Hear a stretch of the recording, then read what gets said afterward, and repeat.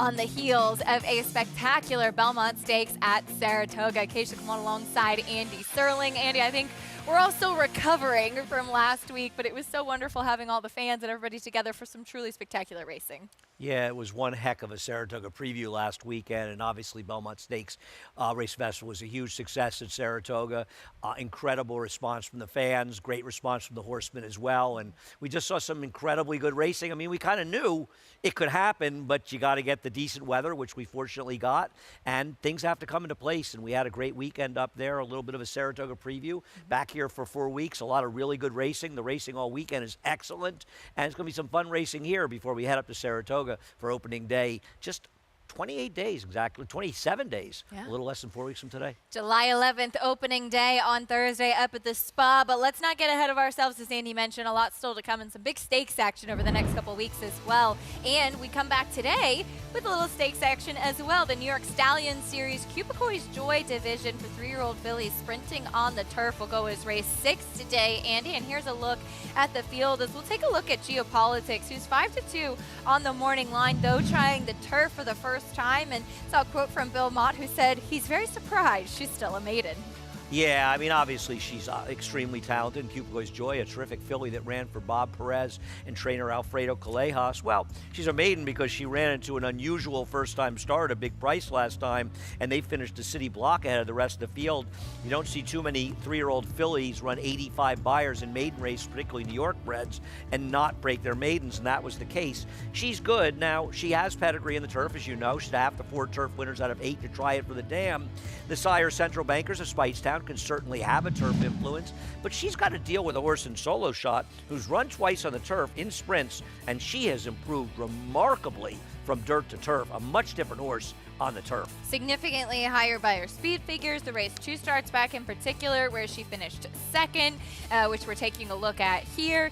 Did come over at the start a little bit. It seemed like she broke so sharply, she almost kind of surprised herself that day, but she finished quite well at a huge price and backed that up with another solid effort against tough New York bred company last time. And you look at this race, not only is Lady Mia the favorite, she beat her with an absolutely perfect trip, and it felt like Solo Shot was just going to swallow it up top of the stretch, and she continued to fight on gamely. It's much more low-profile connections. Interesting, Lolita Shimongo, whose horses run very, very well. You have to sort of pay attention to her, but Irad Ortiz is riding versus Geopolitics, and while Geopolitics has faster speed on the dirt, sometimes that dirt doesn't translate as well to turf because Solo Shot has speed on the turf. Interesting matchup with these two, and being Betty between the two of them, she's no slouch either.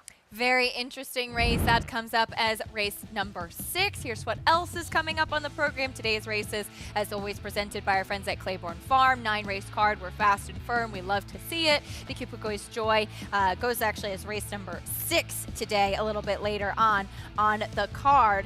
And just a reminder, you could join Naira Bets and play all of the action on the program and a whole lot more while earning up to a $200 deposit match bonus. Sign up with promo code MATCH200 and you could earn up to a $200 deposit match right after your first deposit. We will kick off the day with the opener here at Belmont at the Big A. We're sprinting on the main track in this claiming race. Striking Speed, currently the short price favorite. First off, the claim for Rick Dustro.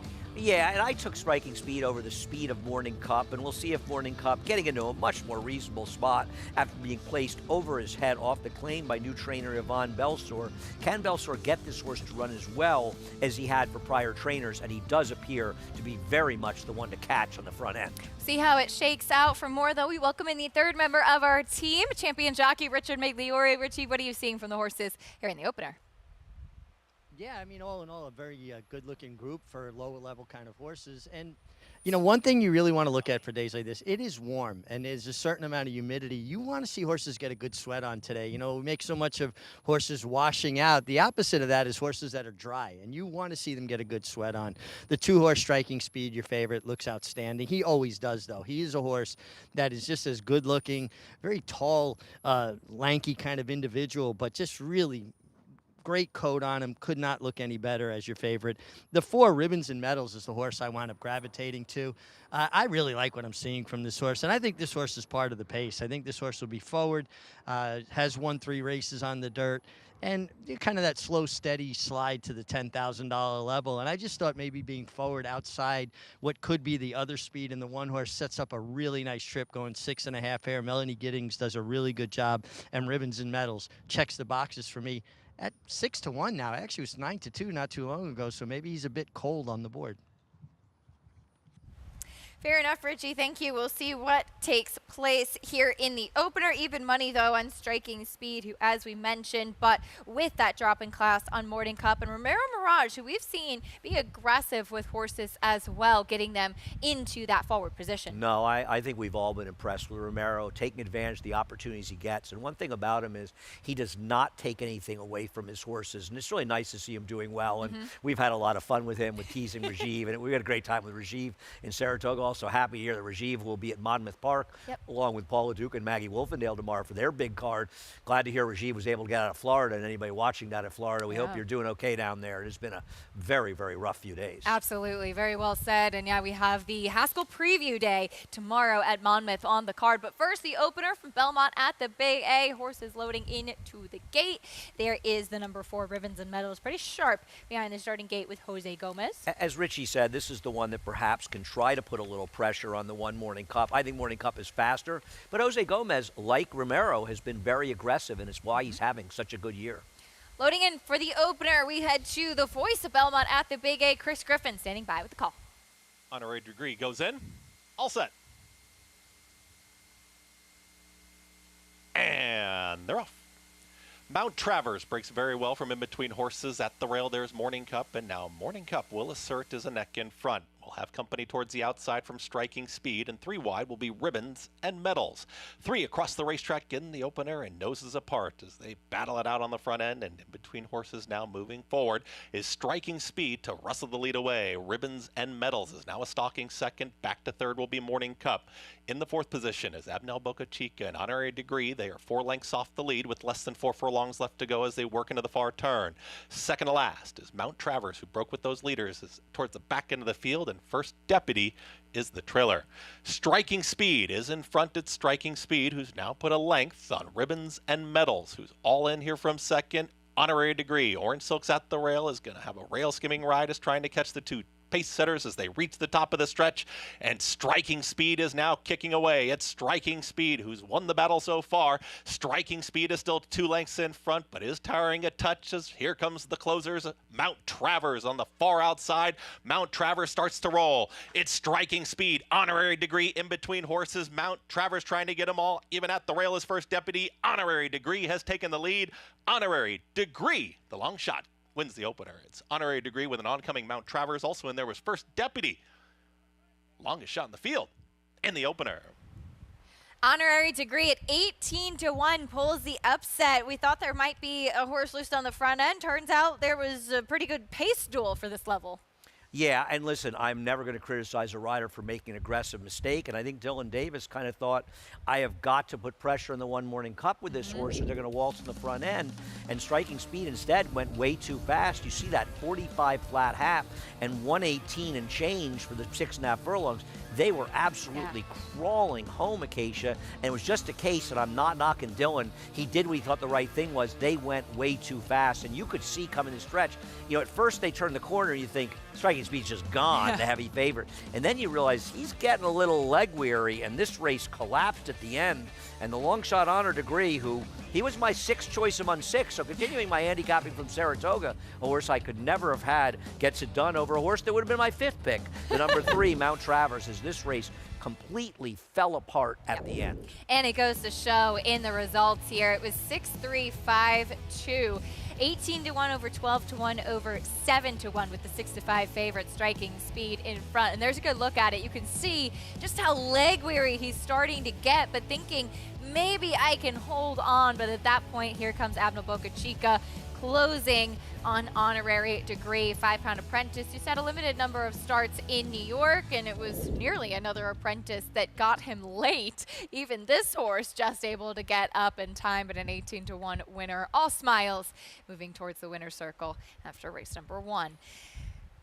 Well, if you had it, some good prices to start the day. We'll see if that trend does continue. But as we mentioned at the top of the show, plenty of exciting stakes races to come over the next couple of weeks. And that does include our America's Best Racing Race of the Week this week, tomorrow, here at Belmont at the Big A, the Grade 2 Bed of Roses, which will go as a race number 10 on Saturday's card. 7 furlongs on the main tracks for the fillies and mares, and came up a salty group as we'll take a look at Flying Connection, who, Andy, makes her first start now with Rob Atras, and she has run consistently. She runs well when she has speed. Can she get back to some of those races we saw from her towards the end of last year? Well, if she were able to repeat this effort in the Derby City Distaff, where she finished third, the 2 leaders of this division, Vava and Alvastar, both of whom have won Grade 1s already in 2024, she is going to win this race. Now, she was kind of picking up the pieces as the race was falling apart, but she still ran a 98 buyer, which is faster than these other horses are running. You have to ask yourself if it was more a function of, number one, she was cutting back in distance. Is she going to run as well 2 sprints in a row? And was she picking up pieces, and can she bring that game to New York? Because both Leave No Trace, who's finally refound that good 2-year-old form that made her a Grade 1 winner, and Big Pond, who ran second, and I think Big Pond's going to turn the tables, thought it was tough to make up this ground like she tried in the Vagrancy. Both of these are major players. We'll see what we get from them. But I'll tell you something. We got 9 horses in total in 2022 and 23 in this race. We've got 10 on Saturday. There is not a single horse in this race that you would call filler. There is no one in this race that you will say, this horse has no chance. And it was great to see Leave No Trace come back. She was a horse that was so exciting as a 2-year-old, winning the spin away, and just kind of lost her form along the way. She's won 2 in a row now, including the Vagrancy over Big Pond and Hot Fudge last time out. You've got Sheeta Booty, who we saw win the Distaff 2 races back as well. Very fun and competitive race, and we'll see if Flying Connection can flatter those big 2s she raced behind last time out. And even the longest shot in the morning line, Apple Picker, she's a great stakes winner, having won the Barbara Fritchie just a few months ago. She's a player in here. I thought Just Catherine turning back. She's like the second longest shot in the board in the morning line. I think she's a major player, a horse that ran well behind Randomized in the Wilton last year at Saratoga. This is an absolutely terrific race, and if this is any kind of foreshadowing of the racing we're going to see here before we head to Saratoga, I know we're all looking forward to Saratoga, but don't fall asleep on the racing here. And it's also something that you brought up earlier this year, that the male sprinter division is kind of wide open. There's no real star as of now. The fillies and mares, by contrast, it seems, is a very deep and competitive division. No, this year. that's a great point. I agree. The males are searching for a leader. The fillies have Vava over Alvastar and all of these terrific fillies behind them. The male division's looking for a leader, and we'll see where it comes from as we have some big racing coming up. The Nehrude here late in the meet, but then, of course, the Vanderbilt and Forgo, 2 Grade 1s in Saratoga. Plenty to look forward to, plenty of exciting action as well, as my papers are blowing all over the place. Get it together here. You know, we'll get it together. It's my Beyonce fan coming from the side.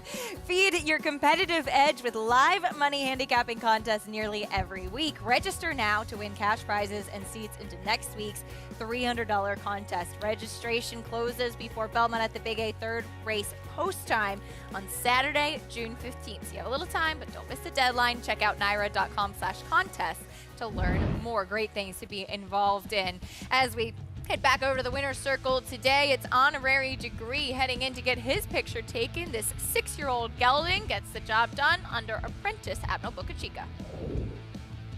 $39 winner for the opener. You have that trifecta? Yeah, I couldn't have that trifecta if somebody gave it to me before the race. I know the longest 2 shots ran 1-2 from longest to second longest, and First Deputy might have been the 3rd biggest price in there. This race was a total pace meltdown in here. 45 the first half, then the last 5/16 in over 33 seconds. Well, Happy Connections winning the opener, though. They're standing by with Richie. Yeah, very pleased to be joined Eduardo Jones and Abno Boca Chica, who contributed a nice ride here. Eduardo, your horses always look good. It's been a little while. You've just broke out of a little bit of a slump, let's say, but your horses always look good. Thank you, Mickey. You're right. They always look good, but we just a bad strike, and so, you know, sooner or later it have to happen. Well, you do take very good care of them. It's just, you got to have the horsepower to train, though, right? Exactly. If you don't have the right horse, you cannot win. Simple as that. Abner, you rode a really nice race here, and you've been riding at Monmouth, too. How's everything going for you so far? Just good. First and foremost, I want to thank God for the victory and Eduardo for the opportunity. But yeah, I'm good. I mean, track was a little fast. I know there was a little bit of speed, so I just let them go, try to sit close, and just when I asked him, he responded. Just try to get him a good trip. Well, you gave him a good trip, a good ride. And, guys, maybe connections not a lot of people are familiar with, but they should be, because two guys that know how to find the winner's circle. Thank you, Mick. Into the winner's circle here today, and here is that late closing trip from honorary degree that Richie was mentioning, and you can see the favorite, the number 2, Striking Speed, trying to hold on after being the last man standing after that hot pace early on, but timed right, and with a good opportunity comes the closer, honorary degree.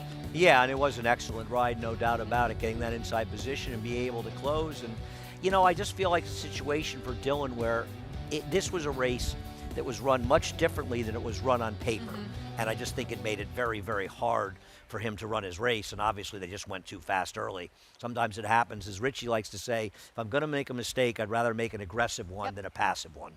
Well, we have some fun coming up next. Our Spencer Farm 2-year-old race of the day will be race number 2 here at Belmont at the Big A. The 2-year-old fillies going 5 furlongs. Eduardo Jones sends out the number 2, Luck for You, which is the only one in the field that has started. The rest first-time starters. And right now it's double cappuccino firster for Todd Pletcher.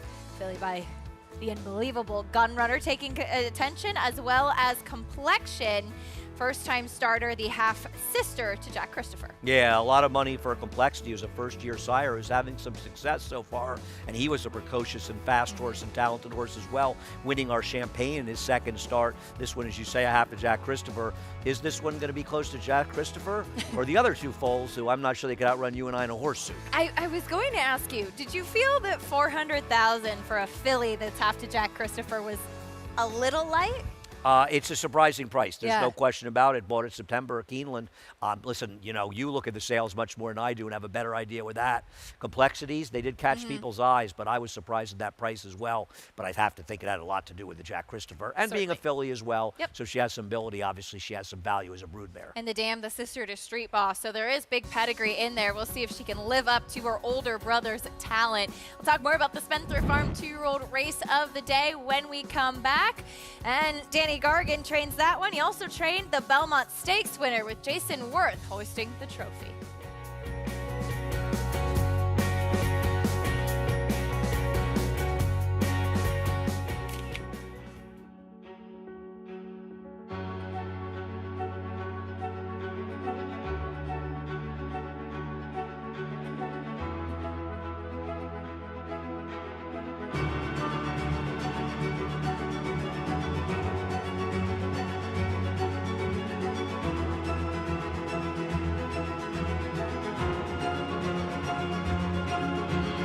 De Marchelier, standing at Claiborne Farm.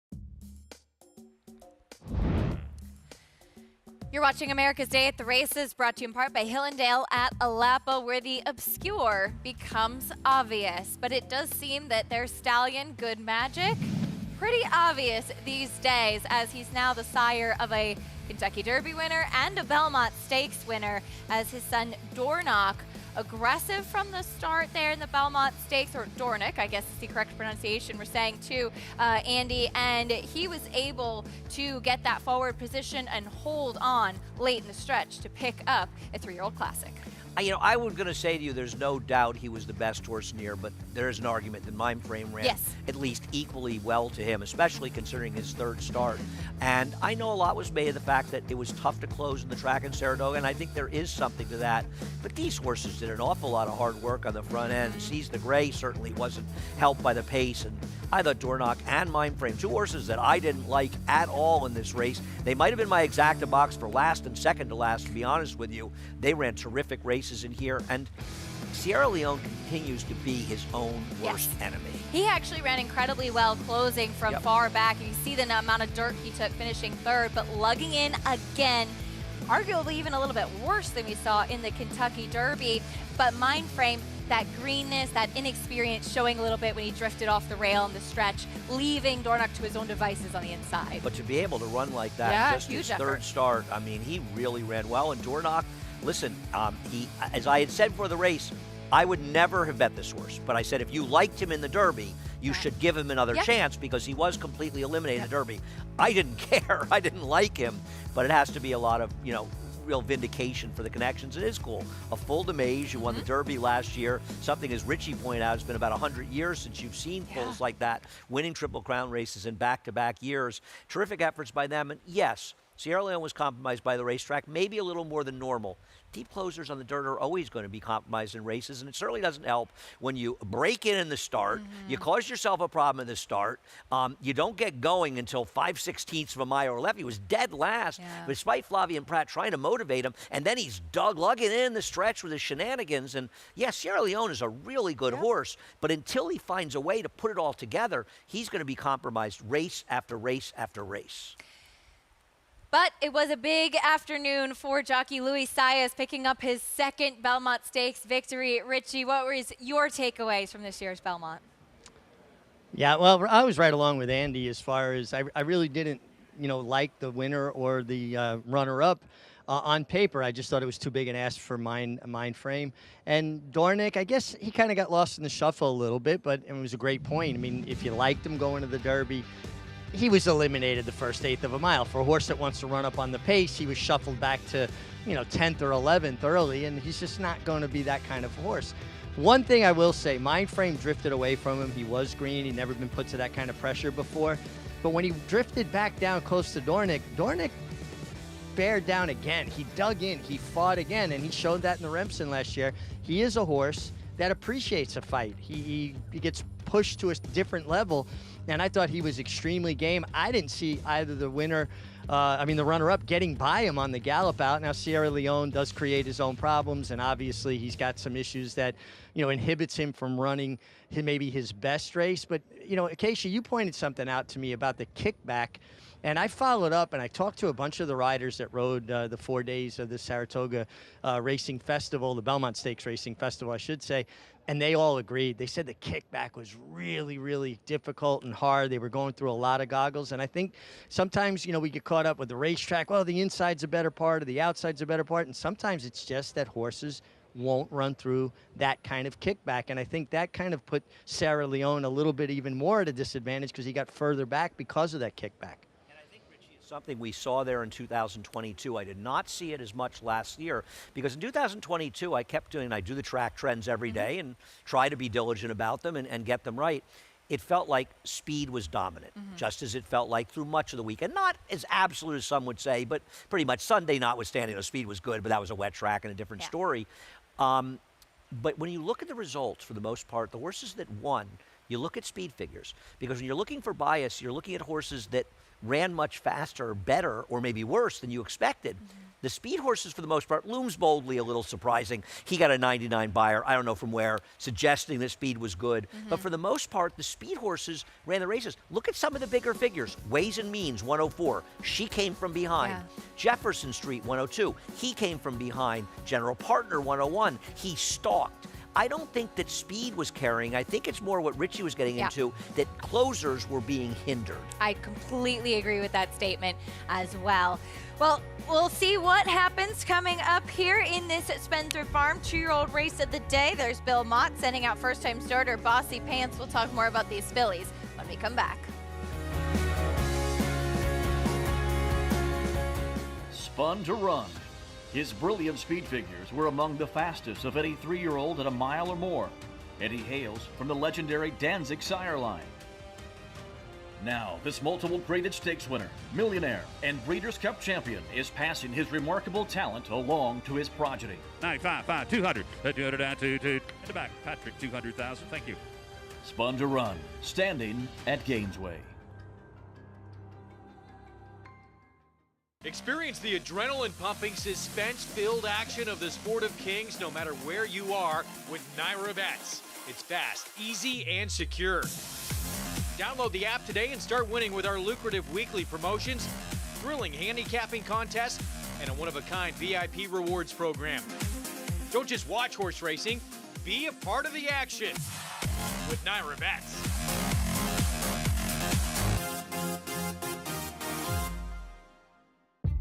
Zandon's Poetry in Motion, big horse, but light on his feet.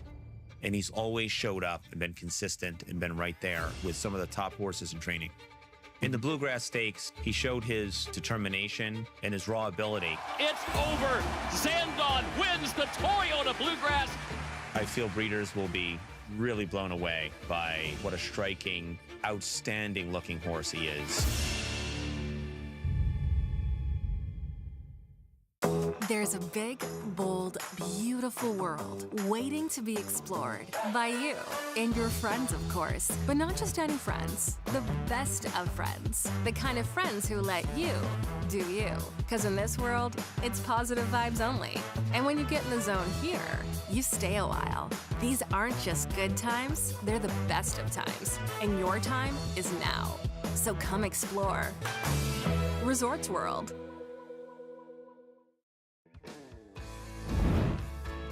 We're back on America's Day at the Races. It's time for our Spencer Farm 2-year-old race of the day. Here is the field of the 2-year-old fillies. We're going 5 furlongs, and let's get a chance to get acquainted with these ladies, kicking things off with the 1 Double Cappuccino, scratching the 1A, so Double Cappuccino will actually break from the middle of the pack, Andy. It's a funny pedigree because obviously Gun Runner, it gives you a lot of pedigree from the dam side. It's more of a $20,000 claimer. Yeah. It's produced 3 horses that really didn't do much running. Only one with experience will have the rail, the 2, luck for you. She's going to have to improve quite a bit from that experience or hope that nobody in here can run at all. She's a big price on the board. Here is the number 3, Il Sud Oro. This horse, after working 10 1/5 of the sales, they paid a lot of money at this horse, all things considered. The first foal was unraced. The second foal, I don't see much pedigree except Bolt Doro, but Rudy Rodriguez has a prime to run early. Yes, he does. More on the 4 Sheer Will in a moment. Here's the 5 Bossy Dish, another for Rudy Rodriguez. Yeah, of the 2, I think this is the more likely one, and the board suggested. Here's the 6 Bossy Pants, first-time starter for Belmont. There really isn't much to speak of in production, but there have only been 3. This is only the 3rd foal, and Munnings can be dangerous for Belmont. Little pedigree in the 2nd generation, the Dam sister to Grade 1 winner Constellation. Here's the 7 Nana Nana Boo Boo. Nana Nana Nana Boo Boo. Well, we saw Jenna Tanucci win one of the 2-year-old stakes up in Saratoga with a maiden. Maybe this one can run too. Here's the 8 Silver Circle, another Daughters of Munnings. Yeah, the first foal did a little bit of running. The Dam actually wasn't bad, though. They paid a decent amount for this one. Here's Complexion, that sister to Jack Christopher. I picked this one in a guess, and obviously a lot of people at least are guessing, or they know something. We'll see if this one can run at least half as well as Jack Christopher. And the 10, Lil Breezy. Do you think this one was a little interesting? Yeah. The second Dan Summerly, it's much more distant. She won the Kentucky Oaks, but I thought there was some pedigree to run here and might be a little interesting. Jeremiah Englehart and Joel Rosario riding for him caught my eye. Very intriguing. I thought on pedigree looked like maybe a little bit more distance, but an intriguing spot debuting at the 5 furlongs. Well, you can follow along at all the stats and the horses, trainers, and jockeys in today's races with free Equibase past performances. Visit NYRA.com/TV schedule to download your free past performances on all the races on today's show. Plenty of first-time starters. For more, let's check in trackside with Richie. Always fun, Richie, to see what the 2-year-olds have to offer. Yeah, and it's always exciting with 2-year-olds because you never know when you're going to see the next rising star. And I tell you, this was a very well-behaved group, very classy bunch of fillies here. They all were good with the pony. They were all good in the paddock. Some of them were pretty vocal. We'll start with the 6-horse, Bossy Pants. Belmont trainee, by Munnings. Usually you get some speed, some precocity. I just like what I saw from her. I think she's really well put together. You know, Bill's not a guy that, you know, really cranks him up to win first time, but she looks very fit to me. I like her a lot. She nearly was my top selection. The 8-horse Silver Circle, another daughter of Munnings, also making a nice impression, not taking much money. She was very vocal in the paddock, and she actually did have a little bit of a conversation with the 6 Bossy Pants. They're both by the same stallion. That does not make them, as you guys know, half siblings. Some people that don't know as much about racing or pedigree think they see the same sire and they instantly think, oh, they're half siblings. It doesn't work that way. Sires so many horses, they have to have the same dam or the same mother in common. And then the horse taking all the money is the 9 complexion. Looks extremely fit, half to Jack Christopher, as you guys noted. A very focused, a very intense demeanor to her. She won me over. Obviously, she's live on the board, but she won me over in the paddock. She just has an intense demeanor. And I was talking with Danny Gargan, congratulate him on his Belmont Stakes victory with Dornick, and he said, well, I drove from Saratoga for this. I think that was all the endorsement I needed on top of what I saw physically, guys. She looks like her older brother, Jack Christopher, as well. Richie, thank you with that big white face. He was always easy to spot coming in the stretch there, Andy. Yeah, no, listen, I'm excited to see your 2-year-olds get going here, and we've got a big field. We've got big fields tomorrow as well for the 2-year-olds. You got a Full to Fierceness making his debut, so it's exciting to see these 2-year-olds to start to come out, and obviously big racing up in Saratoga, the 2-year-olds, but normally we'd be at Belmont Park, and this is pretty cool. So I'm excited to see this full field here and see who the runners are, because there might be some hidden gems in there. I thought the number 10 horse might be a little bit interesting. You thought maybe more distance. Yeah. Sheer Will is taking no money, and I think you and I agree, out of the 2 that worked at the March sale at OBS, Sheer Will had far and away the better workout. She did. She went 10 flat at the OBS March 2-year-old sale. One thing I didn't love, Andy, is that she swished her tail a lot at the beginning of the work and in the gallop bout as well. That's often a no-no for me, but she looked like she had quite a bit of substance, and for a horse of that size to be able to work, there's that tail swishing I was talking about, and with in reaction to the crop too, but to look like she's not going as fast as she was going is definitely a plus. Why is it that people are concerned? I remember Sharp Cat, I think, was a very good horse, a tail swisher, but people don't like tail swishers in general. Some of them run through it and get over it. Sometimes it's just greenness reaction to the crop. Sometimes it's because something's a little sticky behind, not moving as freely as you'd like, that there's something bothering them a bit. And so that's why in 2-year-old sales in particular, you take it down as a negative. Do you think that's one of the reasons she sold for only $130,000, given how good that work was? Not that she had a lot of pedigree to speak of. I was just going to say, it could also be overall from what I've seen of the War of Wills. I think the jury's still out getting a chance to see them on the track first and see what they might do.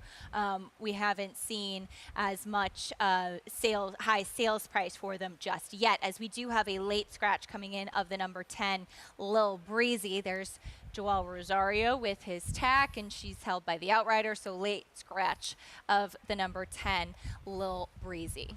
I want to note something. That horse was 12-1 when scratched, so the odds board shouldn't be that affected.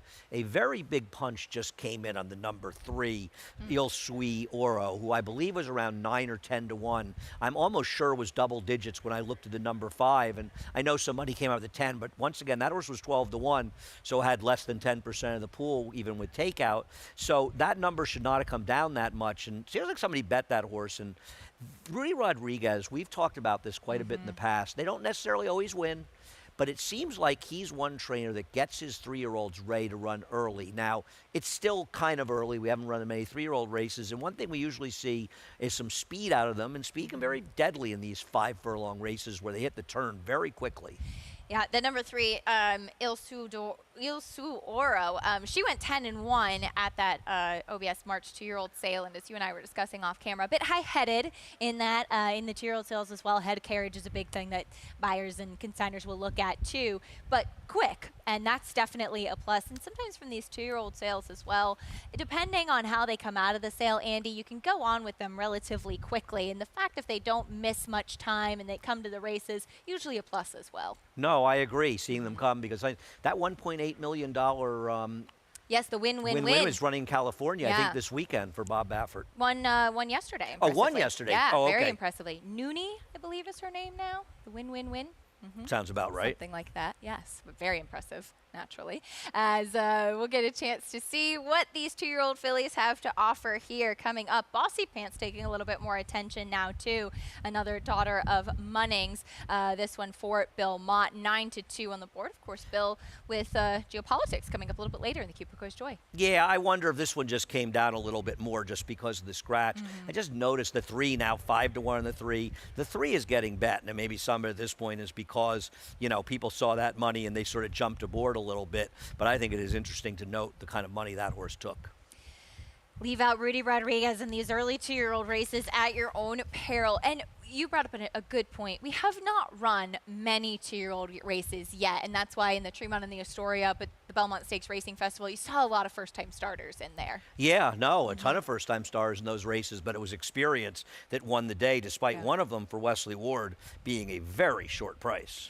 Spendthrift Farm 2-year-old race of the day coming up here. Race 2, Belmont at the Big A, as these 2-year-old fillies make their way towards the starting gate, as we'll get a chance to see what they have to offer. That was a look at the number 3, Il Su Oro. I wish Chris Griffin luck.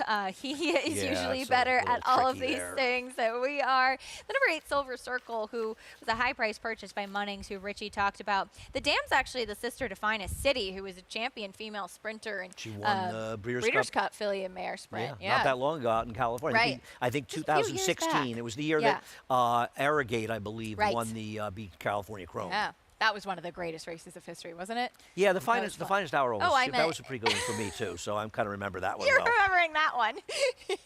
I usually know when Andy's got a good betting story. That's where the good memories come from. Well, a number from that. That was one of my last really good Breeders' Cup. I have a knack though of bringing up stories of horses that resulted in you like being beat a nose at the wire. I got a lot. I have a knack for that. Horse players remember the ones where they took tough beats. The painful we whine ones. about them, and we're not particularly good at remembering when we won those photos as well. The Finest City, I believe Mike Smith rode. Finest City. Yeah, I think one from an outside post and got it done at around $20 in that race. But no, I agree. The Arrogate California Chrome was a great matchup. All right, here we go. Spendthrift Farm 2-year-old race of the day, 3-2 now on Complexion, the daughter of Complexity, and the half-sister to multiple Grade 1 winner Jack Christopher. See how it plays out. The future is bright for these 2-year-old fillies, all but one making the first start of their career. And obviously hoping the winner of this race has to be thinking about running in the Schuylerville on opening day at Saratoga, which is just 27 days away as we are under 4 weeks until Saratoga. Little taste of it this weekend, and we'll be back there for much more. And the timing works out perfectly to be ready for that race opening weekend. Little bit of greenness still with these 2-year-olds seeing all of this for the first time. They'll train at the gate in the mornings, but obviously a different atmosphere in the afternoon. Here we go. Chris Griffin standing by for the Spendthrift Farm 2-year-old race of the day. 2 out. Bossy Dish and Complexion. Complexion moving in. All set.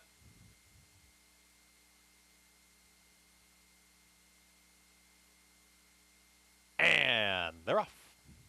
Luck for You breaks well from the inside, and there's Complexion. And Complexion easily gets to the front from the far outside draw. Has already put about a length and a half on the field and gets right over to the rail. It's Complexion in command early. To the outside, here comes Silver Circle. Is now stalking, is within a half length of the leader. At the rail, there is Luck for You, who's now a patient third. Driven along is Bossy Dish, is in the fourth position. Also, there is Double Cappuccino, is now back to fifth. At the rail, Sheer Will is moving forward with Nana Nana Boo Boo. To the outside of them comes Bossy Pants. The trailer, Il Suoro. They reach the top of the stretch, and Complexion has done it easily, and Complexion now kicks away, is now back up by 2. Continuing to chase is Silver Circle, but is still Complexion holding him off with a furlong left to go. Complexion is just drawing away, doing it all on her own. This is a beautiful debut. Complexion wins it well. Silver Circle second, then came Bossy Pants and Double Cappuccino. Final running time, 58-1. Making her brother proud. Big white face, just like Jack Christopher. She's got a long way to go to be that level yet, but Complexion winning impressively on debut.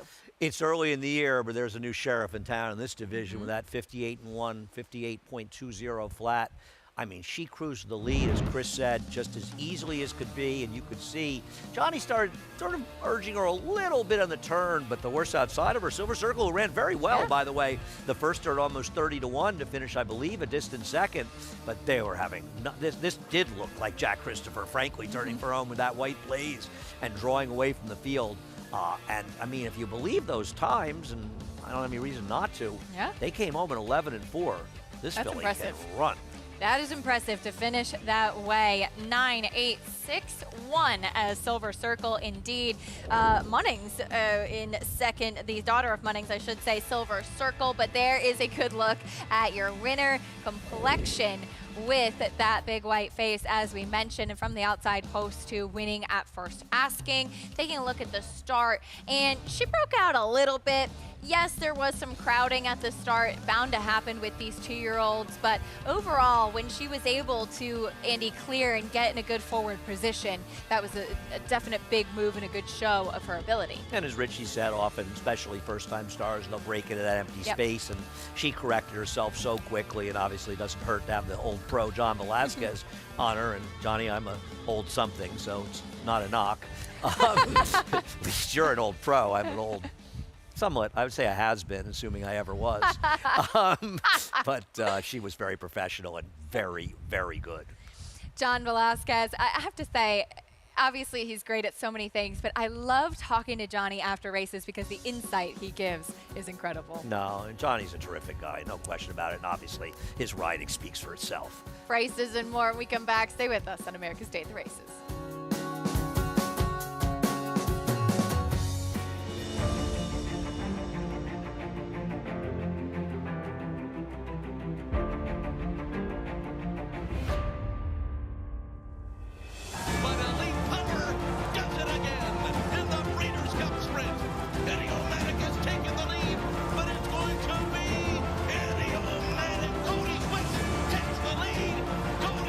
National treasure coming down to the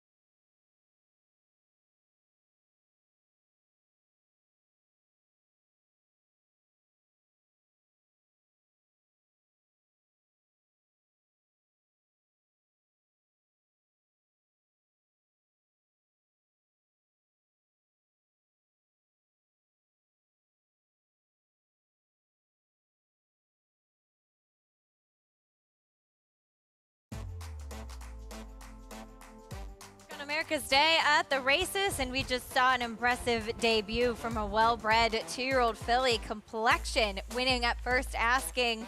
Half-sister to Jack Christopher gets the job done and ridden to victory by one of the best to ever do it, John Velasquez. He's standing by with Richie. And you're 100% correct. One of the best to ever do it, Johnny Velasquez.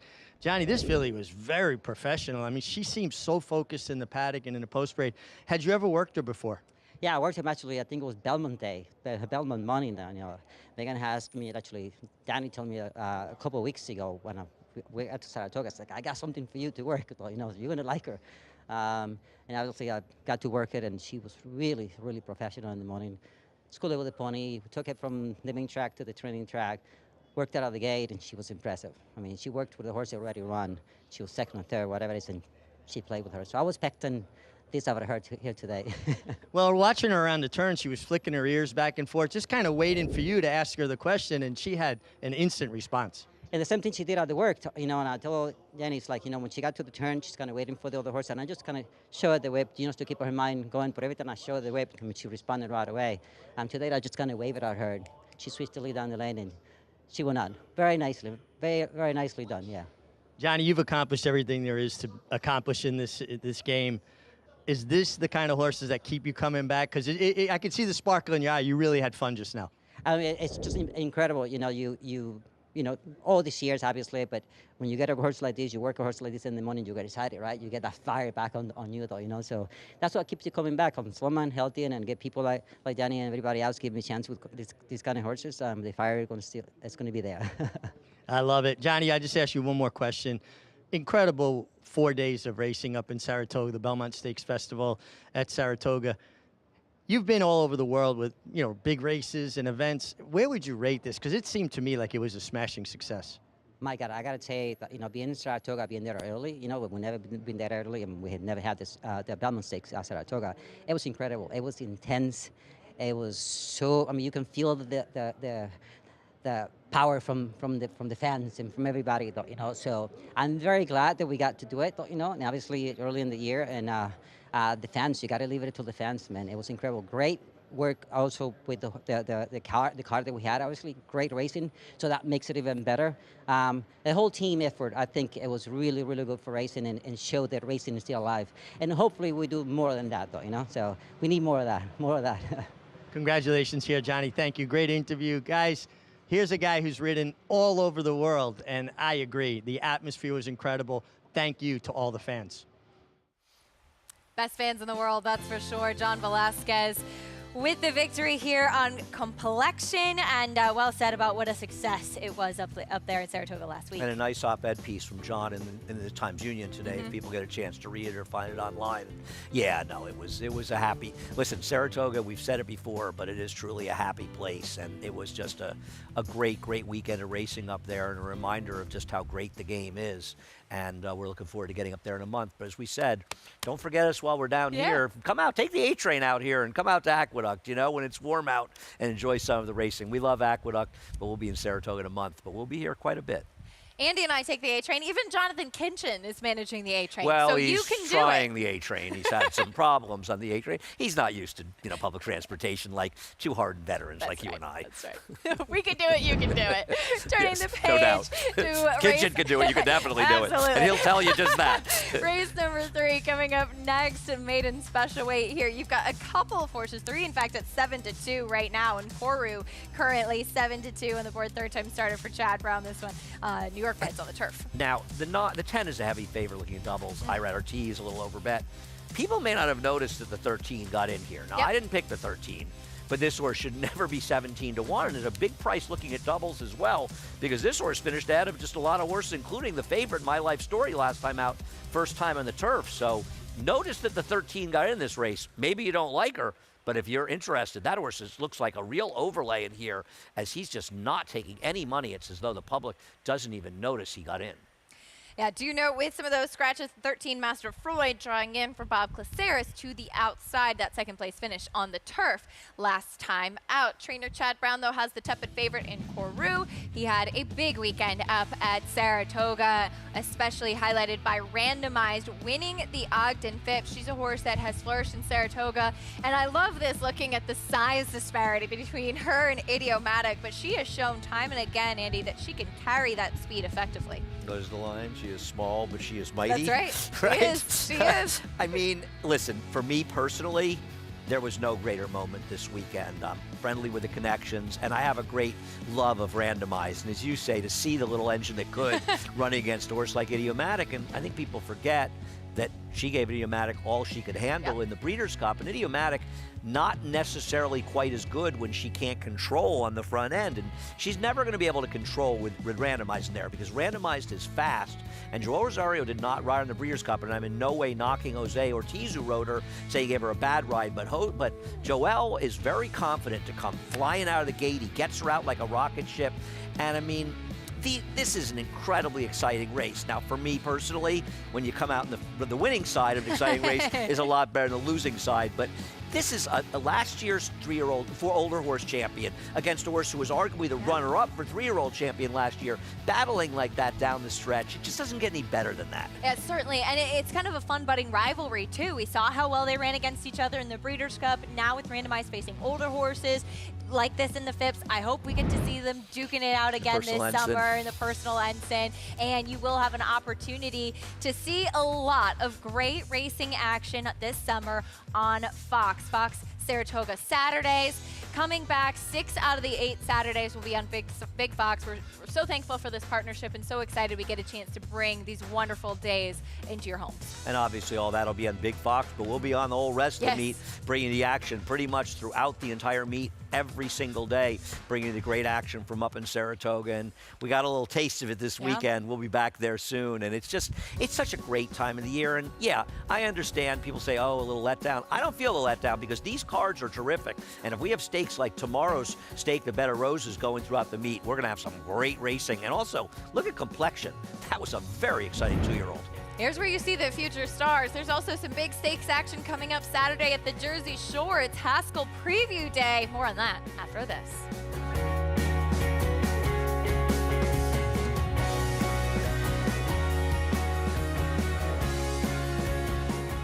Liam's Map, a 2-time Grade 1 winner with 6 consecutive triple-digit buyers, including a 114 to win the Breeders' Cup Dirt Mile. He's already taking the lead as a sire, with Grade 1 winners Basin, Wicked Whisper, Colonel Liam, and Juju's Map, plus multiple 6-figure yearling sales and 2-year-old sales up to $1.2 million. Proven on the track, proven in the sales ring. Liam's Map, only at Lane's End. The Cross Country Pick 5 combines the best racing from New York with top races from around the country in one bet. Find it in your track menu and play every race day. Races are posted weekly at NYRA.com/crosscountry. RaceLens is the most in-depth product in horse racing, with unique features found nowhere else. True odds, predictive analysis, and pace projection. RaceLens. It will change the way you follow horse racing and take your game to the next level. War Dancer, New York's leading turf sire, is on fire at the Big A with Dancing Buck wire-to-wire in the elusive quality. Dancing Buck is almost there. Dancing Buck. Power Attack with back-to-back wire-to-wire wins. It's going to be Power Attack. As well as 26 Black. 26 Black almost there. 26 Black. And Roos. Torrigo trying to catch up both. Roos to the inside of the red blinkers. Roos gets the victory. The breeding shed is still open. Breed to a winner. War Dancer, proud to stand in New York. Breeding in New York State just got a whole lot greener. Starting in 2026 with 2-year-olds and expanding in 2027 to include 3-year-olds and up, New York breds on the NYRA circuit will be offered purses matching the race's open company counterpart. That's a nearly 20% increase per race compared to 2023. Bowling season is in full swing. There's still time to take advantage of New York's better than ever state bred incentives. Visit NYRA.com/NYbreds for more info. We're back on America's Day at the races as we look back at some of these iconic banners at Monmouth Park, the past winners of the Haskell. And there have been some big names in there. And I love Monmouth, Andy. It's a really charming track. There's a lot of great history there. And everywhere you turn, you've got a horse player with a great story of a fun horse that they saw there. No, it's a great racetrack. I'm so happy that we're showing their races. And this is an excellent card here on Saturday. As we said before, Paulie was always down there. He'll be there, but Maggie and Rajiv will be joining him. And there looks like some fun races here on Saturday. 4 stakes, including the Naira Bets Pegasus, the local prep for the Naira Bets Haskell. And this is Haskell Preview Day. You can watch all of it on Fox Sports with us and the team at Monmouth, as Andy mentioned, coming up tomorrow. Competitive races, and really exciting to get a chance to see who will take a step forward in the Naira Bets Pegasus. Chad Brown sends out 2, including Tuscan Sky, who for a brief moment was considered running in the Belmont Stakes. He worked with those blinkers on, and instead will point here to the Pegasus. And Chad told me before the Belmont, Todd, you're thinking of Tuscan Gold. Oh, Tuscan Gold. Takes a long time. This would be the first mistake you've ever made on the air with me. Man, oh man. I was like, that's not the horse I was talking about. Tuscan Sky. Why are they so similarly named? Tuscan Sky, who disappointed in the Wood Memorial, was impressive 2 starts back. You know, and I mean, he's going to have to answer the question, obviously, of how good he is, but also, can he run well on a dry track? And, you know, I'm not, as you know, a big believer in, you know, the one surface that much differently, but he ran so well on wet tracks and so badly in the Wood Memorial. A bit of a trip in there, to be fair. You give him another chance, but he's a bit of a dubious favorite. I don't know. I mean, Hades at 7-2 in the Irrigation. I think what he needs is a turn back, and I know you agree. I could not agree more about him. Now we'll look at Chad Brown's runner domestic product. Here he is finishing second to Hades in the Holy Bull, where Hades was able to control things on the front end and able to shake off Fierceness that day, who obviously was not his best. But Hades has the speed, but only really if he's able to be comfortable on the front end. Domestic product, meanwhile, step forward, won the Tampa Bay Derby. But to be fair, other than Sea Streak, the Sea Wizard, New Jersey bred, a big week for New Jersey breds after Bookham Dano, all these horses, including domestic product, have something to prove. Now, I know he won the Tampa Bay Derby, but at this point, nobody's going to confuse that with a great, great prep for the Derby. I would say, if you want to watch his Derby again, he got about as ridiculous a trip in that race you could get. I'm not defending what was one of my 3 horrendous selections in this year's Triple Crown races. I think I had the trifecta of horrendousness in there, but give him another chance. The thing with him is we don't know how good he is because he has not been in a race that's had any kind of pace. Will he ever find a pace that's fast enough to see what he can do if they're running up front? And is he a horse that maybe needs less distance? I wish kind of he had run in the Woody Stevens up in Saratoga given that pace. We'll see what he does here. But I got to tell you something. It's kind of like everybody here needs to step it up, except Sea Streak, who ran so well last time. 91 Buyer winning the Long Branch by 7 1/4 lengths. Sea Streak, we'll see what he does stepping forward into that Naira Bets Pegasus. But a horse that really can be compromised by pace is Uncle Heavy. Of course, we saw Seize the Gray wiring the field in the Preakness, so Uncle Heavy not a chance to do any of that day. He did win the Withers. More distance is obviously his friend. He's just one of those deep closing types. But every time I look at him, I can hear him go, you know you're going to bet me, Andy. Just admit it and bet me.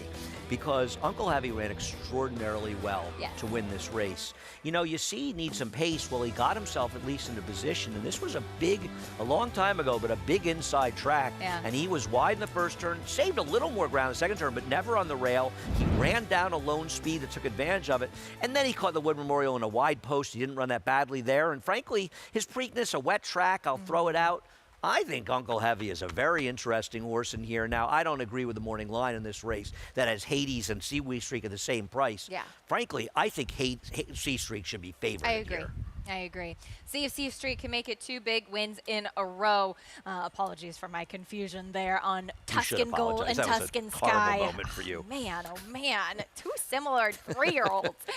Here we go, New York. Don't worry, I'll just like stupider today. New York bred maidens on the turf as Koru went by.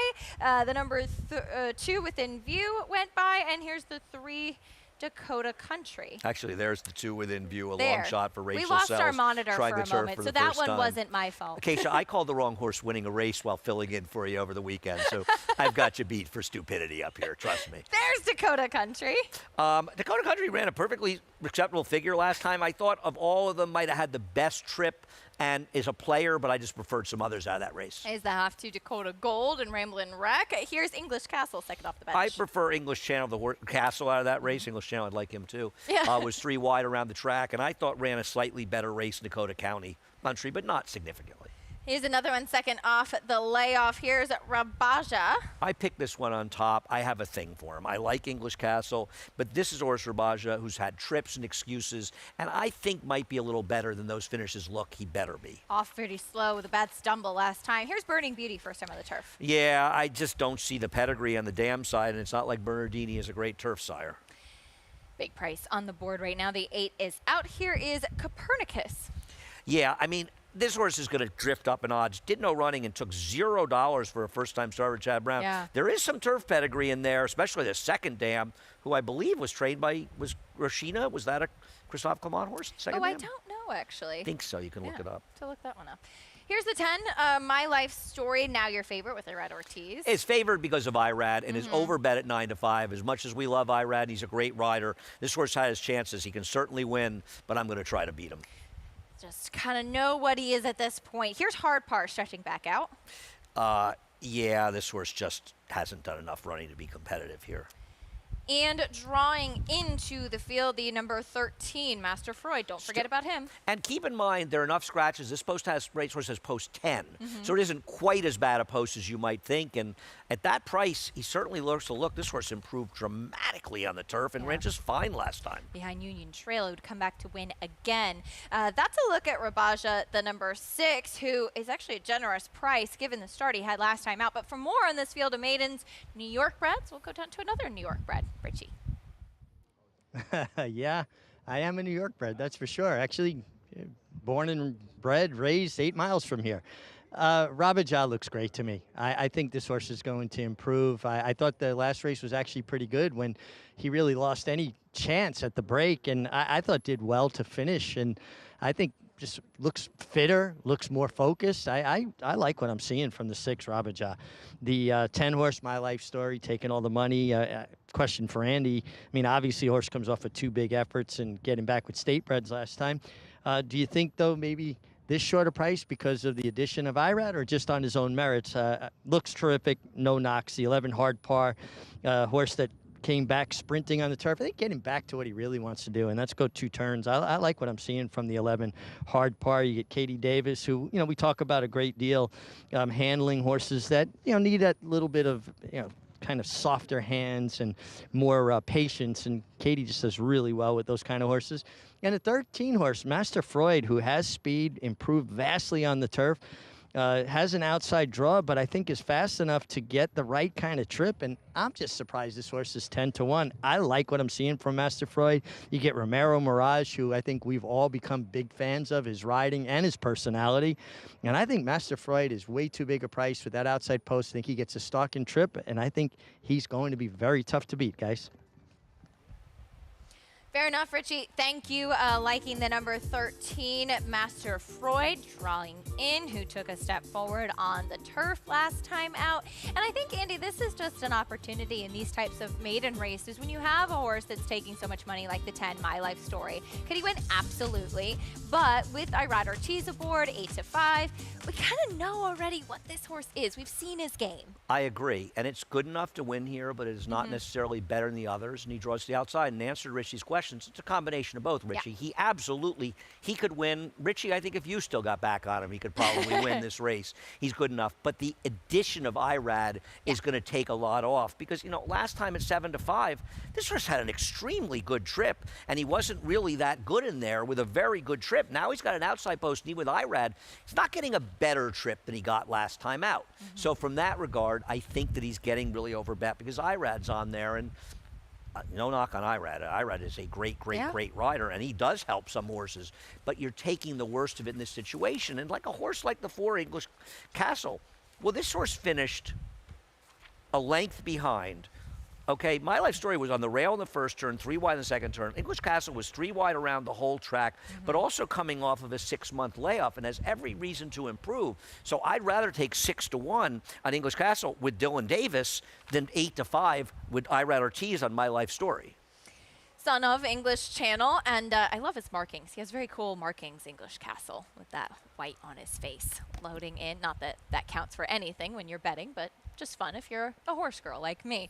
Loading in for race number 3, maiden special weight, both Andy and Richie going for some prices, though the favorite 8-5, all agreeing certainly could win, but a fun spot to find an alternative. Yeah, and I think Rabah is a horse that has had trouble, steadied out at the start last time, wide trip to nowhere in the debut. I want to see this horse at least get one clean trip at a price and see what he can do. I prefer the 4, but at a much bigger price, I took Rabah. Race 3, New York Breds on the turf. Here's Chris Griffin. All set.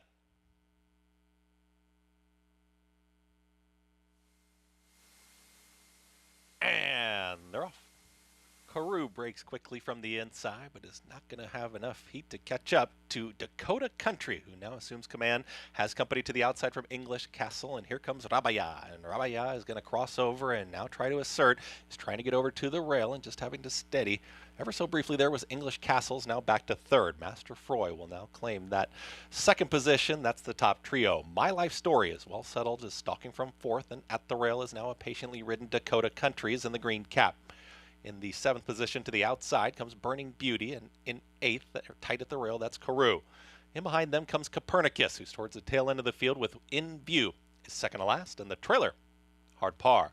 Rabaya's got the lead. It's Rabaya, who went 24-1 for that opening quarter mile, and Rabaya and Kendrick Carmouche, they're in front. They're up by a full length. Right there in second is Master Freud. Romero Mirage is just stalking the pace setter with less than a half mile to go. In behind them is English Castle, who's have a ground-saving trip here at the rail as they move into the far turn. My Life Stories had a nice journey, is now turning up the tempo, is now a challenging 3rd. Under a drive behind them, Burning Beauty. Losing some ground was Dakota Country. Carew with a lot of ground to make up. The rest with some running to do. Copernicus dropping back towards the tail end of the field. They get set to reach the top of the lane, and Kendrick Carmouche and Rabaya, they're still doing it very nicely, and they're up by 2. Here comes English Castle, is now off the rail, is chasing up on the far outside. Here comes the run from Master Freud, is not finding enough. Dakota Country is back into the bit, but Rabaya just keeps sprinting away. It's Rabaya now who has a 16th left to go. The only main danger is Dakota Country, but it's going to be Rabaya with a front-running score. Gets it done at 15-1. Dakota Country 2nd, Hard Par, and Carew finishes 4th. Final running time, 1:42-1. Rabba, yeah, much better start today. Able to wire the field. In fact, nice call, Andy, 15-1. And as I said to you when we watched the race early, at least I felt like there was some method to my madness that this horse was so live today. And Kendrick sort of made that decision to be aggressive when others went to the front. And at least I said to you, this says to me when they're going to backstretch, when I'm still assuming he'll run 8th. At least it's showing that he's live, and there was something to what I said, that he's a better horse than he had shown. And honestly, I said to you on the turn, the only horse that's right behind him that's going to catch him is the 4. Now listen, English Castle didn't do any running in there with an absolutely perfect trip for Dylan Davis, and the 5 came through with a little bit of run, but Rabaha made a mockery of this field. Big effort at 15-1. The 3 Dakota Country making a little bit of a late run up the rail, but 6-3, 11-1. As we'll take a look at the start. Last time out, Rabaya with a pretty bad stumble at the beginning of the race. And today, the 6 in the blue cap, there's that Kendrick Carmouche using that strength, hustling him out at the front. In fact, English Castle, Andy, actually broke sharper, but Kendrick hustled him out to the front. Right, you could see that Kendrick was seeing, okay, I want to go, well, the 4's going, the 3's going, I'm going to go. He made that decision for better or worse. And it's, we talk about this with Richie a lot. Make the decision. It's like Dylan in the first race. He made an aggressive decision. It blew up in his face. But making a decision is always better than just sort of namby-pambying around and ending up 3 wide in the first turn. Put him to sleep on the front end. And this horse, I mean, I know the turf's gotten pretty firm, but this horse ran. definitely showing what he wants to do, was taken out of his comfort zone with being so far back the last two. Putting him on the front end was the right move today. Much more professional in the running of the race than he was last time. Even last time in the race, Andy, he was kind of swapping leads around late in the stretch after that bad start, just never looked comfortable. Much more professional today for Rabia at 15-1. Again, 6-3, 11-1 in race number 3. Bring you prices and more. We come back and we'll talk a little bit about Rerun, an aftercare organization doing the best it can for horses in their retirement and finding them a second career after the racetrack. Quality at his core. And Core Beliefs will come on and win it nicely. By leading sire, Quality Road. And here is Core Beliefs to take the lead. Core Beliefs on the outside. Here it is. Core Beliefs. All the best attributes of his sire. A multiple graded stakes winner who's proven at the classic distance with tactical speed and a must-see physical. It's Core Beliefs who digs his heels in to win the New Orleans Handicap. Core Beliefs, standing at Walmack.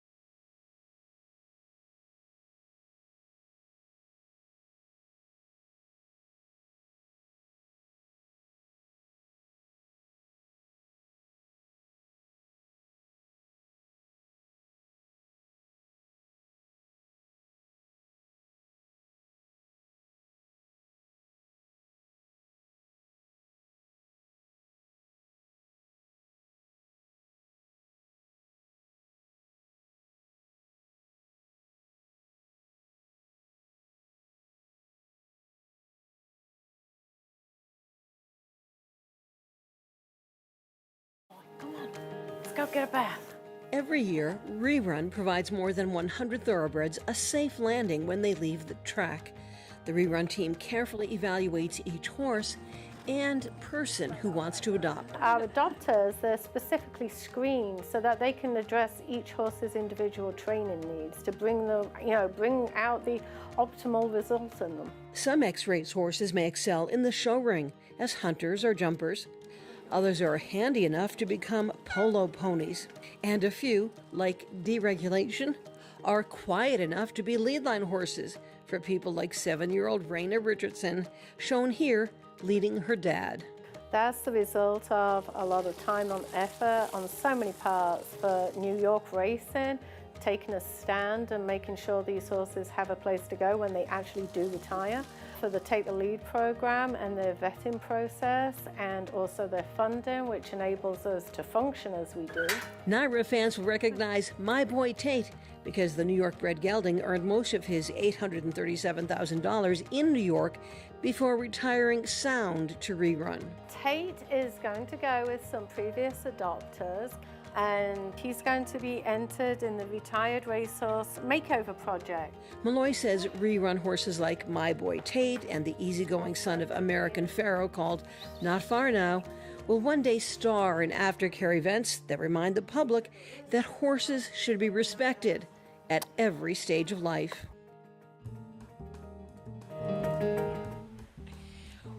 Rerun does such great work in finding homes for thoroughbreds off the track, an aftercare organization like many, doing that work to make sure that X-Race horses have a second career and a second opportunity, and we love to celebrate all of those wonderful organizations. No question. They do a lot of work. You do a lot of work. So many people out there do a lot of hard work helping the horses that give us so much pleasure. And I think we don't do everything right in this industry, but I think we're doing a lot more right, especially over the last 10 to 20 years, through a lot of hard work by people not named Andy Serling to help out the horses in retirement. And we all have a sort of debt of gratitude for them and to help out when we can. 100%. Very well said, as we love celebrating those New York breds as well.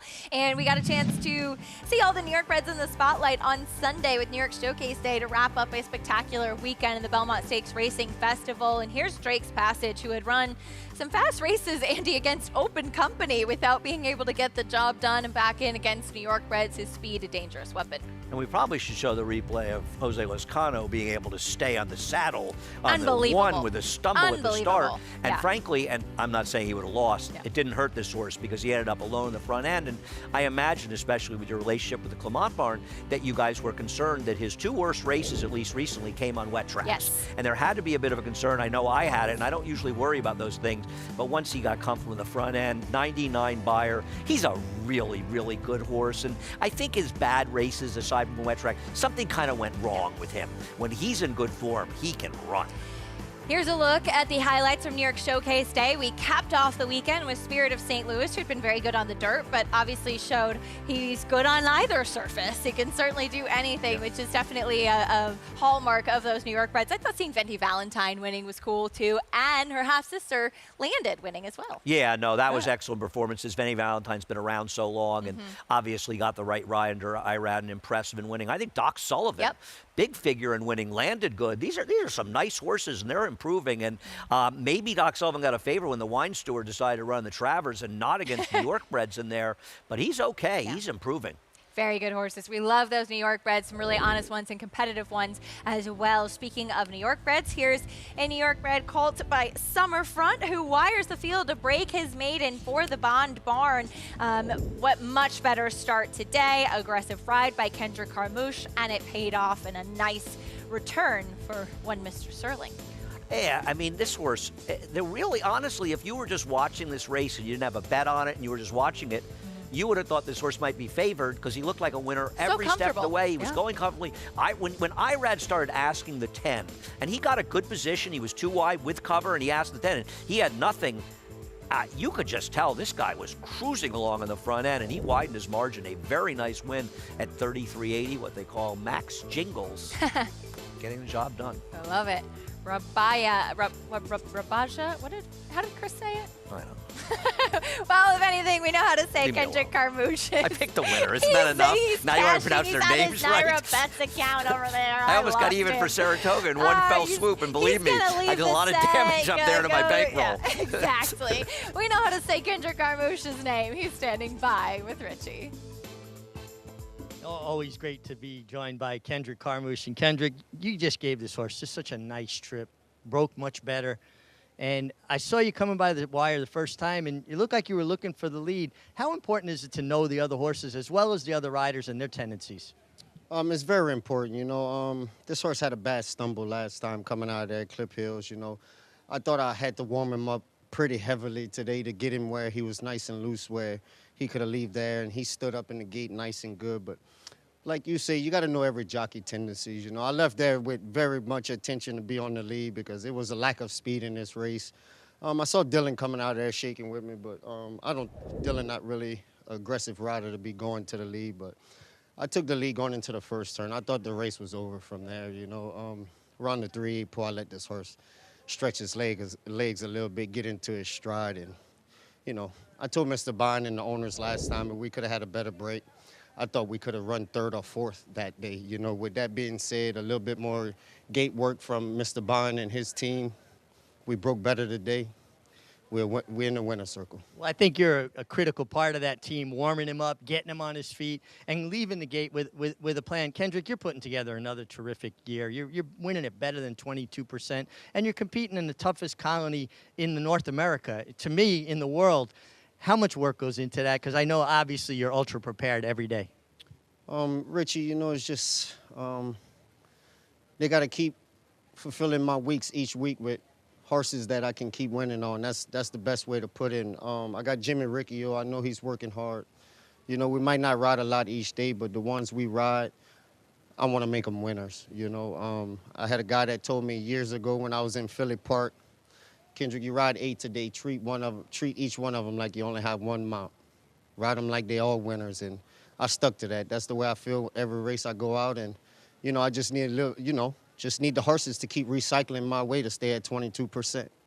You know how good you're riding? You got Andy Serling's top selection home at 15-1. Ooh, Andy. Andy got me home. Andy, you all right with me, Andy? Guys? How about that? Kendrick's all right with me as well, as is his agent. Jimmy Riccio is a good friend as well, and always happy to see those two guys doing as well. And Kendrick has really, I think Kendrick, one of the places he's improved, and not because he just won on a horse on the turf that we like, I think his turf riding has dramatically improved. And I've talked about this a lot. Kendrick gets pigeonholed by some people as a speed rider. He's not a speed rider, he's a good rider. Very good, and we get a chance to see him day in and day out here in New York, and always impressed by him, and he always keeps us smiling as well. He's a great guy. Yeah. Kendrick Armouche with the win there in race number 3. We turn our attention now to the 4th. Here is a $40,000 claiming race, sprinting on the main track, non-winners of 2 in life. Currently Showdown King on the outside, back to the main track, blinkers on, drop in class, lots of changes for this horse. Now 2-1 on the board. Yeah, there's a lot going on here. I think people watching the first race might suggest that Closer's going to do well, but I think it may have been circumstantial. In the second race, Speed did well. The 2 in a Minute is a dangerous horse forwardly placed here. 2 for Charging has no speed, who I picked. Going to have to probably come from well back. I'm going to take this horse off the layup and drop down. And Showdown King, what do we get in a big drop down here for Linda Rice? And if he's live, he's probably going to be more forwardly placed. Certainly think so, but Flavien Prat going to be aboard too for Charging. As we mentioned, we are treated to some of the best riders in the country here in New York. We'll take a look back on Flavien's big weekend and some of the highlights we saw from him during Belmont Stakes Racing Festival.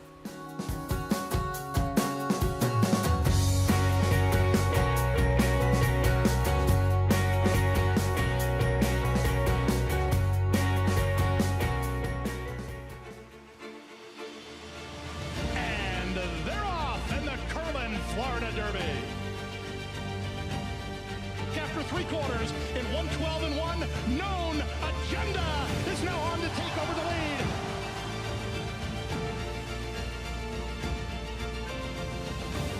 It's Known Agenda for St. Elias Stable. Florida Derby winner, Known Agenda.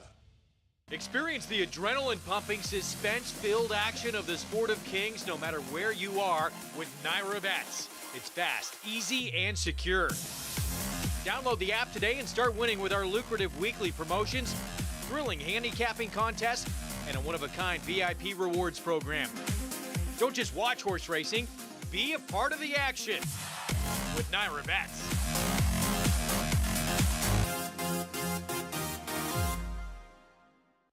This proven son of Giants Causeway has sired 7 millionaires. With over 10% stakes performers, his recent top runners include Tarabi, placed in the Grade 1 Spinaway and Breeders' Cup Juvenile Fillies, Grade 2 winner Plum Ali, plus these standout performers.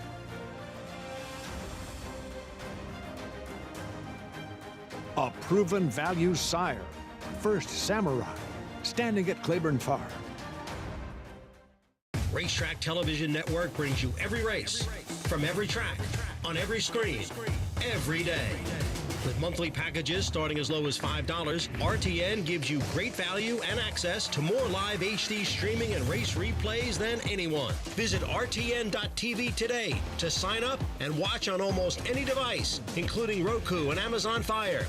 RTN has packages that start at $5 per month.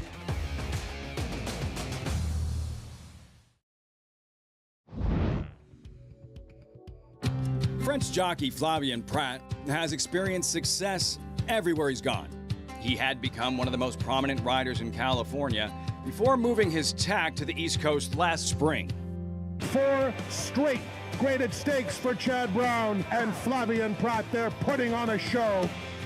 Well, living in California was definitely not an easy decision. You don't want to be in the comfort zone and kind of, try to challenge yourself and see what could you do somewhere else. So that was my thought process, moving on the East Coast and riding with obviously a great colony of riders and different tracks. At that point, I thought it was the right thing to do. Stepping out of his comfort zone is not something new for Prat. I left home when I was 14 to get to the jockey school. I actually tried to leave when I was 13 and the school didn't accept me because I was too young. I think I cried for a whole day. Never been that sad in my life. In fact, Prat's first introduction to horse racing wasn't with thoroughbreds. I grew up in the harness business with my dad, who's a trainer. Now my brother was working with him. Obviously, when you see your dad, working from 5:30 to 1 p.m. and going back to the barn from 3 to 6, you learn what's hard work, and I just think it's an amazing way to live. In France, it can happen where there's a racetrack where half of the card will be harness and half would be thoroughbred. I love to go on the weekend with my dad and see the thoroughbred and then went a few times to Longchamp with my mom and some friends. So yeah, it's always been in the back of my mind. Drugier, and she will deliver here, coming from off the pace under Flavien Prat. By 2019, Prat had grabbed some of the attention of trainers nationwide, enough to get the call from Hall of Famer Belmont in America's most prestigious race, setting up the biggest moment of his riding career.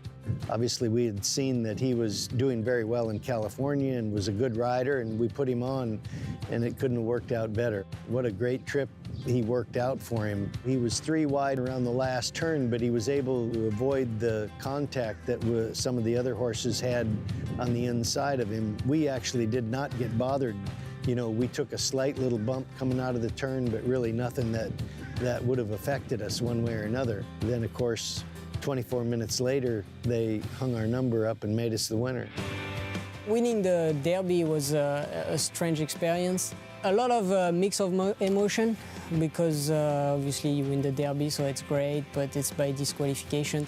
There's always going to be some controversy, and yeah, I didn't cross the line first. And then you have to wait. We had to wait a long time before they decide to put Country House as a winner, so hopefully one day we'll cross the line first. Flavien Prat, one of the more complete riders in his riding styles that we get a chance to see here now with his tack in New York, and he's ridden some very big horses, obviously getting elevated in the Kentucky Derby, winning the Preakness, but of course you think back to his partnership with Flightline, and just day in and day out, Andy, Flavien can do anything on the track. We're blessed around here to have so many great riders, and Flavien is clearly one of them. Ira Ortiz justifiably gets a lot of attention, but Flavien getting a lot as well. As well-rounded a rider, I think, as you'll ever find. Meeting the field for this 4th race. Here's the 2 in a minute on the drop-in class. Hey, this is a 3-year-old facing Olders for the first time in his career, who you have to think is going to be forward, an aggressive rider. I hope Dylan isn't worried after losing the first race by being aggressive. No. He should be aggressive here. Here's the 3 Giants fire back into this level. Perhaps in a minute's major danger, major threat up on the front end. I didn't love his chances, but at 4-1, he's certainly a fair price. There's Flavien Prat's mount, New Gelding, 2 for charging. And the trainer, Jorge Abreu, has very good numbers first time for a tag as he runs in the claiming race the first time. Layoff or not, I worry about his lack of speed, but he's my top choice. Second off the claim, here's Sin Nombre. The longest shot on the board. For a trainer, I always kind of interested in his charges, but he's going to have to get faster. Loves to finish second, does Rafua. Rafua the refuser. He is 2 for 24 with 11 seconds as he was DQ'd once, but he did what he likes to do last time. Finishing second by a nose. And here is Showdown King. All those changes we talked about. And the one worry is, claiming from Eddie Keneally can be tough, but this horse is getting a significant class drop from the company he kept in his one dirt race for Linda Rice. He gets blinkers on. I imagine he'll be more forward. I prefer the 4 and 7 here. This one will be more forward. I took the 4. They would be the 2 I'd focus on, but I think the 2 in a minute is a little bit dangerous as well. And there is the 4, 2 for charging off the layoff. This New York bred dropping in class, and he was always a very energetic type, so probably will benefit with the gelding coming back here, and Flavien Prat giving him a big warm-up. Flavien, as mentioned, had a big week last week during the Belmont Stakes Racing Festival, certainly highlighted by National Treasure winning the Met Mile.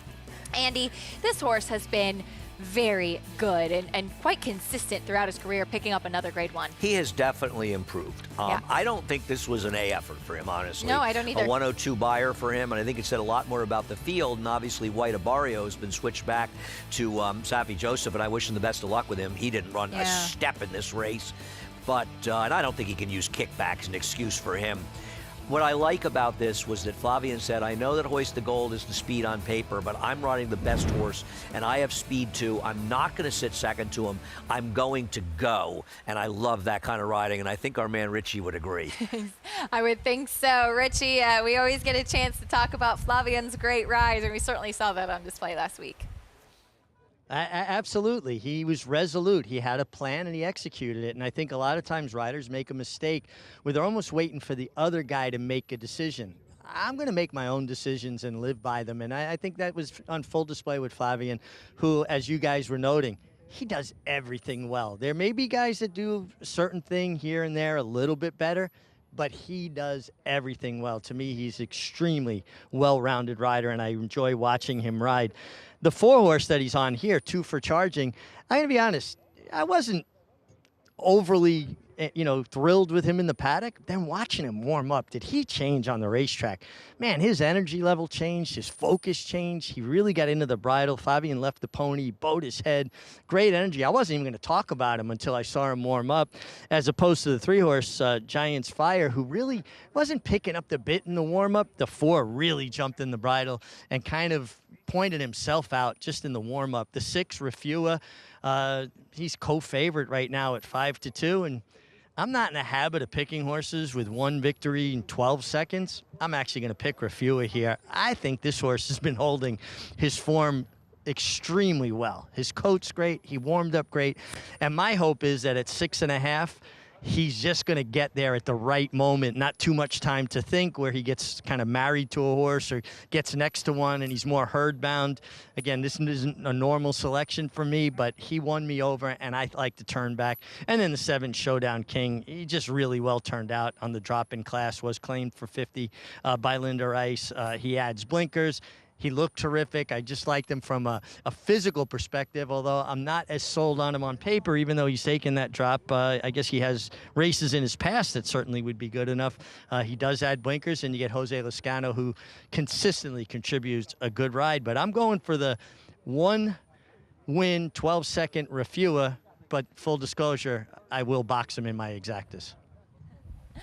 All right, Richie, wishing you the best. At least Refua, he is consistent. That thing that you can certainly say about him is he'll cut back in distance. Showdown King, though, now the favorite, Andy. As Richie said, he is taking a big drop in class. And look, Linda Rice is somebody that claims quite a few horses and has had a lot of success doing just that.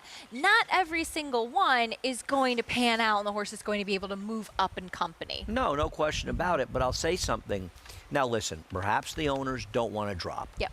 But Linda Rice, one of the reasons she wins as often as she does is she's not afraid to drop down and find the race where they belong. Claiming this horse for $50,000, she'd run for $20,000 or $16,000 if she felt that that horse was just not going to be competitive.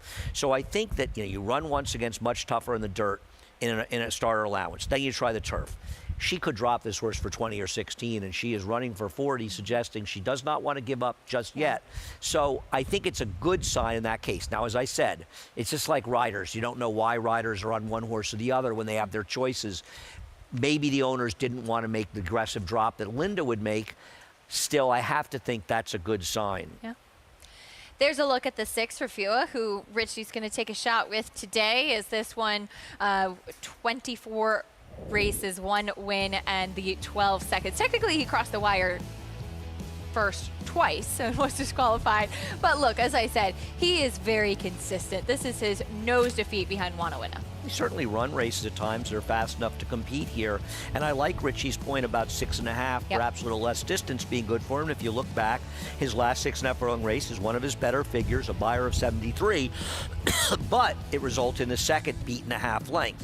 So he still has those tendencies, and I think, you know, he's a very tough horse to ride because he's probably got a short burst, and you got to time it perfectly. But at 9-2, I'm not saying he's now 4-1, a terrible bet in here. And both the 4 and 7 have some questions to answer. I think the money the 4 is taking is a good sign. I think 2 for Charging is a very, you know, he's just faster. And the thing about the 4 is he never really lost his form. Even though he was running slower, he's just running against so much better horses, he couldn't compete. The concern is the lack of pace, perhaps, in this race, and his lack of speed. Flavien Prat is about as good a rider as you can get in those situations, to be aware of that and try to at least get him in position. If he has the horse, he can possibly get it done. But pace could be an issue for him. Class could certainly be something that is a standout for him. His first time running for a claiming tag here. Yes, it's off the layoff. Yes, he's been gelded, but his last couple of races, disappointing enough that it makes sense for him to take the drop. Though, as you mentioned, he typically is far back. I mean, you even look back at his races last year. Around this time, he was running in the commentator behind the likes of Bankit and Olympic Dreams and Sheriff Bianco, just horses light years ahead of what he's going to be facing today. And his trainer, Jorge Abreu, for what it's worth, first time for a tag in the dirt, is 12 for 42, 29%, 222 ROI. And with sprints, he has very similar numbers. So when he drops them down, they frequently run their races. What about the 2 In a Minute? As you mentioned in the post, Brady, he's a 3-year-old facing older for the first time, but he is also dropping, and he does have speed. And I don't worry about the 3-year-olds facing older, except the thing is, if you're in restricted 3-year-old races, a lot of times the fields can be a little bit weaker. Right. But I think the question with him is, how much do you believe in that 77 buyer figure 3 back? Because it's a big outlier for him. If he's able to run that number here, he's probably going to win this race. The other figure's not as good, might be a little better in his last, and with an aggressive ride, if the pace is moderate, I think there's a situation where he could certainly win here.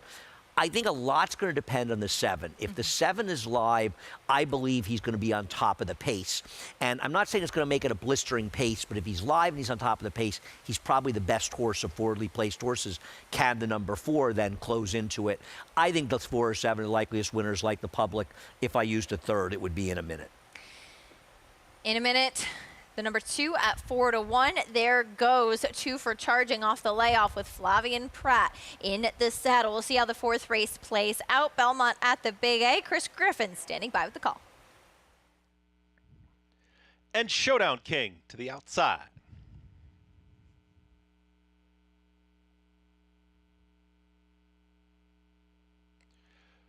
Showdown King goes in.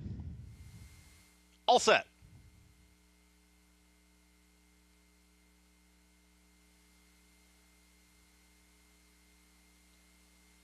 Movement towards the inside In a Minute. And they're off. Broken a pretty even line. In a Minute breaks very well, but very tightly bunched as they all want a piece of the front end. Towards the far outside, Showdown King is now hustled along. They're trying to get some separation, but they are lined up on the front end. Still at the rail, there comes In a Minute. It's In a Minute in between horses. Sin Hombre is in that mix as well. Showdown King has just had to be hard sent from the far outside, is 3 wide, and is now working to the front, is now a nose in front. Back to the 4th spot is 2 for Charging. Is just coasting along now with 4 furlongs left to go. Is along the rail, is about to challenge for 3rd. Refua second to last, and the trailer is Giants Fire. It was a pressured opening quarter, and they went 22-1 as they work into the turn now, and at the rail, it's now battling on towards the inside In a Minute. Showdown King towards the outside continues to challenge. Here comes the run from Refua, and Refua has been sitting off of that hot pace, is 4 wide as they reach the top of the stretch. In a Minute is still there. Showdown King and Refua has taken the lead. It's Refua who's now in front, but ready to challenge Giants Fire from far out of it. Also chasing Sin Hombre. Refua's got a final furlong to get, and here's 2 for Charging, who emerges as a danger late at the rail. 2 for Charging with all the momentum. Refua's looking for the line. Here comes 2 for Charging, Flavien Prat, and they now take command. 2 for Charging gets the victory. Refua second, then Sin Hombre and Giants Fire in 1 minute 17-3.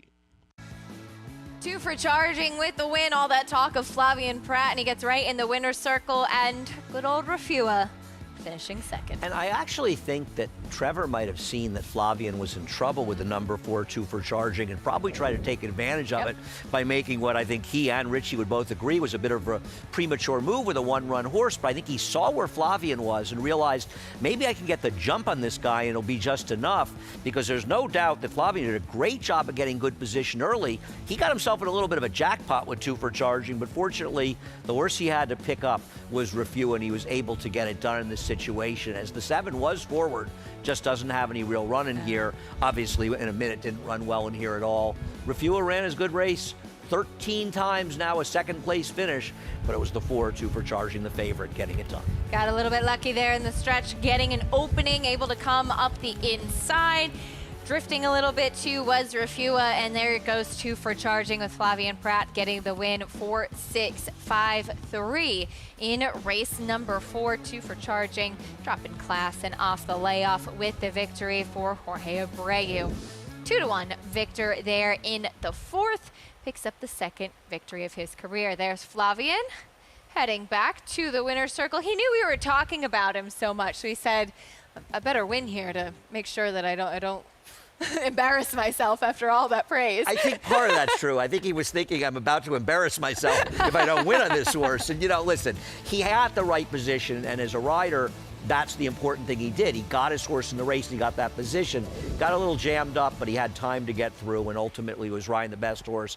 And I guess in his case, it didn't hurt that he had to catch Refuse, who is a refuser. 13th career second for Refuse. 2 for charging, though, with the win off the bench, 4-6-5-3. Prices and more when we come back. We'll also look back to DK horse Acorn and the dominant Torpedo Anna, who has made her name heard in the 3-year-old filly division.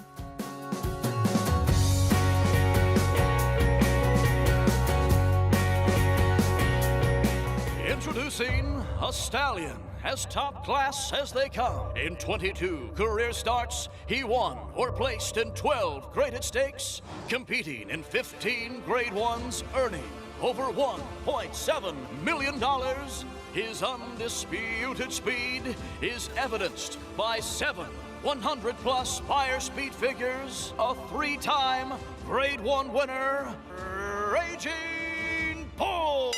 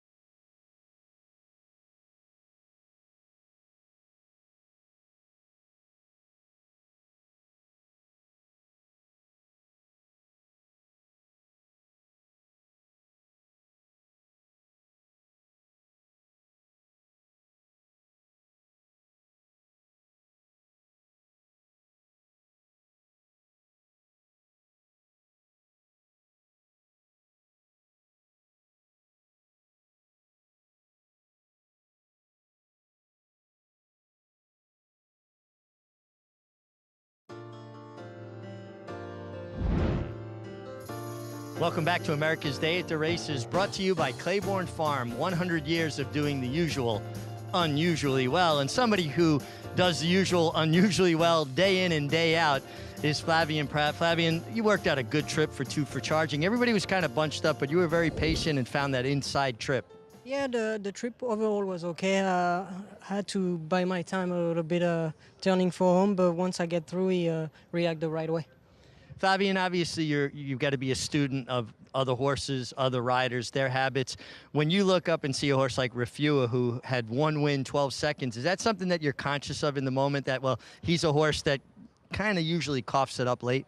I mean, he can help, but you know, obviously I just try to ride my horse and try to give him the best trip he would like to have, and we go from there. It's, you know, as you know, there's a lot going on in the race, so I was mainly try to focus on my horse.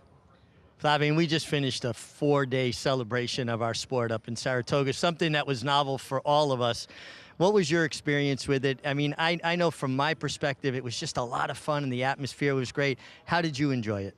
Yeah, I thought it was, as you said, a lot of fun. A very good crowd on Saturday, and no, I thought it was overall a good week. You know, it's nice to see a lot of people coming to the races and you know, in a positive way. And I was very grateful to be part of that event. That's for sure.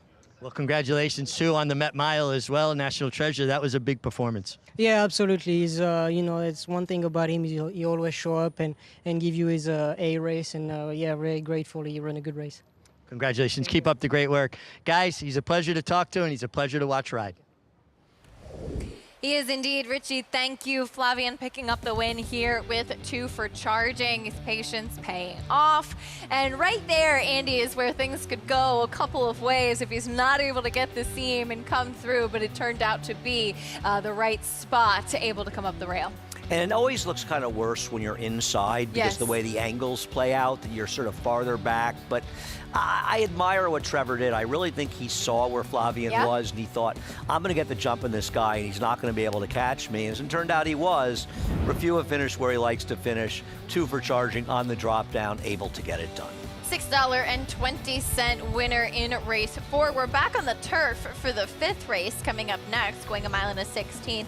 Non-winners of 2 in life for the next race on the card, as right now it's Mauritius taking most of the money at 5-2. This horse second off the layoff, just missed last time out. And Jorge Abreu in Mauritius, I think, is way the horse to beat. Just makes a lot of sense in the year. And when your main competition is St. Joe Louis, who's burned so much money, you're in good shape. Jorge Abreu got a horse home just in the last race, the trainer, off a 7-month layoff.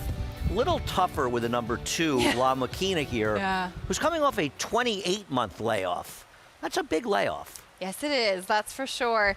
Back in first start since February 26th of 2022. More on that 5th race in a moment, but first, as we mentioned before the break, as far as the 3-year-old filly division is concerned, there's one horse that has been dominant in Torpedo Anna, as we saw her take the DK horse Acorn Friday during the Belmont Stakes Racing Festival, and she's been dominant.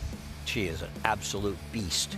And, you know, for people that thought, well, you know, she got a sloppy track, Kentucky Oaks, I want to see it in a dry track. And I think those thoughts are perfectly acceptable. You want to see what she does. And I'm sure, as confident as Kenny McPhee was, you still want to see it.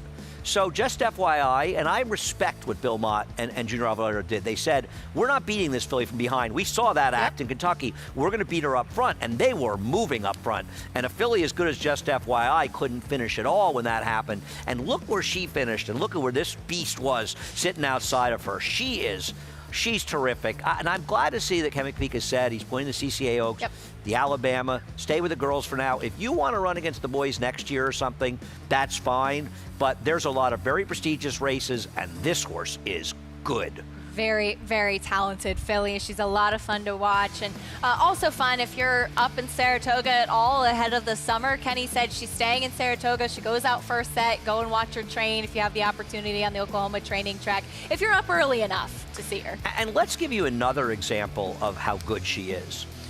One of the biggest speed figures run the entire weekend was a 104 buyer for Ways and Means, who got a dry track in here going a mile, and maybe a little less distance helped her. Well, she tried to duel with Torpedo Anna up in the Kentucky Oaks and just got completely blown away by her and ran a respectable 4th, all things considered. But I think it's another layer of just how good this filly is. She is leaving extremely good horses in last year's 2-year-old champion and a horse like Ways and Means, who a lot of people feel could have been 2-year-old champion if she hadn't gotten hurt. They're trying to deal with her up front, and she's just blowing them off the racetrack, and that's the mark of a especially good horse. She's a lot of fun to see race, and it looks like we could see her twice this summer, as Andy mentioned. Kenny saying the Coaching Club American Oaks as well as the Alabama on the calendar. You see those as 2 of our 6 Fox Saratoga Saturdays coming up this summer, and it'll be a lot of fun if we get a chance to talk about a big star like her on those shows. No, I mean, I think there's some very good 3-year-old fillies out there, and some may be looking a little less distance in the test. The Jersey Girl winner was so impressive. Ways and Means pointing there. But there is a dramatic leader of this division right now, and if she continues with this kind of form, she will be the 3-year-old champion, and she's going to serve notice that the older fillies and mares better have their running shoes on if she keeps running like this throughout the year. Hey, in the Breeders' Club, because where's the chink in her armor? She's got the speed to be up front. She doesn't need the lead to win. She can do whatever she has to do to run. I can't tell you how impressed I am with Torpedo Anna. She is the goods. She definitely is, and she was so much fun to see race. Definitely one of the stars of the weekend as we saw her take the Acorn, and could be a big summer for Torpedo Anna. And we'll talk more about some other talented fillies when we come back. Sacred Wish back at Monmouth in the Eatontown tomorrow on Haskell Preview Day. We'll talk a little bit more about her and her chances after this.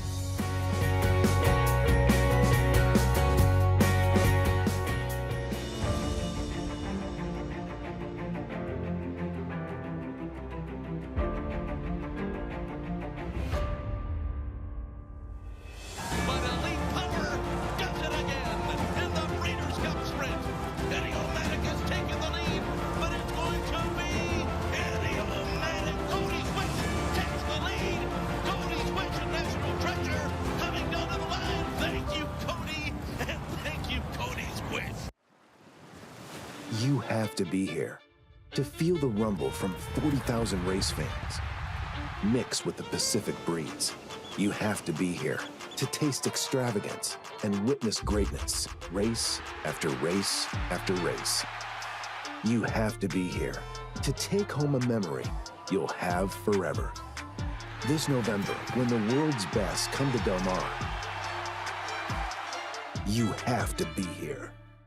He possessed such natural athleticism. It is Golden Pal winning the Juvenile Turf Sprint. He's very, very agile and quick. Golden Pal has repelled the challenges. Each and every race, he just got better and better. Golden Pal broke like a rocket. Golden Pal, wire to wire. He's a very confident horse. Golden Pal, the lead is out to 5 lengths in deep stretch. He's just got a brilliant mind. They're all behind Golden Pal. I'm going to be breeding everything I have to him.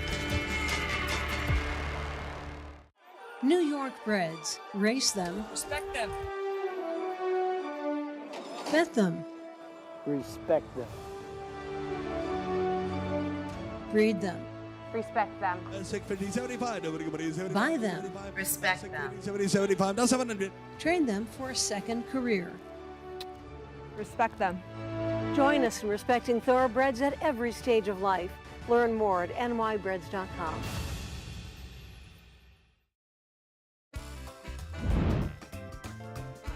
We love those sandcastles at Monmouth Park. You're watching America's Day at the Races, brought to you by Naira Bets. You can bet any track, anywhere, anytime. Andy, I know you worked all night on that. It looks great. I appreciate that. I don't think I've gotten enough. I went down there, Paulie and I got together and were able to do that. Rajiv didn't help? To be fair, Rajiv was trying to get rolling out of Florida, sadly, and once again, our thoughts are with people down in Florida with all that rain. It's tough, and glad he got out. But those are cool. Really cool. I like those. That's awesome. Were you a big sandcastle kid in the beach when you were a kid? Love doing that too. Oh, yeah. I like digging the hole when you got down and the water showed up, you know, Yeah. you're on the beach. I was big, like creating moats and walls and everything. I had, some very elaborate tools. And, We used to go to Fire Island when I lived in New Jersey as a kid. A friend of ours had a house right on the beach on Fire Island. We used to Beautiful go there, there. It was amazing. Yeah. Lots to come up tomorrow at the Jersey Shore. Here's the field for the Salvatore Mile. Again, it's Haskell Preview Day. There's a lot of exciting graded stakes to look forward to. This is a Grade 3 event going a mile for the 3-year-olds and upwards. And we'll take a look at Bright Future, who's actually even money on the morning line, making his first start since finishing 6th in the Breeders' Cup Classic. We saw him win the Jockey Club Gold Cup prior to that. And this is a horse, Andy, I know that he flourished going longer. Physically, I've always felt he looked like a miler. I just want to say we need Bright Future to run a big race. We do, absolutely. Because we need stronger horses in this division. We want Bright Future had that big win, the Jockey Club Gold Cup, and really didn't run that badly in the Breeders' Cup Classic. We want him. We want to see him with National Treasure, a horse like Arthur's Ride, who ran that big figure on the front end. Sarah, we need to see these horses in the Whitney, so I'm rooting to see Bright Future run a big race. And I'm also excited to see that apparently Jonathan Kinchin was able to make it on time today, but I see his son is with him, which means he had some help on the subway. Because I know he can't do it by himself. We know that Austin's the brains behind the operation over there, that's for sure. Well, there's Bright Future. Yes, Grade 1 winner. Took the Jockey Club Gold Cup closing weekend at Saratoga last year. Faced, obviously, the toughest of the division, running 6th in the Breeders' Cup Classic, and now he cuts back. First start of the year. You would certainly think that a race like the Whitney would be circled on the calendar for Todd. Oh, I think Mike Rapoli would like to be in the Whitney with a player in there. I got a sneaky feeling there.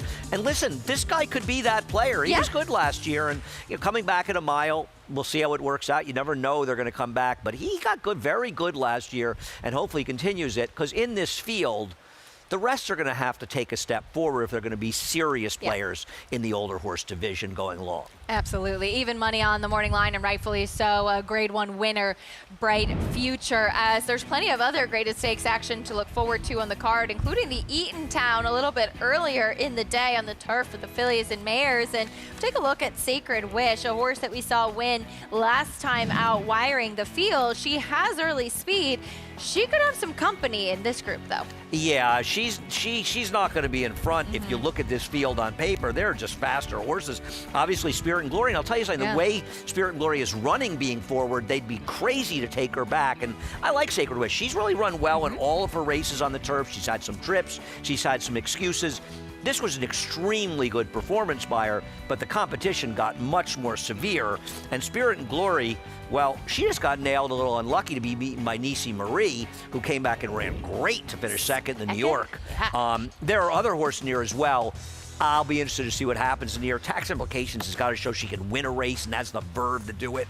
I think Sacred Wish and Spirit and Glory are the two main players in this race. It'll be a fun one in the Eatontown for the fillies and mares on the turf. We'll see how it does play out. 4 stakes on the card tomorrow at Monmouth as we get a chance with Haskell Preview Day to see some pretty exciting horses, and that does include the Monmouth Stakes, a 1.125 miles on the turf. Here's a look at the field, and you have Adamo in there for Chad Brown, a horse that is a Grade 1 winner, having taken the United Nations right at Monmouth. Unfortunately, he hasn't won since then, Andy. He's a little tough to take, to be honest with you. He once had very good form, but he doesn't really have that good form anymore. And the question is, who are the players that you want in this race going forward?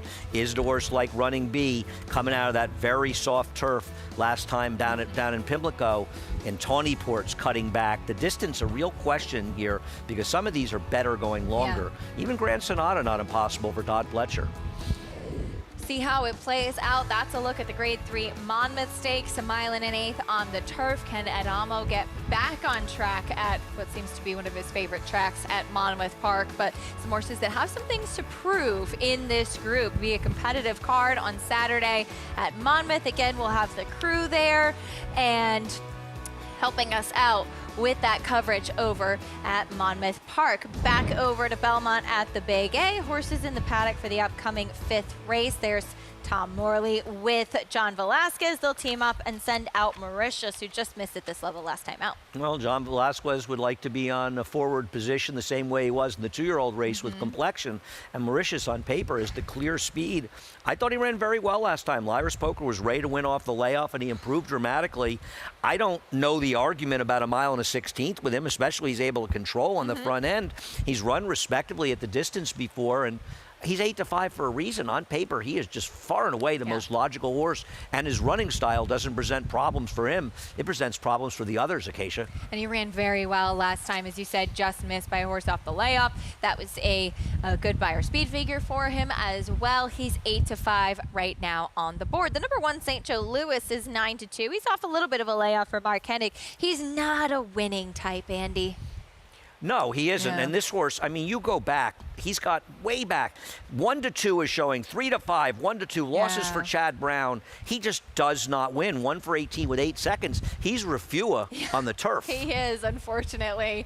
Mark Hennig smiling now. We'll see if Joel Rosario can save a little bit for this horse. He has some tactical speed. He's run some quick races. Just not able to seal the deal, which is tough. These types of horses are frustrating. 7-year-old now as well, and that certainly even simplifies things even more for your favorite. Was there anybody else you thought was a bit interesting of this group? I think Jungfrau's a little interesting in that he ran okay in the dirt, and he's probably better on the turf. But I like the 10, Vinsanto, whose turf debut as a 2-year-old was good enough to be competitive here with that routine improvement. And I think he's very interested in getting back in the turf. I have to give him another chance in the turf, Vinsanto, and hopefully Kendrick Armouche and I can team up on a couple of long shot winners today before, amazingly, we give way to Greg and Jonathan. I know. We're going to take a quick pause momentarily, though. Welcome in some new viewers. Stay with us. Race 5 from Belmont at the Big A coming up shortly.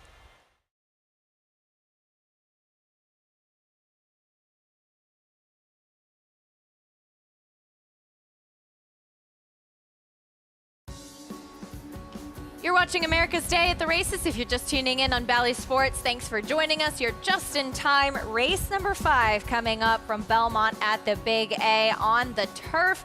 Acacia, come on alongside Andy Serling, Richard Migliori here with us as well. And Andy, we're talking about the short price favorite that we have in this 5th race coming up, and rightfully so. No, he's just the horse to beat in this race. And we're talking about the 5 Mauritius, who is the clear speed. And on paper, he may be the best horse and has a pace advantage. Those horses are tough to beat. John Velasquez, a win on the card already with an impressive 2-year-old complexion. He'll look to pick up a turf win here. Meeting the field, though, St. Joe Louis went by. Here's La Machina. Something you don't rarely hear with St. Joe Louis going by. La Machina coming off a 28-month layoff as his trainer looks for 2 straight. Here's the 3, Barry Funny, first time on the turf. Tries the turf for the first time, has no turf breeding to speak of, and he's got distance limitations. Good luck. Jungfrau does have turf pedigree and some decent turf races. He is one of the strangers. If you're looking to try to beat the favorite, he showed life last time, and his turf races aren't bad. Just missed last time, your favorite, Mauritius. They got him to catch on the front end. He's the one to catch, the one to beat. Second time on the turf for long shot Golden Purchase. Eduardo Jones got his first win of the year in the first race. Can he get 2 with this improbable long shot? There's Union Express, fired up for his first turf start. Private Purchase coming in from Golden Gate, which we're sad to see closed, tries dirt for the first time. I think this synthetic runner has better dirt breeding. More on him in a moment. There's the 8 Noble Huntsman at a price. He's got some races going back, but his recent form leaves a lot to be desired. Here's the 9 King Freud dropping class. Yeah, he's got a turf race here and there that give him a sniff to get a piece. 12-1 on the board. As if we could go back quickly to the number 7 Union Express, saw Romero Mirage. Looked like as Union Express was acting up, and sorry, there's Vinsanto. We missed him in the post parade. I know you like him. Yeah, his first race, he had a trip that day. Agate Road, who eventually won the Pilgrim, won the race. And he actually ran well, and as a 2-year-old firster getting a 69 Beyer could easily be an 80 at this point. His next 2 turf races not that good. I just want to give him one more chance, and I picked Vinsanto in this race. And a nice price as well, as there's Romero Mirage getting a leg back up moments ago with Union Express, and Richie Migliori is with us. Richie, when that happens, you have a horse acting up, always good to just get back on and try to keep them calm. Yeah, you got to get back in the saddle and keep them moving. Union Express, this is not out of character for him. He had acted up in a few of his starts at Golden Gate Fields in California. The big fear, or the big concern, I should say, for a rider, when a horse freezes like that, that's what we call when a horse refuses to move. They lock up, and we call it freezing. is how they come out of it. So when you're getting a leg up back on a horse like that, sometimes when you hit the saddle, they'll have a tendency to come out of it violently, meaning they'll kind of throw themselves around, and you're never sure which direction they're going to go. So it's important to keep a horse like that moving. Keep them going forward. As long as they don't have to stop, they tend to not freeze back up. Looks like he's acting pretty well. Went to the lead outrider here at Naira, who's just a tremendous hand with horses, and obviously looks like he's settled in nicely. We'll keep an eye on him as he gets closer to the gate. The 2, La Maquina, coming off an extended layoff, was extremely studdish. This is a 5-year-old full horse by Quality Road. He was extremely studdish in the paddock. And sometimes horses, especially horses that are not gelded coming back off an extended layoff, they have a tendency to be kind of studdish and maybe a little out of focus. He was very out of focus in the paddock. The 5, Meridius, looks fantastic. I love what I've seen from him. He's a favorite. No knocks against him. Tom Morley's horses tend to look good, and this horse is no exception. And as a matter of fact, as we're talking about the 2-horse earlier, guys, the examining vet is having a really good look at the 2, La Maquina, making sure that he's okay coming off of that extended layoff. The 8-horse, Noble Huntsman, is my top selection at a big price. He's 23-1. And Andy, he would have been a subject of trips and traps with his last race. He got shut off leaving the gate, shuffled back, and then really just had no room in a fairly paceless race. I think the race was much better than it looks when you dig a little deeper. And at a big price, I'm going to give him one more chance. Blinkers going on. Noble Huntsman. Richie, thank you. 22-1 at that big long shot, second time at this level. There is your favorite, though, in Mauritius, who he has that speed. Andy just missed last time out, and this was off of a bit of a layoff as well, coming back to New York.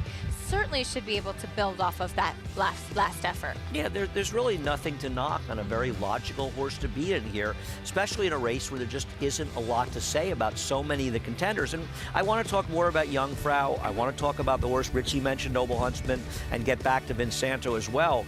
But what's to knock about a horse that on paper is the clear speed, has John Velasquez, should be able to control, ran well last time, consistently runs well in his turf races. Out of his 6 dirt races, only 1 was bad. All the others were good. I'm not saying he's going to win, but this is a favorite that makes perfect sense. Is a favorite. I mean, he's a horse to beat, and the others are, we're sort of hoping. I agree with Richie in his mention of the 8, that he had a trip last time, and he's got some back for him, gives him a chance. But, man, his good races are few and far between. And as far as Vinsanto, who I'm trying to get home, and I do want to talk about Jungfrau after that, okay, his first race gives him a chance. His other 2 dirt races were not good, but he's not a dirt horse, in my opinion. And I think he ran very well on his fast pace 2-back, and at least he's in decent form on the dirt, and now he's getting back to the surface I think he was meant to be on. And it's important to note that his win on dirt was in an off-the-turf race, so not necessarily all dirt meant horses that he's running against. Right, no. Now, he was involved in a fast pace, and he still held on, even though the second horse had trouble, and maybe should have won that race. Regardless, he's a turf horse, so I don't care that much what he did on the dirt, but at least his dirt races show that his form hasn't dissipated. His first race, Katie Davis got into a bumping match in the stretch with Manny Franco, and really he ran very, very well in that race first time out. And I think if he can build on that, one of the reasons I think the turf figures are very low for the 2-year-olds going long, these horses just aren't ready to go a mile to 16th in 2 turns. There's not many races like that to compare at that time of year. They're not going to run 85 buyers, and a lot of times they'll run in the mid-60s, and they come back grown up as 3-year-olds, a lot more mature, and those horses that ran 65, 68s are running 85s because they're just more mature and able to handle the distance and the turns. So these are some of the biggest improvements you'll see in horses from 2 to 3, specifically are in turf routers. A very good point. As we will see another horse go back to the turf, who you mentioned a couple times in Jungfrau, who has pedigree for it, and he's actually run okay on the turf in his couple of starts. He's only run twice on the grass, and he faced tough horses those days. I agree. His 2 turf races are clearly as good, if not better, than his dirt races overall. Now, you kind of get better figs, but he didn't do no running those races. And the other key is that off the claim for Jesus Romero, he clearly stepped forward. He ran one of his better dirt figures we've seen in quite a while. So you have a horse that improved off the claim, and he's now going back to what could be his preferred surface. We don't know for sure, but given how he's run on it, he might want to really be on the turf. And in a race where outside of Mauritius, when the second choice is St. Joe Louis, if he beats, and listen, maybe the finish will be 5-1 here, and all of our strangers, the 4, Richie's 8, my 10, just aren't any good. Yeah. And maybe the finish will be 5-1. Maybe the horse off the 2.5-year layoff will beat us, but that horse is 4-1. I don't know who's betting that horse at 4-1. I think all of the horses we're mentioning between the 4, 8, and 10, at least one of them might show up and give a decent account of himself. The 2, La Machina, he's a little bit tough. I know that he won for maiden special weight, but that was in February of 2022. So a long layoff here for him, coming back as a 5-year-old full horse, as Richie mentioned. We'll see what he can do off the bench. Mauritius, the favorite, though. Andy brought up some intriguing prospects who could take a step forward in this 5th race. Chris Griffin standing by with the call. Also Mauritius. And the outside runner, Vincento, last to load. Is in, all set.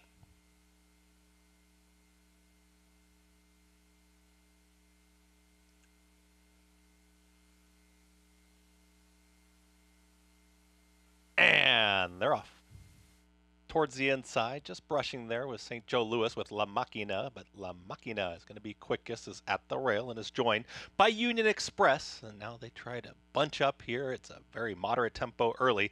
Union Express doesn't really want the lead, and towards the inside here comes John Velasquez and now Mauritius, and they're going to apply mild pressure. It's these two head and head as they work into that first turn. Settling just off of them is King Freud, is now a well-settled third, but is 3 wide in that second grouping, with at the rail La Machina is now challenging, and in between horses, Berry Funny. That's the leading 5. Towards the outside of them comes Vincento, is now taken 6. Back there in 7th is Golden Purchases, and the Purple Silks is patiently ridden. A little tough to handle is Jungfrau, is out in the center of the course, wants to go, and Jose Lescano has a handful with Jungfrau out in the center of the race course. St. Joe Louis is tightly at the rail, and the trailer, Noble Huntsman, is 5 lengths off the leader. The leader is Mauritius, 48.59 for that half-mile time, and Mauritius, still under a very tight hold, has got the lead.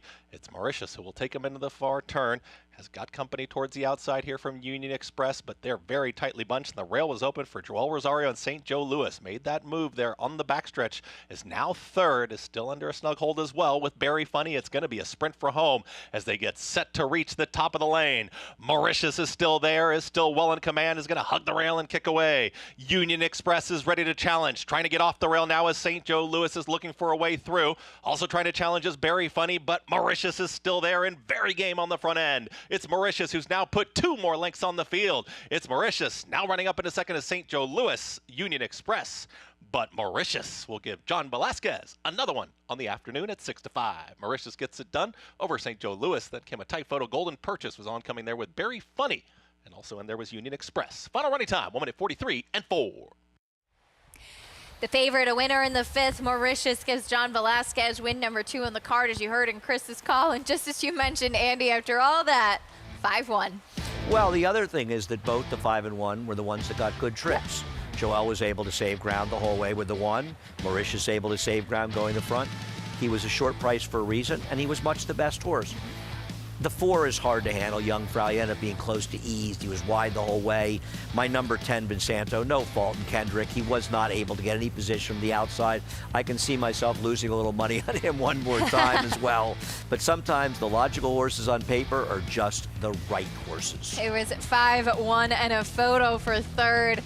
Mauritius at 6-5. You had some company on the front end early, though, from the number 7, Union Express, who, as we talked about in the post-parade, and you heard from Richie, was very keen and revved up in the preliminaries. I think he actually hung in there okay, but be interested to see if he can keep things. Actually, he did hang on for third. Be interested to see if he can keep things together mentally next time. No, I agree, and he did run at least respectably on the turf. I still wonder if he could be okay on the dirt, and we'll see what the connections do for him. But as things turned out, you know, we'll take a look at what happened at the start. Nothing to see. Yeah. One thing to see was that John Velasquez said, I'm riding the speed. I'm going to ride him out of the gate and get to the front. And if he's good enough, I'm going to win.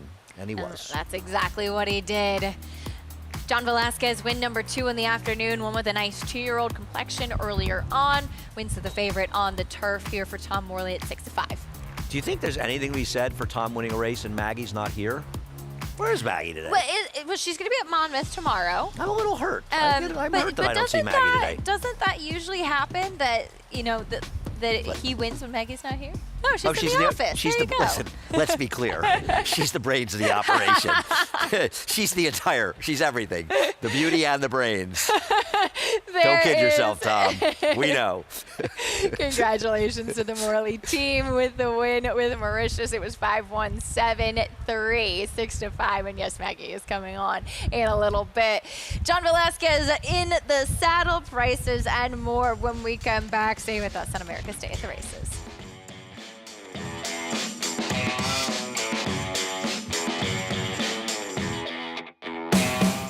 Tonalist, a 4-time Grade 1 winner with 11 triple-digit buyers, including the Belmont Stakes and the Cigar Mile.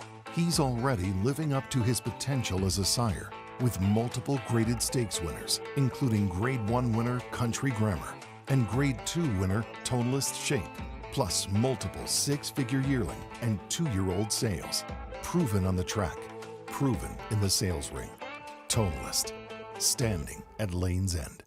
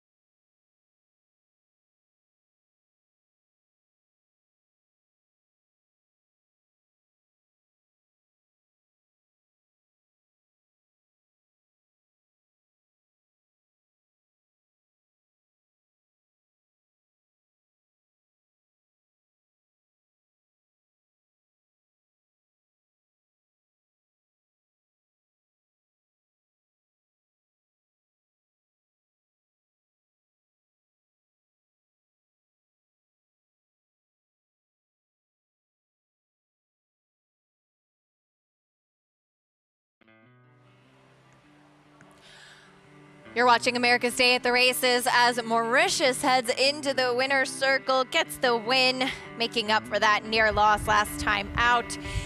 Trained by Tom Morley, who's standing by with Richie. Yeah, thanks, Acacia. Tom, Mauritius was very good today. Now, Johnny Velasquez rode this horse last time, and he felt like he should have held him up a bit more. And today, he really got him to settle nicely into his hands. Yeah, look, I take full responsibility for him losing last time. I told Johnny that he's a horse that likes to bowl along on the front end, and if the horse wants to go forward on the backside, then don't take him back. So he came back in. He said, Tom, if I had held on to him a bit longer, we would have held on at the business end. So I take full responsibility for the loss last time. Legged up Mr. Velasquez this time and said, I'm not going to interfere. Where were you when I was riding? You guys don't like trainers like us. Whoever had, it's the little things you like to tell jockeys, and that's it. Johnny's been riding at the top of the game for decades now, so try and stay out their way. How much confidence is it? I mean, we're very blessed here in New York to have a very strong jockey colony, but when you get a Johnny Velasquez to ride your horse back, it's got to be a real big vote of confidence. Yeah, huge. I mean, look, he is, as I said, one of the best there's ever been. So when you can get them, it's absolutely fabulous. You know, he's won 2 Grade 1s for us, and he's been a big part of the team over the 10 years that I've been training. That's really cool, and I see you've got your support system here. Now, Grace, I understand you won something earlier in the day at field day at school. Yes, I actually won tug of rope. Well, my team won tug of rope. So the family's 2 for 2 today. Mm-hmm. Well, congratulations to all the Morleys. Well done, and you guys look really, really pretty. Willow, Grace, in your dresses. Thank you, Richie. Guys? Tom was when he was riding. Richie was riding in the womb. Is Tom taking credit for the dresses? Did Tom dress today? I'm not getting involved in that conversation. Grace and Willow are the best. I'm going to lose that one no matter what I say. Grace is looking like a little adult there, though, with her handbag and everything. There's got to be one adult in that family. I can't handle it. I can't. Adore the Morley girls, Grace and Willow. They are awesome, and they are riding as well, which is always fun to see the love and passion of the sport carrying on. And congratulations to the Morley family. Mauritius with the win in race number 5. Stakes action coming up next. It's the New York Stallion Series Cupid Boys Joy Division, sprinting on the turf for the fillies. And right now it's the number 5 Solo Shot, who's 2-1. Andy, how do you think it will play out as far as the betting's concerned? She's kind of the known commodity in this field. Yeah, I think the 2 Geopolitics may be favored. The Arad Ortiz factor can always come into play. You and I kind of prefer the fact that Solo Shot is that turf experience. Yeah. We'll see if Geopolitics dirt speed plays on the turf. It's a fun race and interesting, but Solo Shot's been pretty good. I wouldn't leave out Being Betty, who I think may get a little bit overlooked in here. She's okay, and she'll improve on her 2-year-old form. A fun one coming up in some stakes action. We are saying goodbye. It was fun, as always, being back here, Belmont at the Big A, and a lot of exciting stuff to come. No, it was a great time, and we'll do it again tomorrow. Looking forward to it. And even more exciting, Greg Wolf and Jonathan Kinchin coming up on the desk, and they'll take a look back at the Belmont Stakes. Jason Worth hoisting that trophy, and excited connections following Dornock's victory.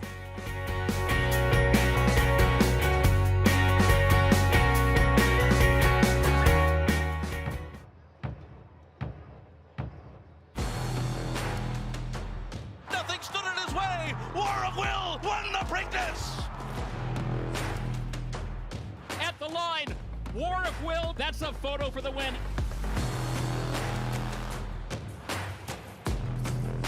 Hey, 650,000. War of Will, standing at Claiborne Farm. Experience the adrenaline-pumping, suspense-filled action of the Sport of Kings no matter where you are with Naira Bets. It's fast, easy, and secure. Download the app today and start winning with our lucrative weekly promotions, thrilling handicapping contests, and a one-of-a-kind VIP rewards program. Don't just watch horse racing, be a part of the action with Naira Bets.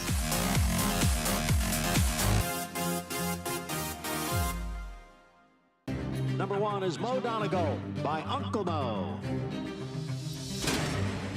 And they're off in the Remsen. As they come on for the finish, and it's going to be tight here in the Remsen. Mo Donegal bearing down on the outside. It's Mo Donegal and early voting, and it is Mo Donegal to win the Wood Memorial. And it will be Mo Donegal to win the Test of the Champion, the Belmont Stakes. Racetrack Television Network brings you every race, from every track, on every screen, every day. With monthly packages starting as low as $5, RTN gives you great value and access to more live HD streaming and race replays than anyone. Visit RTN.tv today to sign up and watch on almost any device, including Roku and Amazon Fire. RTN has packages that start at $5 per month.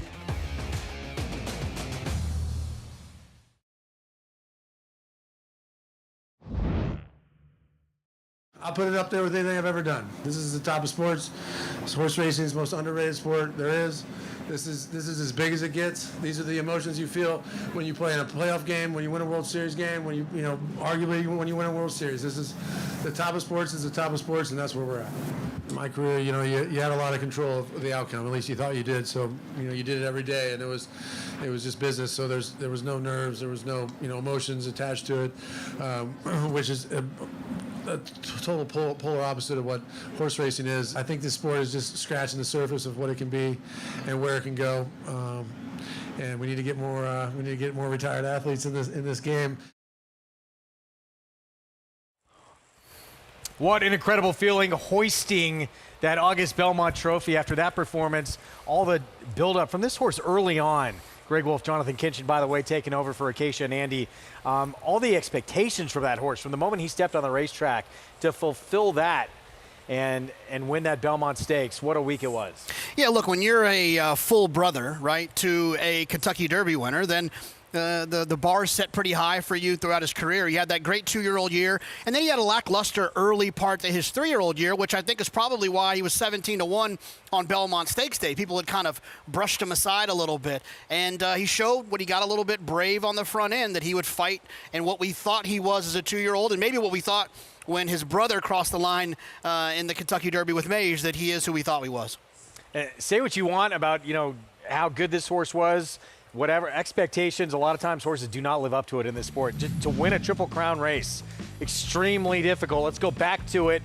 Trouble for Sierra Leone, trouble for Mindframe as well. Dornoch, great start. Yeah, absolutely. Got a great start and found himself forward where he wanted to be. And Sierra Leone and Mindframe, the first and second choice in the race, had a little bit of trouble. I think Sierra Leone had a majority of his trouble early. Mindframe had a light bump, but ended up, I would think, where Mindframe, Todd Pletcher, and Mike Rapoli, and Irad Ortiz wanted him to be.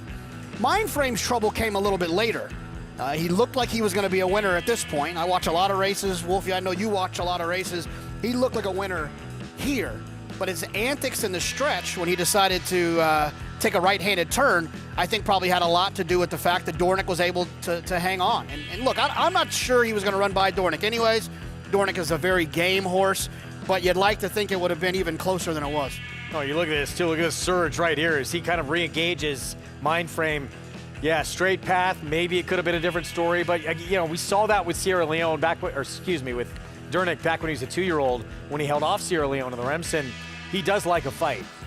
No, and he's shown that for sure. And look, as a seasoned horse who's had a lot of experience, you never know how that fight would have ended up. Mindframe being lightly raced, this only being his 3rd career start, this Belmont Stakes. You never know what would have happened, and that's what makes racing so much fun. You can't just make the assumption that if Sierra Leone would have went straight, he would have won the Kentucky Derby. We don't know that for sure, and you surely can't make the assumption that if Mindframe wouldn't have ducked out in the stretch that he would have won. Full brother to last year's Kentucky Derby winner gets the victory. Puka having quite a career. As a broodmare, pretty incredible. 3 different winners, 6th year in a row now in the Triple Crown. This 3-year-old division completely wide open. Let's get Maggie Wolfendale's thoughts as we head downstairs. Incredible week of racing and yet another winner now in the Triple Crown, Maggie.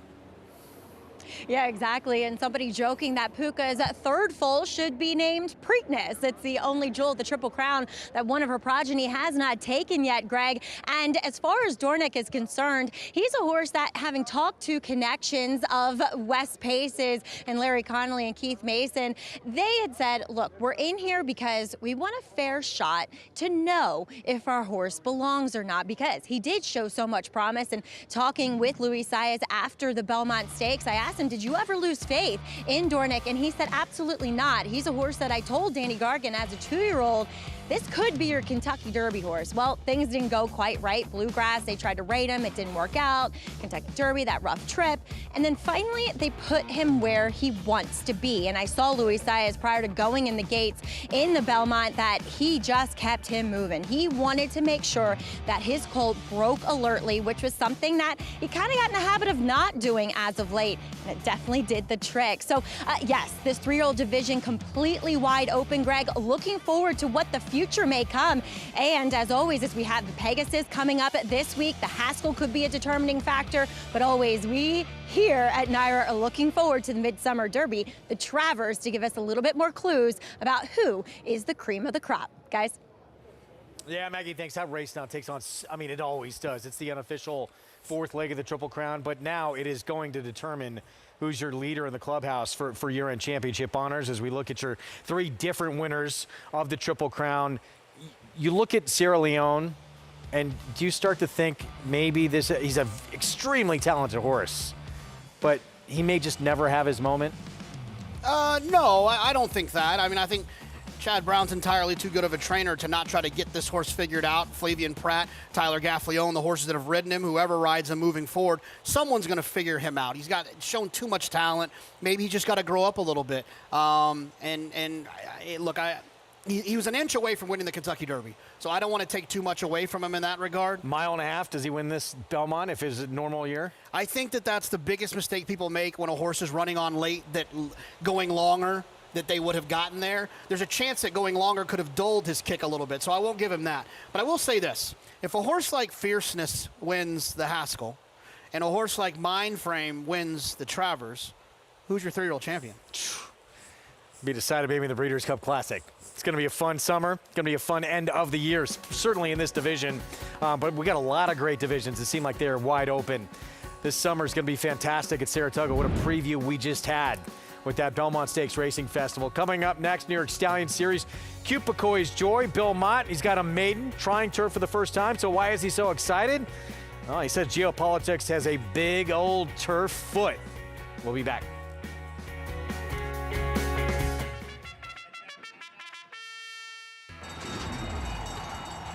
Monmouth Park's newest featured race day is Haskell Preview Day, Saturday, June 15th. Wager on the Naira Bets Pegasus for 3-year-olds, plus 3 graded stakes, all on the road to Haskell Day Saturday, July 20th. Play into 6-figure pools all day long, starting with a $12.50 first post. Racing's biggest stars prep for the Jersey Shore's biggest race on Haskell Preview Day at Monmouth Park Racetrack.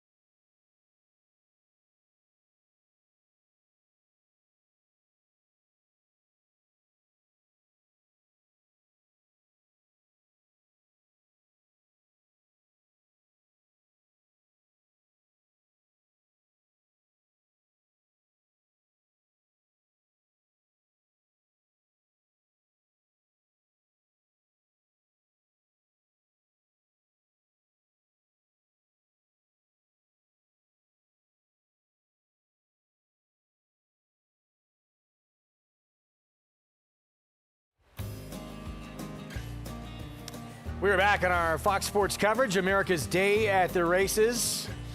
As we get set for the Cupicoy's Joy division of the New York Stallion Series, our program brought to you in part by Hillendale at Alapa, where the obscure becomes obvious. This race named after one of the very early New York-bred Grade 1 winners who passed away back in 2004. Stakes record in the Acorn, won the Mother Goose as well, beating an eventual champion, Christmas Past, in that race. That was just 1 year after the first ever New York-bred Grade 1 winner who won the Whitney Fiorito. So special New York-bred that this race is named in honor of. As take a look at our favorite there, JK, Solo Shot. Rod Ortiz Jr. will ride the 5. Yeah, that's I was a little shocked that this horse was favored in here. I think there's a lot more interesting places to go. Here is Brad Cox's Sohana, turf for the first time. Yeah, has a little speed from the inside, trying turf for the first time like you mentioned, but does have some speed outside of her.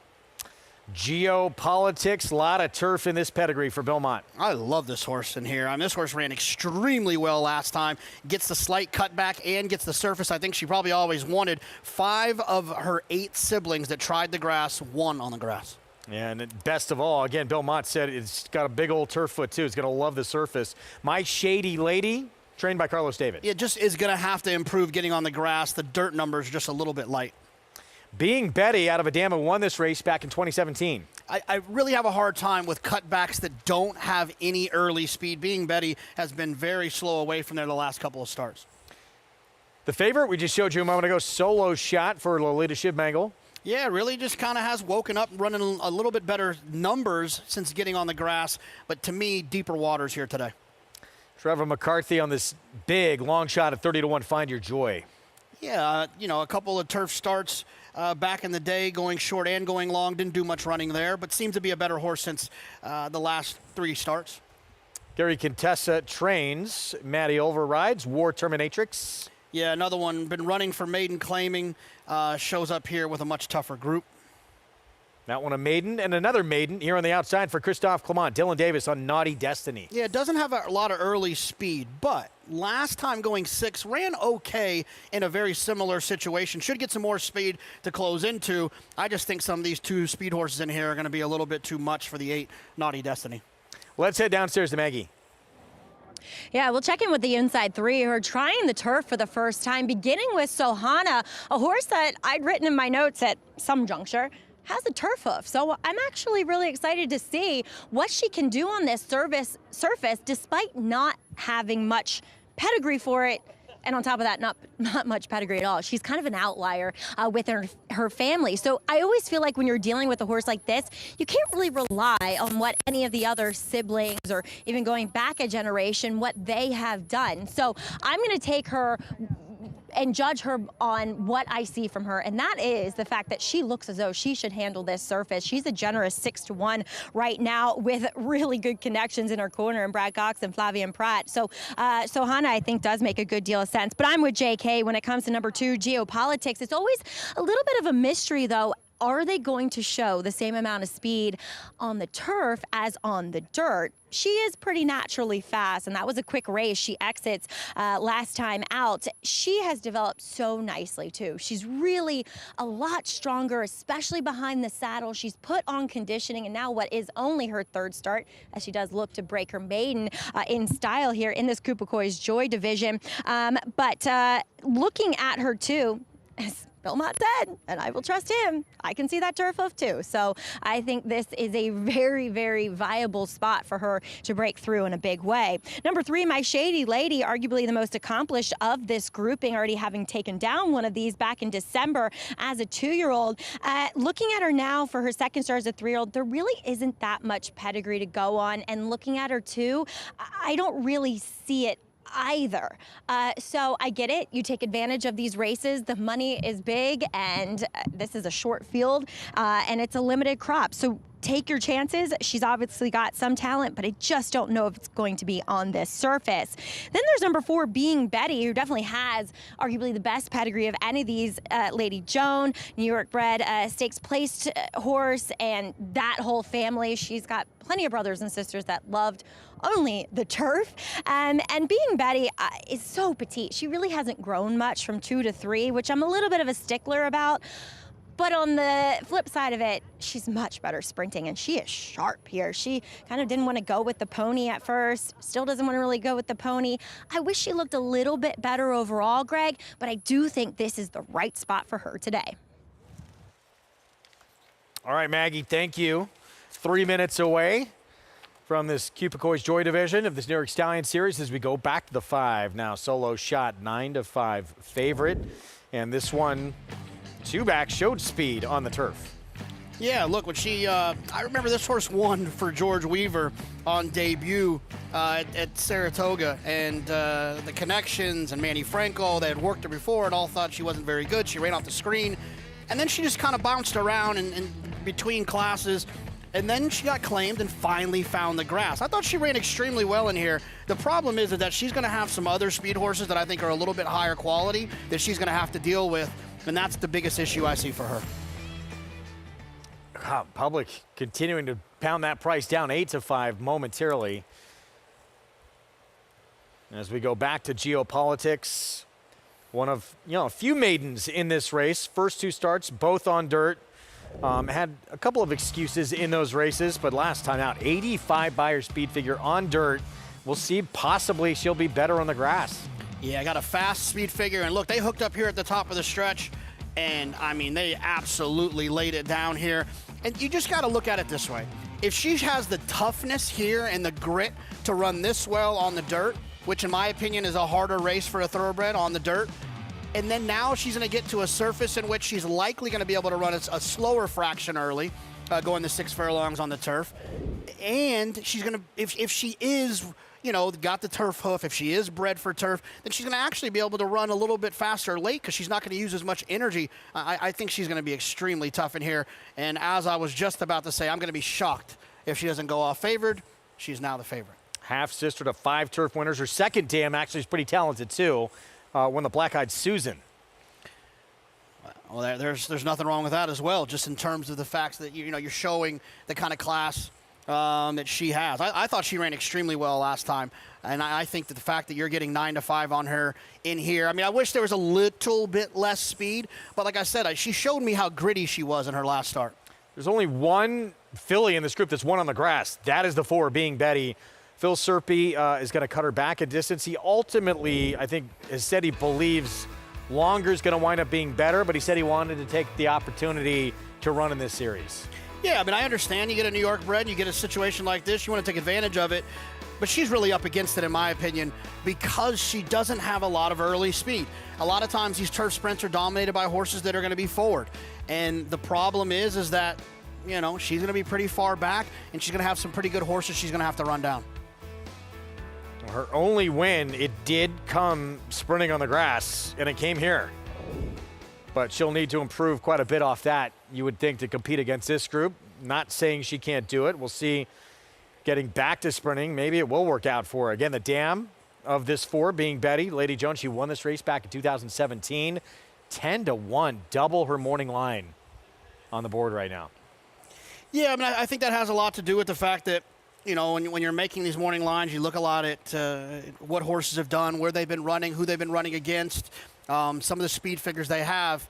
The fact that those the last couple of races were earned going longer and going slower early, I can't get past that. And we know, as you take a look at geopolitics, the 5 has shown turf sprint speed. A couple other ones, like this one right here. They've been quick on dirt. That doesn't always translate to turf speed. No, it doesn't always, but I think that happens when their horses aren't turf horses, right? So when you have a horse who runs fast numbers on the dirt, and then you say that speed doesn't translate to the turf, it's because they're not turf horses. I think there's a possibility that geopolitics actually is a turf horse. So in my opinion, it will translate. She's a 7-5 favorite. Joel Rosario for Hall of Famer Bill Mott getting on this surface for the first time here on career start number 3 and trying to break her maiden doing it. New York Stallion Series, Cupicoy's Joy Division. Let's go upstairs. Chris Griffin for the call. Destiny. Last to load. The Cupicoy's Joy Division. The New York Stallion Stakes, 17th running. All set. And they're off. Could break from Find Your Joy towards the outside, has the early speed, and there's Geopolitics is in the early mix as well. Trying to split rivals, here comes Solo Shot, is going to join them as in the 3-path, and also Being Betty is in that early fray. That's the leading quartet with My Shady Lady is back to 5th. Now gets passed to the outside from Naughty Destiny, wants to secure that 5th position. Second to last is War Terminatrix, and the trailer Sohana is 4.5 off the lead of Geopolitics, who's in front. It's Geopolitics who will take him into the far turn. Joel Rosario, a tight hold, is up by about 3/4 of a length now with Being Betty and the mild pressure towards the outside. Rail skimming ride for Solo Shot. Herad Ortiz Jr. is just patiently ridden here at the rail. Also shoved along. Here comes the run from Naughty Destiny as they get set to reach the top of the lane. They went 21-4 for the opening quarter mile. They went 45 seconds flat for the half-mile time, and still there is Geopolitics and trying to split rivals. Here comes Solo Shot is looking for a way through. Being Betty is trying to hold that position, but now here comes Solo Shot after the leader. Geopolitics, who's still clear. Geopolitics is still fending him off. Can Solo Shot get there in time? Being Betty is in the mix as well. Solo Shot and also Geopolitics in a tight photo. Solo Shot and Geopolitics head bob either way. It's a tight photo with Being Betty finishing third. Final running time, 1 minute 9 seconds flat. Did Solo Shot with Rat Ortiz Jr. between horses here just get that nose down in time and win this bob? Yeah, so I want to figure out a Joel Rosario brilliant ride that I can say before I say that I'm questioning why he waited so long on this one. I just don't know what he was waiting for. I understand that you got to that position and you were being patient. I didn't feel like she had done too much, and I just assumed he would kind of open up, go on with her a little bit. This is basically the opposite of the randomized ride that we saw our Belmont Stakes Festival weekend when she won the fifth. I just thought he waited too long. Go on with it. Looks like got the worst of the bob, and looks like potentially a very narrow defeat to Solo Shot. But wait a minute, now it has been posted. Now it is the 5. So 5-2-4-1. Solo Shot just edging out Geopolitics, who was in a great position for the majority of this race. Yeah, look, it was an outstanding ride by Irad. He sat right in there comfortable, and you'll notice right before they get to him, Irad, when he starts doing this underhanded shoulder tap thing that he's doing there, he has a ton of horse. I'd love to go through all the tape. I'm not going to do it, Wolfie. It's going to take too long. To see all what his win percentage is when in the race, in the stretch, he does the underhanded shoulder tap, how often he wins. It's the greatest indicator that Irad's got a lot of horse. How narrow and tight a finish was that. He times it to perfection on the slight second choice here at 9-5. Solo Shot, who, really the best turf figure for this horse was when she was forward on the front end. This time, takes back and finishes very strong. Yeah, look, she's really kind of turned it around, right? She had that she had a couple of big wins, and then she just kind of completely fell apart. And I can tell you one thing for sure: this is not a horse. Typically, I'm not cutting in line to take horses from George Weaver's barn, but you got to give credit where credit's due. They've done a great job with Solo Shot getting her on the grass, and it's paid off. Led to a stakes win. Yeah, this barn not with a ton of big, high-quality horses, but they do a really nice job. Well done, Lolita Shivmangle. And Salamini's only about 5% in turf sprints, but proving that certainly can win on the surface. I do want to point out a great name, right? If I know we've left connections now, but Alex Bregman originally owned this horse. Solamini, Solo Shot. That's a very good name. Very good name. No question. Hit a few solo shots in his career. Fasig-Tipton Winner's Circle lead-in. Brought to you by the July sales. Don't miss the July selected horses of racing age sale July 8th and the July selected yearling sale on July 9th in Lexington, Kentucky. Where will you be? It's Solo Shot. Photo finish edging out Geopolitics, who was debuting on the grass for the win. Again, Lolita Shivmangle, Rat Ortiz Jr., Travis and Eddie Racing Stable. Going to take a look ahead to a big stakes-packed weekend coming up on the Jersey Shore at Monmouth. We'll have live coverage all weekend long. We'll have a preview when we come back. It's a domineering display by the ultra-talented McKenzie. McKenzie in a dominant performance. 300 won't do it. 300,000. 275, you give 275,000. 75, but to get 75, 275,000. 250, I'm Ralph now, 250,000. You're able to get $200,000. There's a big, bold, beautiful world waiting to be explored by you and your friends, of course. But not just any friends, the best of friends. The kind of friends who let you do you. Because in this world, it's positive vibes only. And when you get in the zone here, you stay a while. These aren't just good times, they're the best of times. And your time is now. So come explore. Resorts World. The Factor, a perennial leading sire of winners. He was third in the nation by winners in 2021 and 2022. His progeny include Grade 1 winners Sistron and Noted and Quoted, Grade 2 winner Charmaine's Mia, and millionaires Bound for Nowhere. And factor this, with dozens of six-figure yearling sales, he's a proven sire on the track and in the sales ring.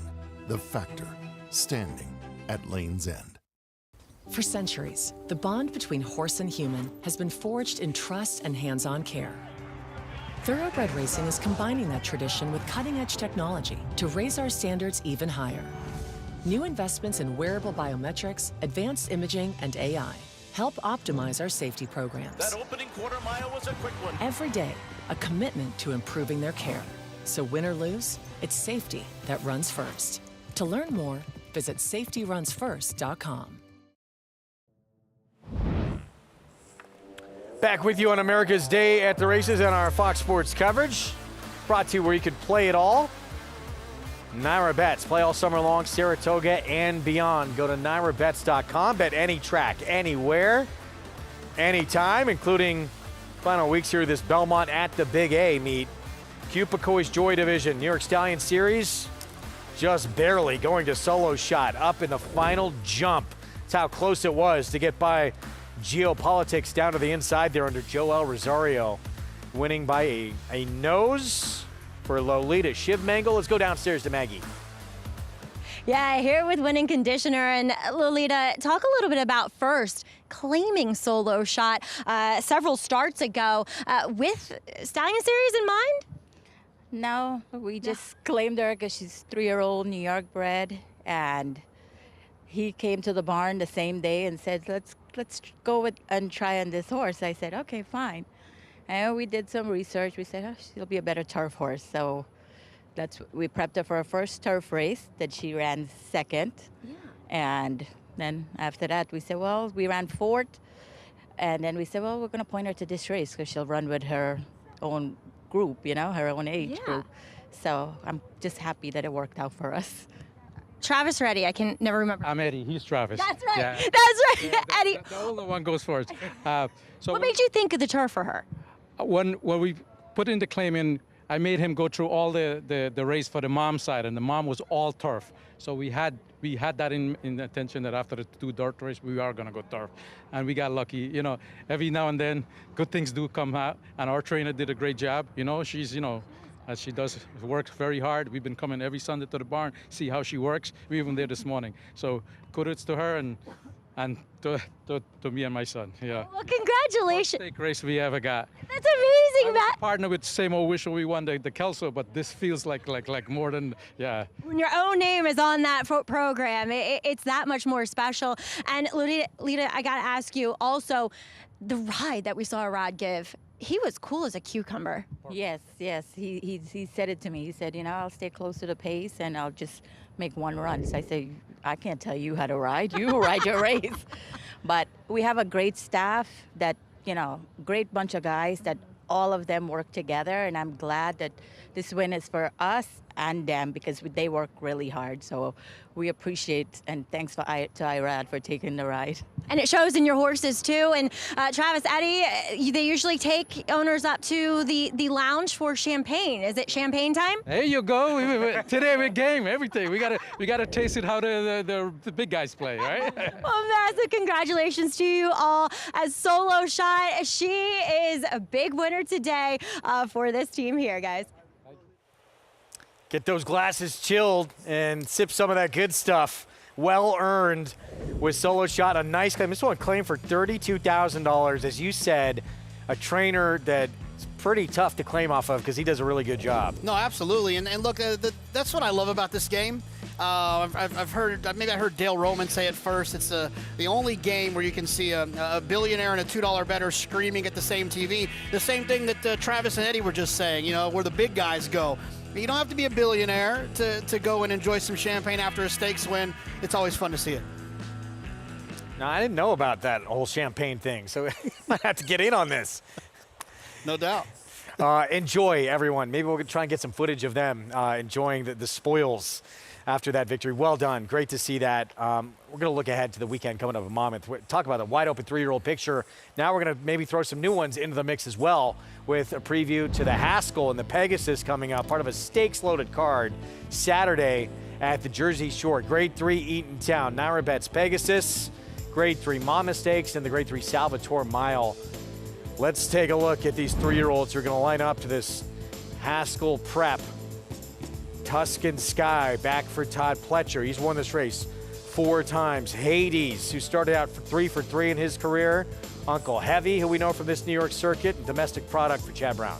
There's 2 horses that had bad trips, in my opinion, in the Derby. One of them just won the Belmont Dornick, excuse me. And the other one was Domestic Product. So maybe that tells you a little something. Domestic Product was a buzz horse off of this performance going into the Kentucky Derby. He had been working with Sierra Leone. I know a lot of people thought he outworked Sierra Leone prior to that Kentucky Derby, but he got eliminated pretty intensely at the start of the Kentucky Derby. He also threw a shoe in that race, so went all the way around there, going 1.25 miles in a 20-horse field without a shoe, making it a little bit more difficult. And now he's back. Hopefully he keeps all 4 shoes on. Doesn't get eliminated at the break. I think Domestic Product could be one of those kind of late to the party 3-year-olds that we'll see a little bit later this summer, and that could all start right here with the Pegasus. Tampa Bay Derby winner Flavian Pratt will be aboard. Meanwhile, Tuscan Sky for a Hall of Famer who, as mentioned, has won this race 4 times. Todd Pletcher, Tuscan Sky, last seen in a performance they'd probably rather forget in the Wood Memorial. Yeah, Tuscan Sky is interesting because I thought he was going to be tough in the Sir Barton on Preakness Day, and he scratched that morning. And for me, kind of when the plan starts deviating, I need you to be a bigger price. And I think Tuscan Sky is going to be bet a little bit. It's Todd Pletcher. It's Javier Castellano. It's Spendthrift Farm showing up at Monmouth. I feel like they're going to bet this horse a little bit. I'm going to try to look elsewhere. I think Domestic Product's a little bit more interesting. I think Hades actually a little bit interesting. And then if you're going to Monmouth, if you're not going to be watching on America's Day at the races, if you're going to Monmouth, I'd recommend taking the C Streak down from Manhattan. LaFerry takes you down right to the Jersey Shore, get you a little $20 Uber. It's a lot of fun. Okay. A lot of fun. Inside intel. I didn't know about this way. C Streak, interesting. This horse actually put it all together. Big step forward last time out from a New Jersey sire who is lighting it up right now, especially with the first-time starters. No, he was outstanding, and if I'm not mistaken, I think Maggie likes this horse because I think he's kind of a little one. You know, Maggie's a fan of the little horses too. Maggie, tell us what you can about C Streak here in the Pegasus on Saturday. Well, I suppose it's a hunch play if you take Jonathan's advice to how to get to Monmouth from the city. But C Streak goes out for Eddie Owens Jr., who I'm just a big fan of. He was a longtime assistant to Joe Orsino. I got to know him a bit when Joe had horses here on the Naira circuit. And I just think he's a old school, true blue horseman. And he has gotten a lot of success from predominantly all Jersey breds. And as he said, Riding Pretty, who won the stake 2 weekends ago when I was down there, he said, she's the only non-C wizard that I have in my barn. So he's very familiar with these progeny of C Wizard, and C Streak, as he said, is definitely the star of the barn. Reunited yet again in this Pegasus with Jairo Rendon, who they're 2 for 2 together. And watching his last race, he never looked like a loser. He was loaded for bear the entire way around there. So I think it's important with that outside post for him to get that forward position. There is some other speed, obviously, guys, but I think he's a horse that appreciates when he can be a little bit more involved as well. And this is definitely his home track and a track that he appreciates down the Jersey Shore. Yeah, something to be said for that home track. We'll see who steps up. Did another intriguing, wide open race in this 3-year-old division. Yeah, look, I mean, it's been that way. Every race, you know, I feel like, especially through the Triple Crown, right, with Mystic Dan, Seize the Gray, and Dornick, it's gonna make for a fun second half of the summer, or fun summer, I guess. We're not to the full service with the Haskell and the Travers. I know we're gonna get to the Salvatore Mile right now. Do you feel like with Mystic Dan, and to some extent Seize the Gray, he ran all 3 days of the Triple Crown races, that maybe it caught up to him a little bit? I don't know. Look, I've never trained a horse, so what do I know? But I feel like horses run well when they run, when they've been running, when they stay consistent. And I think they got beat because they got beat by better horses. And unfortunately, that's the way that I feel like the cookie crumbled for those two horses. Older horses, grade 3 Salvatore Mile, part of that Saturday card at Monmouth as well. 2-turn Mile is the field that is going to line up. Bright Future. It's a horse that last summer, Saratoga, sort of put himself on everybody's radar with that one of the Grade 1 Jockey Club Gold Cup. Not that he was going to be a huge player unless he shocked everyone in the Breeders' Cup Classic. He did not. But now coming back as a 5-year-old can continue to develop a little bit for Todd Pletcher. No, absolutely. He's got a right to continue to develop, and I think that his even money morning line makes a lot of sense. He was kind of a wise guy horse as an underneath type, I think, in that Breeders' Cup Classic. And he's got a right to continue to improve, and I have no problems with him as an individual. But I am a little excited about Arturius, who we saw here recently at Aqueduct, who could go on to do bigger and better things as a horse who just kind of kept missing a lot of opportunities. That's a Chad Brown horse, Flavia Pratt will ride, who's going to break right next door for Bright Future. We've not seen him since the Breeders' Cup Classic. In his best moment, really his two best moments, they've come going a lot longer, 1.1 1/8 and 1.25 miles. Yeah, that's a little bit of a concern, right? Right, kind of when he gets going is when the race will be over. But he's got a lot of talent, and that never gets old when you're trying to win these types of stakes races. Rapoli Stable, St. Elias Stable. It's going to be a crowded winner circle if they get their picture taken. We know that. Saturday, Grade 3 Salvatore Mile. That's the group that's going to line up. Arturius, who you mentioned, coming off a big win, Belmont at Aqueduct, in an allowance optional claiming event. And we're going to have live coverage all weekend long. Again, from Oceanport, New Jersey. You can play it all by getting signed up, started with NYRA Bets. The offer for new members, there it is, that $200 deposit match sign-up bonus with that promo code for new members. So punch that in at sign-up to take advantage. Match 200 right there at nyrabets.com. We're going to take a timeout. We'll be back. We continue along. 7th up next on this Friday card. New York bred maiden special weight coming up. Bill Mott, reigning Eclipse Award champion trainer, Hall of Famer. Was a pretty good week for one of the best to ever do it. And more good things to come. Stay with us.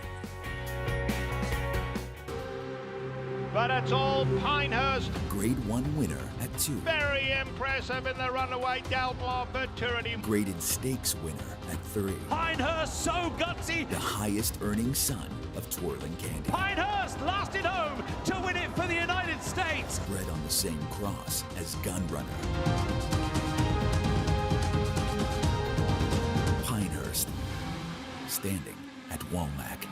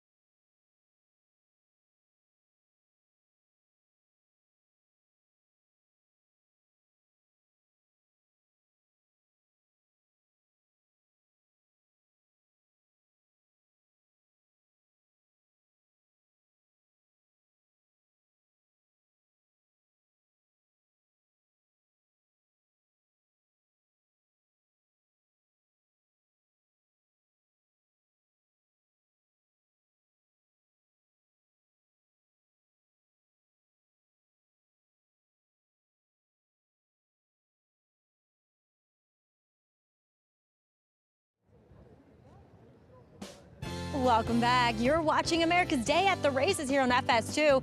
We are proudly brought to you by America's Best Racing. For the love of the race, check out americasbestracing.net today. Horses in the paddock, set and ready. Jock's about to be up here, as well as we'll take a look at a few of the lighter raced horses here in this maiden special weight for the New York breds, beginning with the second-time starter that gets a little bit of a makeover, and that's number 6 in here. Royal Brown comes back as a gelding, now gets Lasix and exits a very fast field in which the winner, Vetriano for Brad Cox, ran a 97 buyer in winning that day. So very, very strung out field. He was kind of green that day. He was resenting the kickback a little bit. I was not in the paddock for that debut, but looking at him, I'm not surprised if he's going to need another race.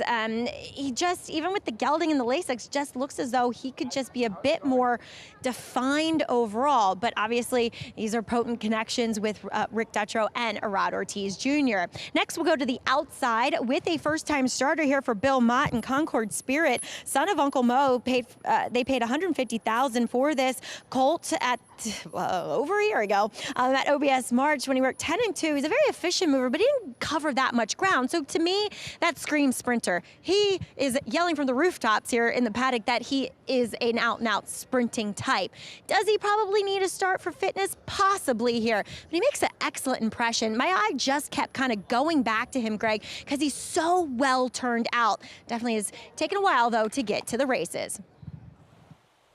All right, Maggie, thanks. We'll get back to Yo Banana Boy in a minute. Blinkers on, new gelding. Here's Irish Tenor. Yeah, switching back to the dirt, who has a couple of back dirt races and some early pace that might be very useful in this spot. Stormy's Dreaming. This horse was 32-1 in the debut for Charlie Baker. Yeah, it was 32-1 that day. Didn't break well, didn't run particularly well either. But a very sharp trainer. Hey, Toby, blinkers come off. A horse who's been forward all 3 starts. Yeah, this horse 2 starts back, got bet, ran well. There's been 3 winners out of that race. Interesting taking the blinkers off. Royal Brown, second start for the Rick Dutro barn. Yeah, another one's a little bit interesting. Ran into Vitriano, that very impressive runner. This horse broke slow last time, too. We'll need to break better. Clancy fancy some sneaky good races the last couple of starts. Yeah, it's been extremely wide in the last 2 starts, hoping to work out a better trip on a dry racetrack. Yeah, wet tracks each of those last 2. First-time starter, the 8 at 28-1 Avi's Mission. Yeah, first-time starter, not taking a lot of money, 28-1. Look for a little bit more interest. He has it all. Was that race really that fast? I thought this horse ran extremely well last time, and there's a reason for it. It was a cutback. Now this horse is cutting back even further to the 6 furlongs. Huge number in that distant second-place finish. Maggie mentioned the winner got a 97 buyer speed figure for Brad Cox. And then here's Concord Spirit, Bill Mott, first-time starter. The dam was multiple stakes winner and Grade 1 placed. Yeah, absolutely. And an Uncle Mo, those horses can absolutely run. Drawn towards the outside as well. A nice place to draw as a first-time starter in a full field. Well, let's go back to Royal Brown. Second-time starter, was 10-1 in the debut. New gelding, gets Lasix as well, and hoping for a better start. Yeah, absolutely. I think for these young horses, when you break slow like this, it just makes it very challenging. You're in behind horses, you're getting kicked back, you're susceptible to the pace situation. Are they running in front of you? Are they not running in front of you? You know, and look, I think considering the situation, that horse did as well as you would expect. But the fact the horse took a little bit of money on debut, and the fact the horse is taking money now, makes me feel like this horse is meant to run a lot better than that performance indicated. You would think coming out of this barn, there's going to be improvement. Arad Ortiz Jr. as well gets the call. That makes you think as well things are going good, at least in the mornings. Adds Lasix as well. Didn't run first time with Lasix, gets Lasix now. So 4-1 right now for start number 2, right at his morning line. But look, if the 9 probably just runs back to what he did last time out, everyone's in trouble here, aren't they? I would think so. And the way that horse ran, really, cutting back and running so well in the cutback. A lot of times when you have a jump up number or really an improvement, you want to look at it and say, why did this happen? And if you cannot find a reason why it happened, then I think it's okay to be skeptical of that performance. But when you can find something so glaring as in, oh, it was the cutback that helped. Oh, it was I'm not saying for this horse, but oh, it was the blinkers. Oh, it was the trainer change. Oh, it was the surface change. if there's not something that gives you an excuse, then you're supposed to be kind of questioning those performances. To me, it was the cutback. And, you know, the winner of that race, as Maggie mentioned, 97 buyer for Brad Cox runner, Vetriano. He did that off a 9-month layoff. So we're supposed to believe it was that good. Maybe it was. Well, I can tell you one thing. There's only been a couple of horses that run back. One ran second. You're going to know here today. You'll know how good that race was and if that number was real after this performance. So I've got no problem with the 8-5 with He Has It All. These other horses in here that have not run close to that number. And the first-time starters outside of the horse of the outside, I don't really necessarily need the rest of those. Bullet work since that big jump-up performance for the favorite as well. Let's go back to Maggie. Yeah, I'm not going to be surprised when He Has It All finds himself here in the winner's circle. And I do kind of tend to believe that number because it was such a strung out field. And usually when that happens, you're dealing with a kind of a stretched out level of ability when it comes to the group as a whole. But let's check in with a horse who showed a lot of promise in his debut, but has yet to run back to that. And that's number 1, Yo Banana Boy, who does return as a gelding, getting those blinkers on here, and showed a lot of speed in that debut and still can't quite find it. He tried to show it last time at Keeneland. He tried to show it in his comeback race here at Aqueduct, but he kind of finds it hard to prolong that speed. He breaks fine, but then he kind of struggles to maintain it. So I'm wondering if coming back as a gelding, it helps him a bit. And 2, he's moving beautifully out on the racetrack, and it's definitely lightened him up a bit. A horse that has, in all of his previous starts that I have seen him, been a little bit on the heavier side. So I think he's a little intriguing as a long shot, wondering if he could ever sniff that first race that he ran upon debut. Moving on to number 4, Stormy's Dreaming, coming back here as a 3-year-old. He didn't take much money in the debut, and really that race kind of the merry-go-round. Nobody changing positions, Tall Paul, Quiet Wisdom, 1-2 around the racetrack. So maybe you kind of, not ignore that first race, but at least kind of take it with a grain of salt. He looks good from what I can see, a much more fit and developed athletic horse coming back here. So he's going to be a big price, but one I want to watch with interest. This might just be a stepping stone for him, as I've always kind of thought that he might want to go a bit further than this. I'm going to take a shot here with the first-time starter. The more I watch Concord Spirit, the more and more I liked him. Moving beautifully on the racetrack. And yes, the dam, she was great. I remember her toasting for Tom Albatrani. The one knock is that she hasn't quite produced much. So we'll see if she's finally produced a runner here. He has all the physical attributes to be one. Greg? Maggie, thanks. 8-1 for this first-time starter here on the outside for Belmont, his main man. Junior Alvarado aboard. And we'll see if the dam toasting does have a runner here. Yeah, look, I mean, drawn towards the outside and is where I want a first-time starter. I understand that, in other spots you can work out a nice trip. I just think that you reduce the chances of getting a bad break by almost 50% by being towards the outside. I'd rather my horse, and Richie's pointed this out in the past, where horses will break to open space. I'd rather my first-time starter break to open space on the outside than have someone break into them when they draw somewhere else in the field. So I've got no problem with this draw. And in fact, if you like the 10, I would look at this as a good draw. I think most trainers would probably say I want to stay away from inside or outside with first-timers. You do see it a lot, horses breaking out to open space. But the other good thing, too, but is you're that, right. I mean, inside, probably a lot worse. But I would rather, like I said earlier, I've never trained one. I've bet on a few. I would prefer breaking to the outside and then being able to stay in the clear, not get stopped, and not get dirt in your face as a first-time starter. I think at least you're not bumping into another horse if there's an issue. Yeah. And bumping into another horse. When you're on the inside, what can happen is you can get bumped at the break, which I think can not be good for a lightly raced horse. You can get in behind horses and eat dirt, which is also something that I'd prefer not do, and you can get stopped. I just think when you're in the clear, if you're a talented runner and you're in the clear, I'd rather you lose ground than get stopped or eat a bunch of dirt. Meanwhile, and here's that one, and we skipped over. Maggie touched on this horse in the post break. Yo Banana Boy. This horse was quick first time out.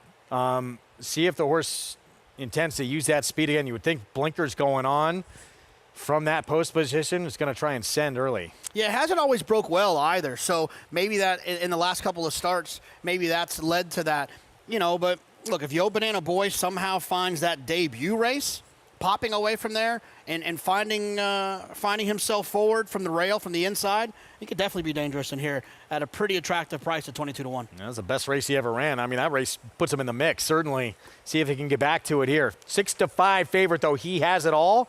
Cut back to sprinting last time out in a huge improvement. Improved over 30 Beyer points, 87 Beyer speed figure in that runner-up performance to a horse that ran just off the charts for one of the best trainers of the game, Brad Cox, as we see a rider off right there. I believe Lane Luzzy, who's set to ride Clancy Fancy, the 7 horse. Who, we touched on, there's the 7, getting back on a fast track for the first time since November of last year. And Lane will hop back aboard, represented by his dad, Mike, who was on the circuit for many, many years. And he's back aboard. We're set for the 7th. Let's go to Chris Griffin. Mission.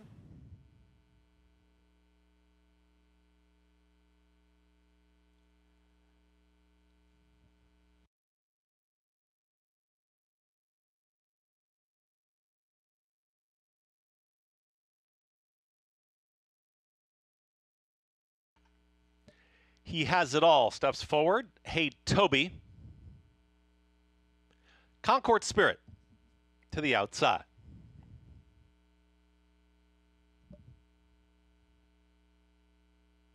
And in. All set. And they're off. Bit of an awkward break there for Stormy's Dreaming. It's going to be the early trailer. Yo Banana Boy's got early speed, and also Hey Toby is in that early mix. 3 wide is going to be Royal Brown, and joining them on the far outside, He Has It All. And here comes He Has It All. And Katie Davis there progressing and now ready to challenge this leader. It's Yo Banana Boy with the nose in front. To the outside now, He Has It All is a clear second. Back to third is going to be Hey Toby. At the rail, just having to steady was Irish Tenor, is back to 5th, got shuffled back there as they went into the far turn. Moving forward is Royal Brown, is now taken 3rd. Towards the back end is going to be Avi's Mission, is far, far back right now with Concord Spirit. Dropping back Clancy Fancy in the trailer. Slow starting Stormy's Dreaming, 22 seconds flat for that opening quarter mile. They're approaching the quarter pole and still on the front end. Cruising right along. It's Yo Banana Boy who is up by 2. Yo Banana Boy is shrugged off. He has it all so far as a clear second. Trying to run on his Royal Brown, but Yo Banana Boy is just opening up here inside the final furlong. Yo Banana Boy is 24-1 and sprinting away from this field. It is all Yo Banana Boy at a big number. Will win this one easily. He Has It All finishes second. Late run there from Concord Spirit and Stormy's Dreaming. Final running time, 1 minute 10.53 seconds. Yo Banana Boy did show that speed, just like he did in his debut. 24-1, playing Catch Me If You Can, and they could not. Speed dangerous, especially from the inside, and we had pointed it out pretty late there that Yo Banana Boy, that debut race, that horse showed a ton of speed, right? Popped away from there and just kind of lost his way to a certain extent, put the blinkers back on.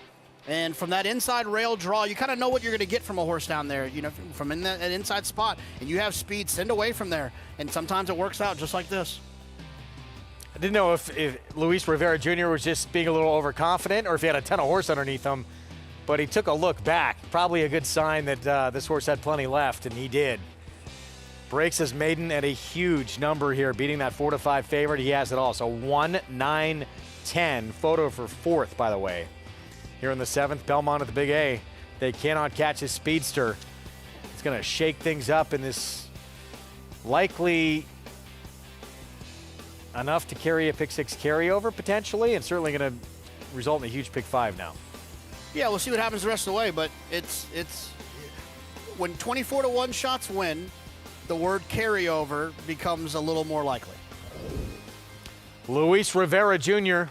sent him away from the inside, and they could not catch him with the win here. Son of Practical Joke breaks his maiden career start, number 6. Here in this New York bred maiden special, 110-2. Final time. Took a little time. This horse ran so good first time out, just missed, and not come close to getting back to that kind of performance until today. So nice turnaround, trained by Destin Heath. And wins at a huge price here. We're going to take a timeout. We'll have these prices for you from Yo Banana Boy when we come back. And the story of Rudy and Gustavo Rodriguez, brothers, friends, and now competitors. But that bond, as we'll show you, is just as strong as ever. Stay with us.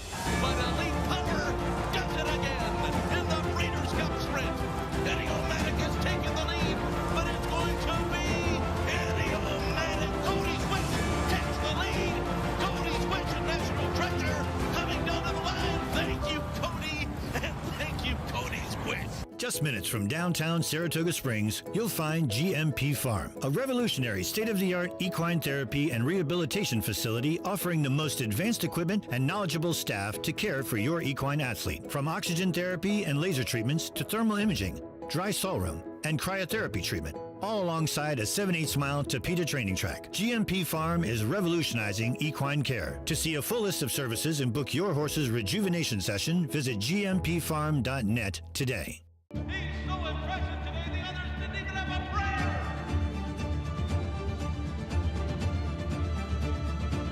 Catholic boy rolls in the run. Happy Travers.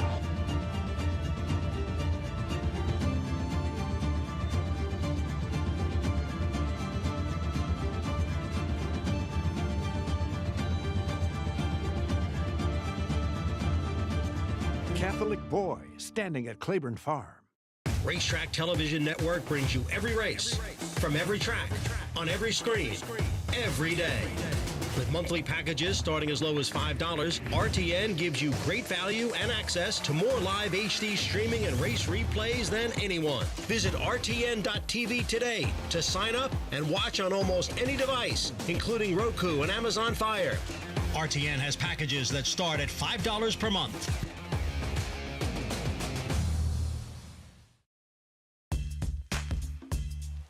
Back with you on America's Day at the Races on our Fox Sports 2 coverage.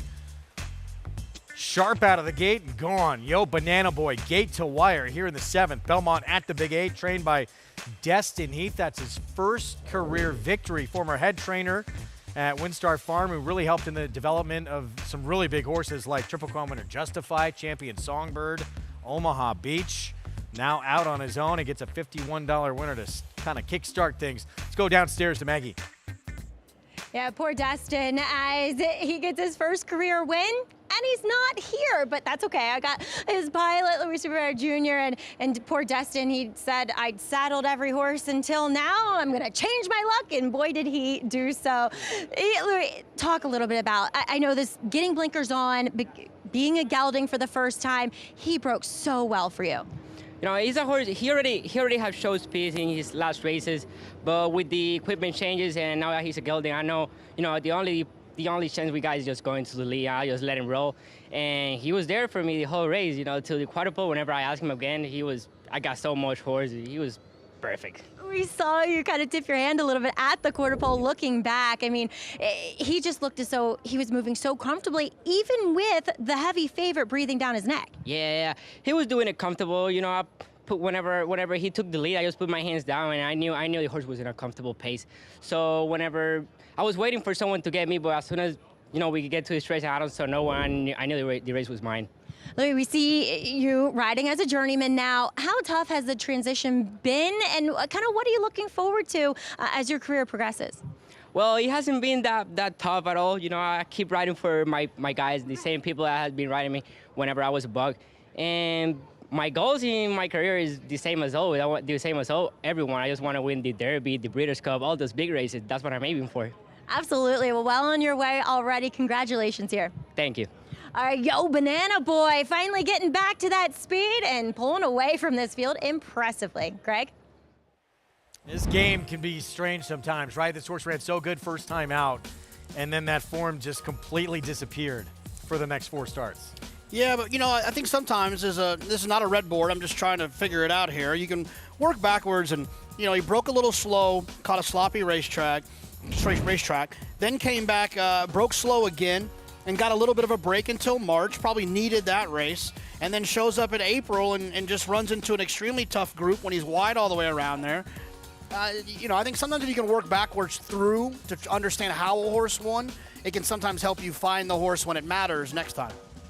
8th race, back on the grass, mile and an eighth, 50,000 starter allowance. And we'll meet this field. You look at the current odds right there, more in a moment. Trainers Rudy and Gustavo Rodriguez aren't just brothers, they were teammates. Gustavo working for Rudy as an assistant till going out on his own back in 2021. While the dynamic has changed with the two brothers competing for wins and for clients, their bond and relationship is as strong as ever. Trainers Rudy and Gustavo Rodriguez come from a family of 10 brothers, 5 of which have worked in the thoroughbred industry. But training wasn't their first job. I was a jockey for almost close to 17 years. And here's the wire, and Frost Giant, a huge upset. I broke a lot of bones. So that was easy for me to change, I guess. When you're riding bad horses and falling down a lot and being in the hospital a lot, it's tough. I had 2 jobs. I was working for Rick Dotro as an exercise rider, and I used to park cars, for Naira. Over here in the back. It was in the preferred parking. Yeah, over here. I did it for like a few years, maybe more than 10 years. This little spot is still close. Yeah. Parking cars aside, the brothers decided to work together. Rudy would get his trainer's license, and Gustavo would come work for him. But that took some encouragement. He didn't really want to do it, but I kind of was pushing him, to do it because he knew a lot of owners, and I thought maybe through him we wanted to do our own thing, but he didn't really want to do it. And I was. I want to keep falling out on the horses still. I want to keep riding. And little by little, he made it. Vijack to win the Kelso Handicap. Dad's Caps has won the Carter. Condo Commando was splash-tastic. Everything seemed to be going well. Well, most of the time. Was okay. Couple of days, like everything else, Some days good, some days bad, but no, for we keep moving along. For most of the time good, we used to argue and this and that. 2 minutes go by, we everything good. This continued until a partnership with Andrew Gurdon developed with Gustavo, and he decided to go out on his own. That would pit brother against brother on the track. My wife, she don't like it when when we run against him. She don't like it. No, because Rudy beat us a lot. Right now, if I need anything, I ask him, and he's there for us. And if he needs something, I'm there for him. We try to put it together, Even we fight sometimes, but we right there. You gotta fight sometimes to make it work, no? Well, brothers will be brothers, but through it all, there is still a lot of respect between them. He's very unique, and it's tough to be like him. He's more laid back. Rudy's like I just go with the flow. He don't stop. Rudy, he just keep going. I'm good. I gotta go take a shower and come back.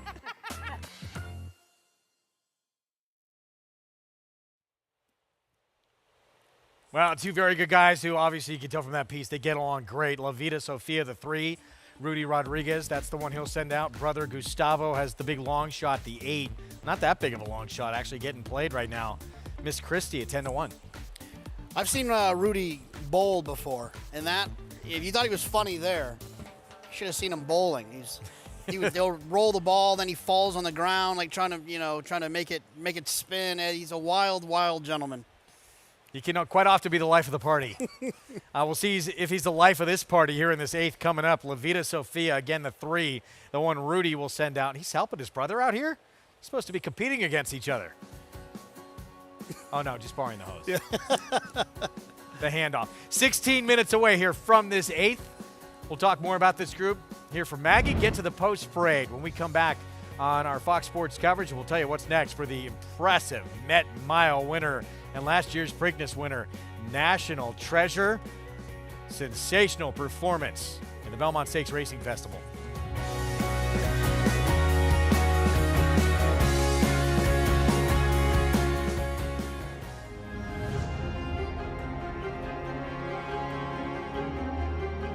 Greatest Honor has taken the lead now. Less than a quarter of a mile to go, and Greatest Honor starts to get away. Greatest Honor, he's an easy winner in the Holy Bull. And here he comes now. Greatest Honor finding his best stride right when he needs to, and he's going to run down, drain the clock to win the Fountain of Youth.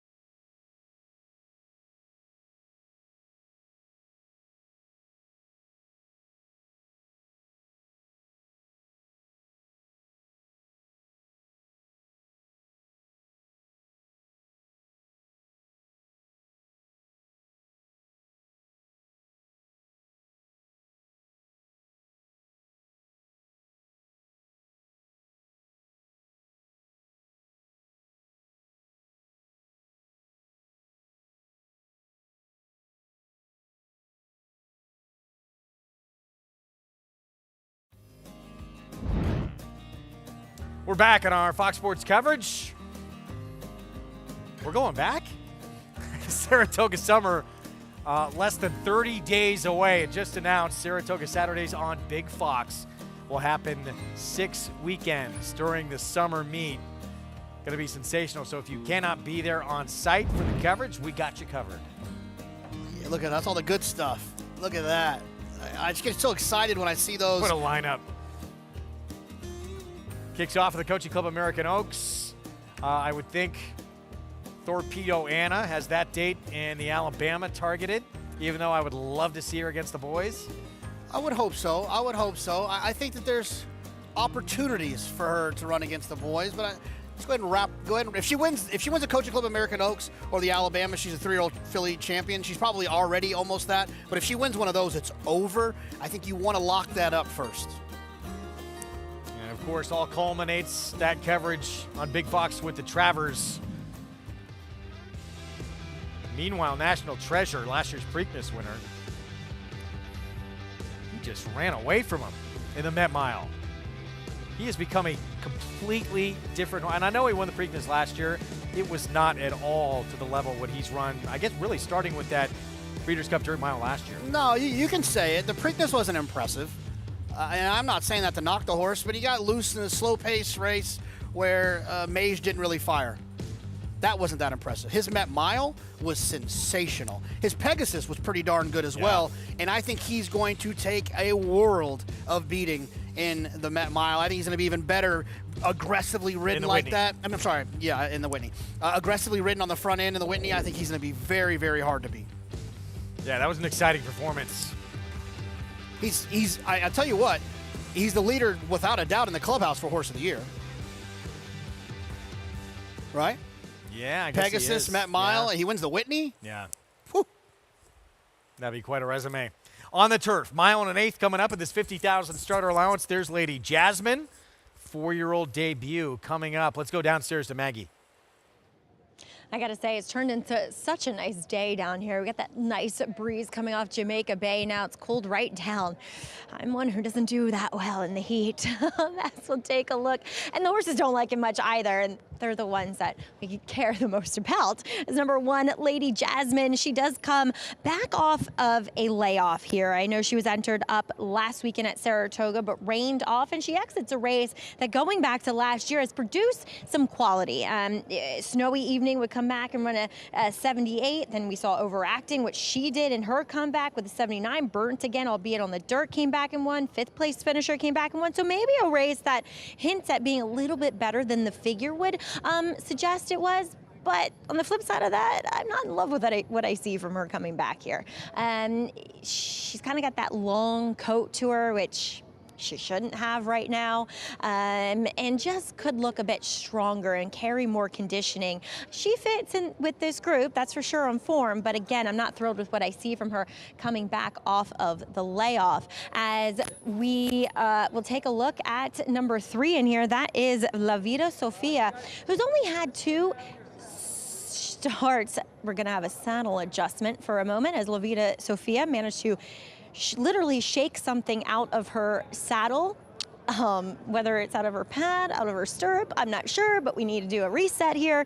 Anyway, La Vida Sofia, she's only been on the turf twice, and in those 2 races, I think, arguably against much better company. Look, she was 33-1 and 75-1, so that should tell you what you need to know there. I think she fits beautifully with this group. I know she's a little light on figures, but I really liked what I saw from her coming back last time as a 4-year-old, and I think there's every reason to believe that she might be a little bit better on the turf. I know that sounds like I'm talking crazy looking at her form, but looking at her, she looks as though she's turf meant. So a little intrigued by her as she does get Flavien Prat aboard. And then on the towards the outside is number 9, Miss Fashionista. She's tried the turf once. It was against State Bred Company. She didn't do much running, and I don't see why she should like it again. She doesn't look like a turf horse. She's very upright in those pasterns. She does have blinkers today, a shortcut cheater blinker, and she does look better than what I usually see from her. She's not one that likes to carry a lot of weight and conditioning, and this is one of the better times she's appeared. But again, Greg, I just don't see this surface with her. All right, Maggie, thanks. Yeah, 3-1 right now. She's only tried the turf once, and yeah, it was off a long time away, so maybe you can make that excuse. Are you surprised at how short a price the 10 is right now as the favorite? Yeah. This is a tricky field, right? Of course, it's 22-1 last time. Set honest enough fractions. I'd say I'd consider him soft fractions and finished 3rd at 22-1, and now shows up in here. I'd be curious to look. I'll do that thing where I talk really slow during the post parade to pull up Naira bets to see what the doubles are. Oh, you look at you did it for me. Wow. The one looks like will be the favorite there, and maybe even the 6 should be able to take a little bit of a late plunge as well. All right, Lady Jasmine went by. Joel Rosario, here's 13 red flags. Yeah, this is a horse that is trying the grass for the first time and hasn't done much running on the dirt. Rudy Rodriguez, La Vida Sofia, Flavien Prat. Yeah, this horse tried the turf a couple of times, but that last time was 75-1 and ran like it. Annihilate, Felipe Martinez rides. Yeah, made a little bit of a sneaky move in there, but still not enough to get me excited about this spot. 3-time winner on the turf. Big price here in More Mango. Yeah, this horse won at 44-1 at Saratoga. They could somehow find that performance. I still don't know where that one came from. Silent Melody. This one for Jorge Abreu with Ramon Vasquez. Yeah, this horse I think is going to come down from the 7-1, and I think deserves to come down a little bit. Very interesting runner. Cannon Fire. Dylan Davis here for Orlando Noda. This is where I'm going to land. I thought this horse ran pretty well last time off a significant layoff since August and looked to take another step forward in here. Yeah, some excuses in that trip as well. The 8, Miss Christie. Here's Gustavo Rodriguez's runner. Look, I'm always rooting for someone, a trainer whose last name is Rodriguez, but that's about all I can see with Miss Christie. Romero Mirage rides there. Here's Miss Fashionista, Rad Ortiz Jr. Yeah, I mean, to me, this is an IRAD. Todd Pletcher, Rapoli.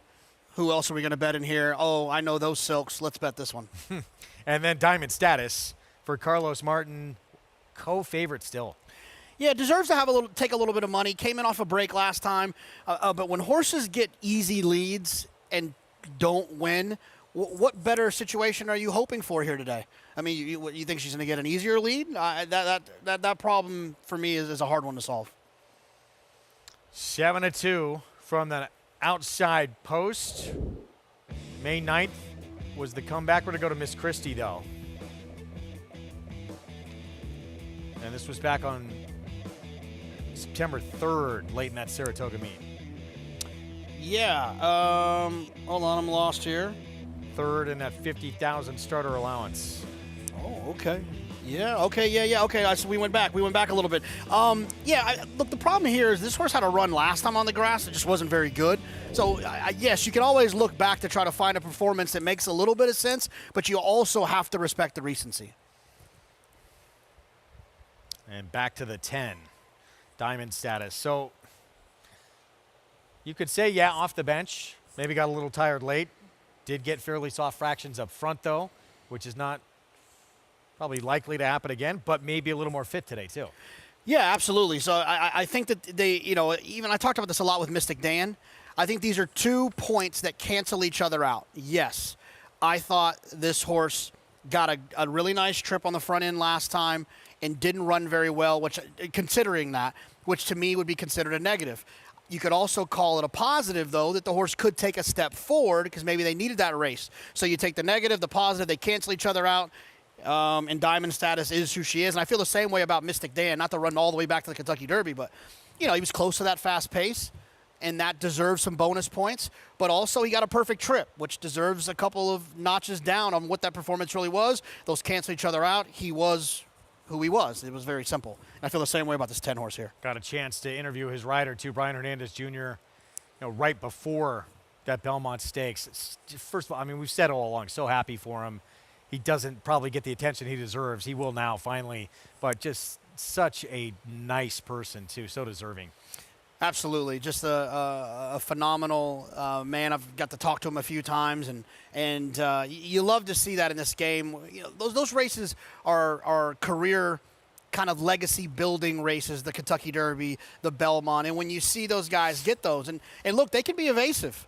Like let's not forget who the world believes is the best rider right now in this country, Irad Ortiz. It's missing from his resume. It's true. Hard to believe, but yes. 2 minutes away from this 8th coming up. Let's go back to Maggie. What I love most about Brian Hernandez is that first and foremost, he is a horseman. He really kind of understands what it takes to train a racehorse and all the work that goes in before he even gets on them in those 2 minutes of a race. So I have the utmost of respect and think the world of Brian Hernandez and just a great person and family man as well. But I'm going with the feature angle here. No, not Miss Christie. I'm going with La Vida Sofia as Robert, who also owns a piece of her, from BAM's fame, BAM's auto body fame. Rudy wearing the t-shirt. Robert's wearing the t-shirt today. I mean, I feel like the stars are just all aligning, but to be honest, I liked La Vida Sofia before all of these cosmic pointers were being thrown at me. So I'm gonna go with her. But taking a look at 2 of those horses that came out of the Pentagon/LA Fort race, I do think those 2 horses in Pentagon and LA Fort are way better than this field. So, and it's kind of evidenced by the fact that they were clear, or at least LA Fort was clear of Diamond Status by 4 1/4 lengths. So take those out of the equation, and I kind of get making the Diamond Status a short price. Now, we do see at 2 to 1, Lady Jasmine, like I said, in form, I think she makes a ton of sense. I just didn't particularly love the way she looked coming back today. But looking at Silent Melody coming out of that race, I actually picked her that day. She had to wait for a little bit of room down the lane while she got an inside trip throughout. She's kind of evenly late. Now she's third off the layoff. Maybe she strikes with a big performance today, but I thought she looked better in her last start back on May 9th, kind of getting a little bit on the lighter side again, where I thought she'd improve that now as a 4-year-old. Number 7, Cannon Fire, was her first start back in a long time in that May 9th effort, and she was really nervous, really washed out that day. Not that that's completely out of character for her, but you could tell that she just needed to start. And today, while she got a little hot, she wasn't as nervous. She just seemed more focused, more content, and I think that's a good sign. And I thought her last race was a good one to build off of, Greg. Maggie, thank you. Getting set for a start here. Mile and 1/8 on the grass in this feature. Coming up 2-1. Lady Jasmine, we looked at those doubles. It looked like she's going to be a pretty heavy favorite, and that's the case now. I love a horse with some tactical speed drawn towards the inside, because what happens in these situations on the grass is that Joel's going to have a lot of options to kind of get in and out of jackpots. He should be able to save ground on the inside, but then when he needs her, because she has that tactical speed, he should be able to get out of those spots or take advantage of kind of what we saw with Irad Ortiz a little bit earlier with Solo Shot. Saving that ground, but when Irad needed Solo Shot, she was there. And when you have a horse like Lady Jasmine who has that tactical speed, I do like them being drawn inside, because they can usually turn that into a nice trip. I'm still going to stick with the 7 as my top choice, but I wouldn't talk anyone off of the 1, Lady Jasmine. 2-1 favorite from that inside post with Joel Rosario. There is Flavian Pratt riding for Rudy Rodriguez. La Vida Sofia, the 3, again, brother Gustavo. We saw that feature on the brothers with the 8, Miss Christie, back up to a little bit bigger number now at 14-1. And Diamond Status, the 10 outside, who had opened as the favorite. Second off the layoff, tried to go gate to wire last start, flattened out, back up to 5-1 now, a little more realistic price. And there she is. We go upstairs. Chris Scriven with the 8th, Belmont at the Big A. Is in. All set.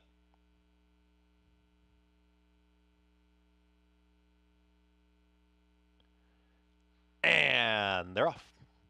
More Mango flashes early speed, but La Vida Sofia is quickest, and there's 13 red flags. It's going to accompany this runner as they come out of the chute. Tightly at the rail will be Lady Jasmine. Those 3 are joined. Now 4 across the course, as here's Diamond Status now to push the pressure. To the inside is Lady Jasmine, and Lady Jasmine's got the lead, is up by a neck at 2-1. Here comes Diamond Status, is trying to join this leader, and these two are well apart as they work into that turn together. 13 red flags is now going to stalk and take back from the 3rd spot. Moving to the inside of that rival comes Silent Melody, and Silent Melody wanted to secure some early position, is in the 3rd position, is comfortable enough. 13 red flags is back to 4th, followed by La Vida Sofia. Then More Mangoes in the red cap is back there with Miss Fashionista. The 2 at the back, Annihilate and Cannon Fire is the trailer. One more far back there at the tail end of the field. That's Miss Christie, just not keeping up in the early stages. 47.42 for the half-mile time, and they're still chasing Lady Jasmine towards the inside as a neck in front. It's a tight hold on Diamond Status, is right there stalking from 2nd at the rail, just waiting for the cue. That's Silent Melody, is a shared 3rd as More Mangoes trying to pick up some position as they work into the far turn, and now it's 3 across the course as they work into the turn now. Lady Jasmine is still there. In between horses, Diamond Status. Here comes the 3 wide run from More Mango. Can Silent Melody find a way out? Is in 4th, gets off the rail, is going to move towards the outside, has clear running space. It's More Mango who's got the lead and now tries to kick away from the field. Silent Melody got off the rail, is trying to rally on. Annihilate has come from far out of it, and here comes a big run from Annihilate towards the inside. Miss Fashionista's there, and Cannon Fire. They're trying to swarm this leader. It's More Mango, but Annihilate's catching with every stride. More Mango is almost there. Annihilate has not gotten by yet. It's going to be a photo. Give it to Annihilate to the inside. Annihilate gets the victory over More Mango. Then came Cannon Fire. And behind that, Silent Melody. Final running time, 1 minute 50.61 seconds. More Mango had won at 44-1. He nearly just won again at 48-1, but in the final strides, Annihilate comes and steals this victory. And it took the entire stretch for Annihilate to come up the inside, but it was a determined Annihilate who ran down long shot that was Mormango, who was the longest shot on the board, and it wasn't really close. 48-1, second longest shot, 28-1. Races like this, where there's two horses that I can't figure at all, confuse me so much. Why didn't the 6 run on like the 4 Annihilate? Why didn't the 7 Cannon Fire make that same run? Or even some of the horses that were forward, why didn't they make that run? Heck of an exacta for Jimmy Ferraro. Pretty hard one to come up with, too. Yeah, in the end, Felipe Martinez Annihilate. Yeah, Ferraro barn. 1 for 10 on the turf coming in. Was dismal on the turf last time out. Totally different story here and saved a lot of ground. Nice ride. Look, I hope Jimmy Ferraro brought a friend to the track today. You know, didn't know what they were doing. Just someone that said, oh, you got 2 horses in here? Oh, how can I bet them to run 1-2? And someone said, oh, just bet the exacta. Here you go. Francisco Martinez, on the 4 here, Annihilate. Up the inside for that victory. Nearly a 48-1 upset, but Annihilate just gets by here with that ground-saving trip for the win. 4, 5, 7, 6. And, wow, the favorite, nowhere in the mix. No. And in fact, I mean, all the favorites. 8-1, 48-1, 9-1, 7-1. Hopefully somebody grew up at 4, 5, 7, 6 Sandy Lane here or something and had that superfecta. I think it's official now. We have a carryover of the pick 6. It's getting closer if it's not already there. Pick 5 is going to be pretty darn good as well. And Happy Connections, that's the phone call you want to make. That guy with the necklace, I bet you he had the exacta. Something tells me he did. And I'm not sure he played it through Naira Bets. I think he's got somebody. Annihilate, well done. What a win. Picture time for Jimmy Ferraro and company. Francisco Martinez delivers a terrific ride on Annihilate for the win. Grade 1 winner looking to continue a streak. Leave no trace. Now, Grade 1 winner back as a 2-year-old. Looked like that form was just completely gone, and now she is back. We'll have a preview of the Bed of Roses coming up. Legendary sire, Quality Road. Get back, $1,500,000. Very, very impressive debut. Cantering home. Could not have been more impressive. Coast to coast in the American Pharaoh. He's the real deal. Undefeated and unchallenged at 2. He's just too good. He wins the Breeders' Cup Juvenile. Corniche. Experience the adrenaline-pumping, suspense-filled action of the Sport of Kings no matter where you are with Naira Bets. It's fast, easy, and secure. Download the app today and start winning with our lucrative weekly promotions, thrilling handicapping contests, and a one-of-a-kind VIP rewards program. Don't just watch horse racing, be a part of the action with Naira Bets.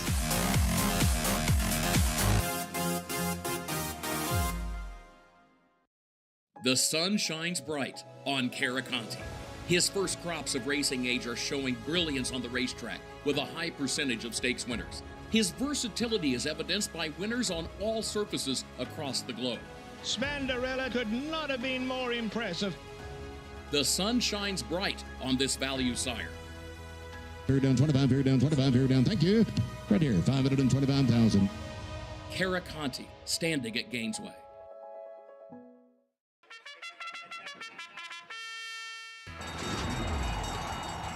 Monmouth Park's newest featured race day is Haskell Preview Day, Saturday, June 15th. Wager on the Naira Bets Pegasus for 3-year-olds, plus 3 graded stakes, all on the road to Haskell Day Saturday, July 20th. Play into 6-figure pools all day long, starting with a $12.50 first post. Racing's biggest stars prep for the Jersey Shore's biggest race on Haskell Preview Day at Monmouth Park Racetrack. Back on our Fox Sports 2 coverage of America's Day at the Races is brought to you in part by legendary Claiborne Farm. 100 years of doing the usual, unusually well. Annihilate. Francisco Martinez for Jimmy Ferraro at 8-1, getting by a 48-1 shot. Late in the stretch for the win. Let's go downstairs to Maggie. I'm pleased to be joined by 7-pound apprentice Francisco Martinez. And Francisco, I saw you talking to Irad, I don't understand that much Spanish, but enough to know that you said you really kind of had to work and ride to get her there, but timing is everything, and you got her nose down first. Yeah, I mean, he told me she's gonna break good for you, but just try to sell her behind the pace and make one run with her.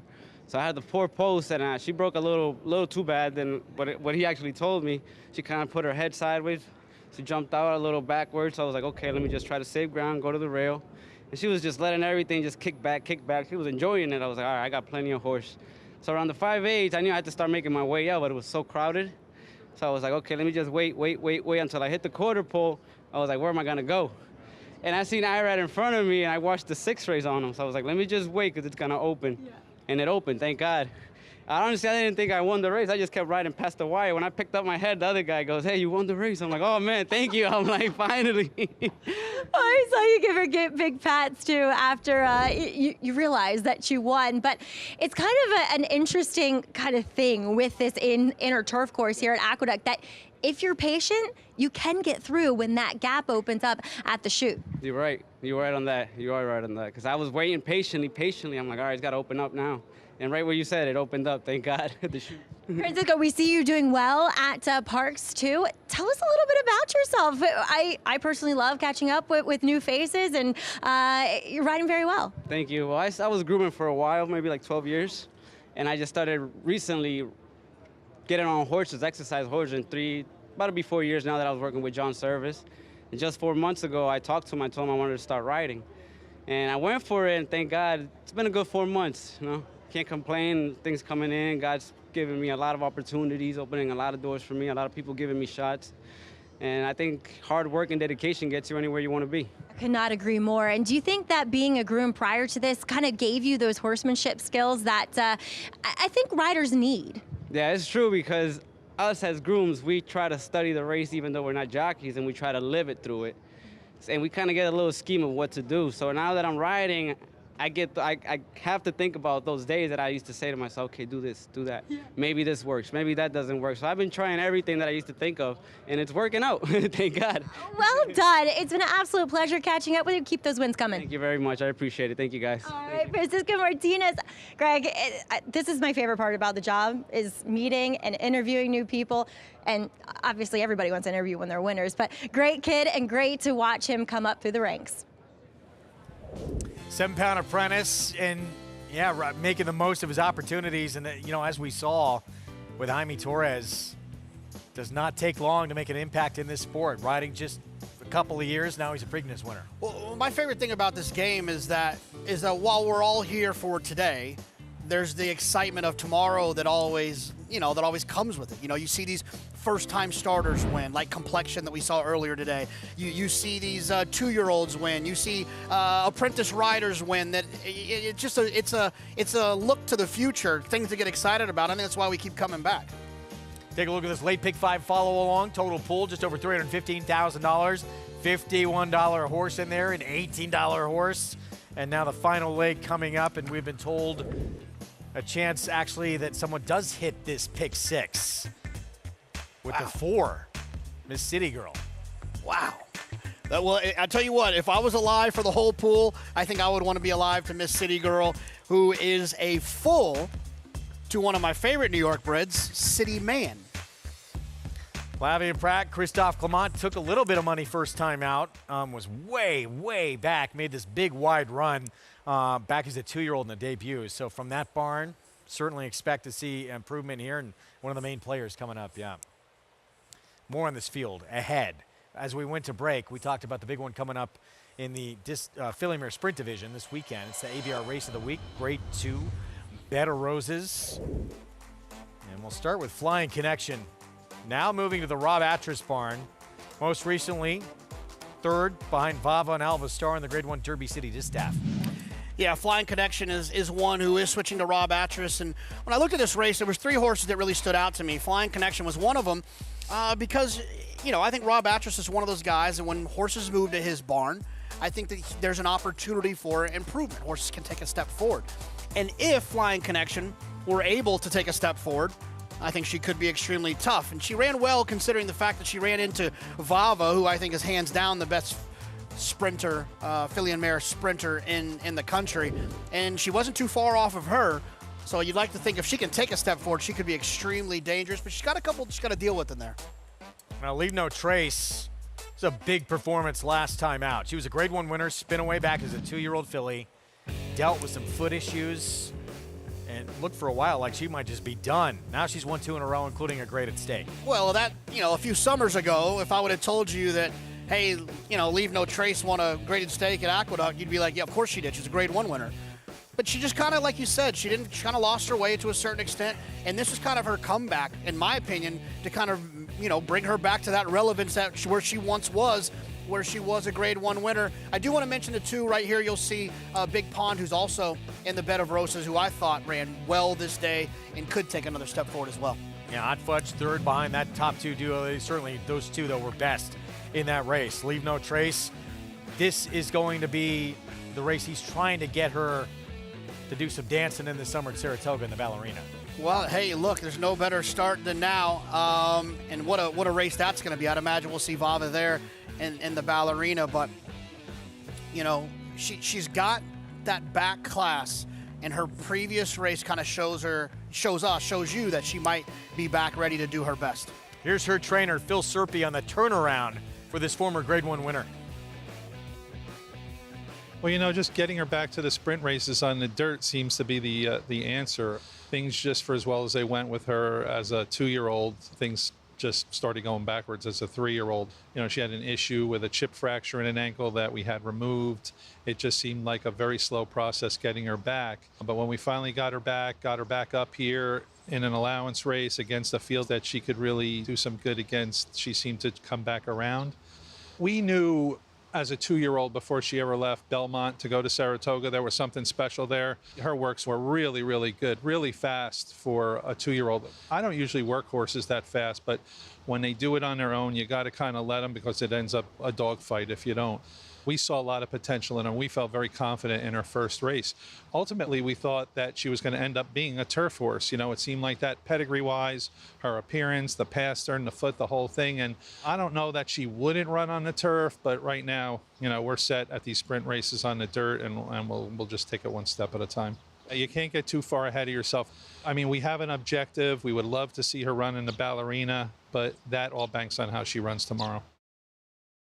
Well, that's where she has had her best success. Obviously, Grade 1 winner, dirt, sprinting. Now she's adds a Grade 3 vagrancy last time out, but getting back into that form. You want to win the Ballerina, you're going to have to move forward a little bit because there's some monsters going to be facing, but good to see her back. And we know she likes Saratoga, so that's at least one thing you could take into consideration. But when you have a mare like this who is a Grade 1 winner as a 2-year-old, you get another Grade 1 somewhere along the line as an older horse. There's a lot of money that the cash register will be ringing when she goes to sale. Deep field, too. Phil Serpy had picked this spot thinking, I think he said originally he thought it might be a 5-horse field. This is a very contentious group that's going to line up, including Maggie, pretty intriguing Pennsylvania bred. Pennsylvania bred, New York stallion sired. So she kind of gets the best of all worlds, right? Participating in these Stallion Series races and the PA bred races as she's riding 2 of those victories into this one here. Now, she does get the class test, to say the least, but she's held her own at times in these open company races. But when Butch Reed shows up with one, you gotta give him a look, as Butch is 9 for 14 this year in stakes races on the NYRA circuit. And Butch is a trainer who, when he brings his horses, each and every one of them, to New York, they look like they fit, and oftentimes they look as though they should win. So I always respect anything Butch brings here from Pennsylvania. Morning Matcha, I like the fact that she is a little bit of that overachiever, and we'll see, maybe she can step up her game here in this Garland of Roses, guys. Thanks, Maggie. We say it all the time about Butch Reed. He brings horses here and they run. Bogey, Withers, last year, back-to-back winner with Dr. B.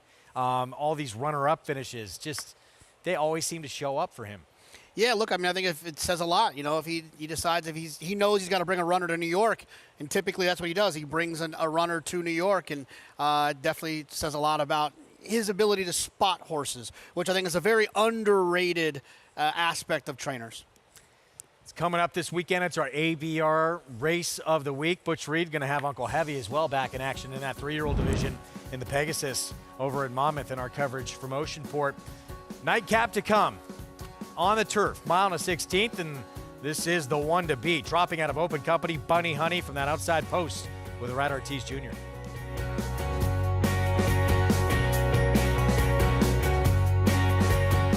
At Three Chimneys, our name is our promise.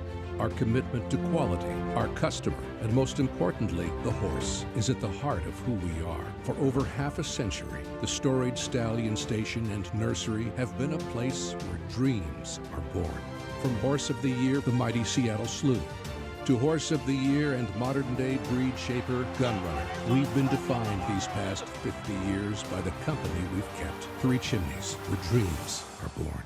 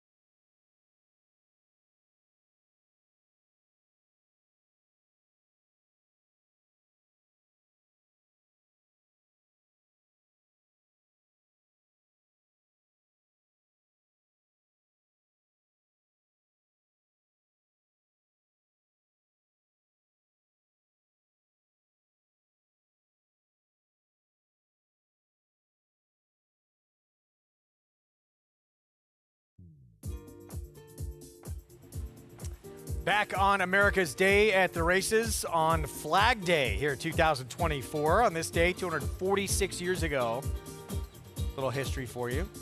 I'm learning this myself. Congress created our national flag by commemorating Betsy Ross' creation of the Stars and Stripes. Wow. Your son knew that, right? Probably. Austin, did you know that? Not even paying attention. Disappointing, JK. Mile and a 16th on the outer turf coming up here in this finale. Yeah, look, I'm excited to see the 4 Miss City Girl run. I'm a huge fan of her full brother, City Man, who was such a really cool horse. Can run on dirt. Still is a cool horse. Can run on turf and dirt. And she took some money on debut. Didn't do a ton of running based on how much money she took. But when a horse takes money, doesn't run as well as you would expect them to run, then gets a little bit of a break, to me, it makes me think that the break was needed. There was something that was needed there. So now, hopefully after the break, she'll run to what she was supposed to run to when she was 4-1 on debut. 12, though, who just left our screen, she's a deserving favorite, isn't she, dropping out of open company? No, she definitely deserves it. And the 2 races that she exits, there's been a total of 4 winners come out of those races. So she's been facing some pretty tough competition in those spots, and she's been close, right? She was 3rd, beaten less than a length when she was going longer, and then when she was going a little shorter, which I don't think she probably wants to go that short, she still ran well in there. Rat Ortiz Jr. getting that leg up. We start with Savannah Dancer, blinkers off from the inside. Yeah, never took much money on debut or the second start, and didn't do much running either. Bill Mott, first-time starter, has Junior Alvarado aboard Noble Disguise. Yeah, this horse is taking a little bit of money, 12-1 for this filly, first time out. Jimmy Ferraro barn. Rider change, Omar Hernandez Moreno, adult entertainer. I'm certainly not talking you off a Jimmy Ferraro horse at this point. 40-1 right now. Miss City Girl, JK selection at 9-2. Yeah, like I said, a full to city man, gets the Lasix, should run better than the debut. Here's Luna Patina, blinkers going on. David Duggan trains. This horse took money in the first 2 starts, now has an opportunity to run second time on the turf and adds blinkers. What do you think of this comeback race for Lose Redemption? Yeah, I thought the horse ran well. It was close up. I don't have any problem with anyone that was interested in this horse at 7-1. Turf debut from Pamplona Reg. It was 20-1. Yeah, it didn't run poorly there, but does stick Tom's going to keep this horse on the grass going the 2 turns. Wide trip that day. I thought maybe some excuses. He's 11-1. La Fière, David Donk. Yeah, with Dave Donk, I don't ever look too deeply into what a horse might have done prior. It's more on how the horse is being bet today, and this horse isn't being bet at all. Lorana has Joel Rosario for Clement. Yeah, it has taken money in the last 2 starts. A half to Uncle George, who was an interesting horse, but more of a sprinter, a little bit faster early. Skip the 10 to this one. She's a natural who's had a lot of chances. Yeah, a lot of chances. 12 of them, to be exact, on the turf.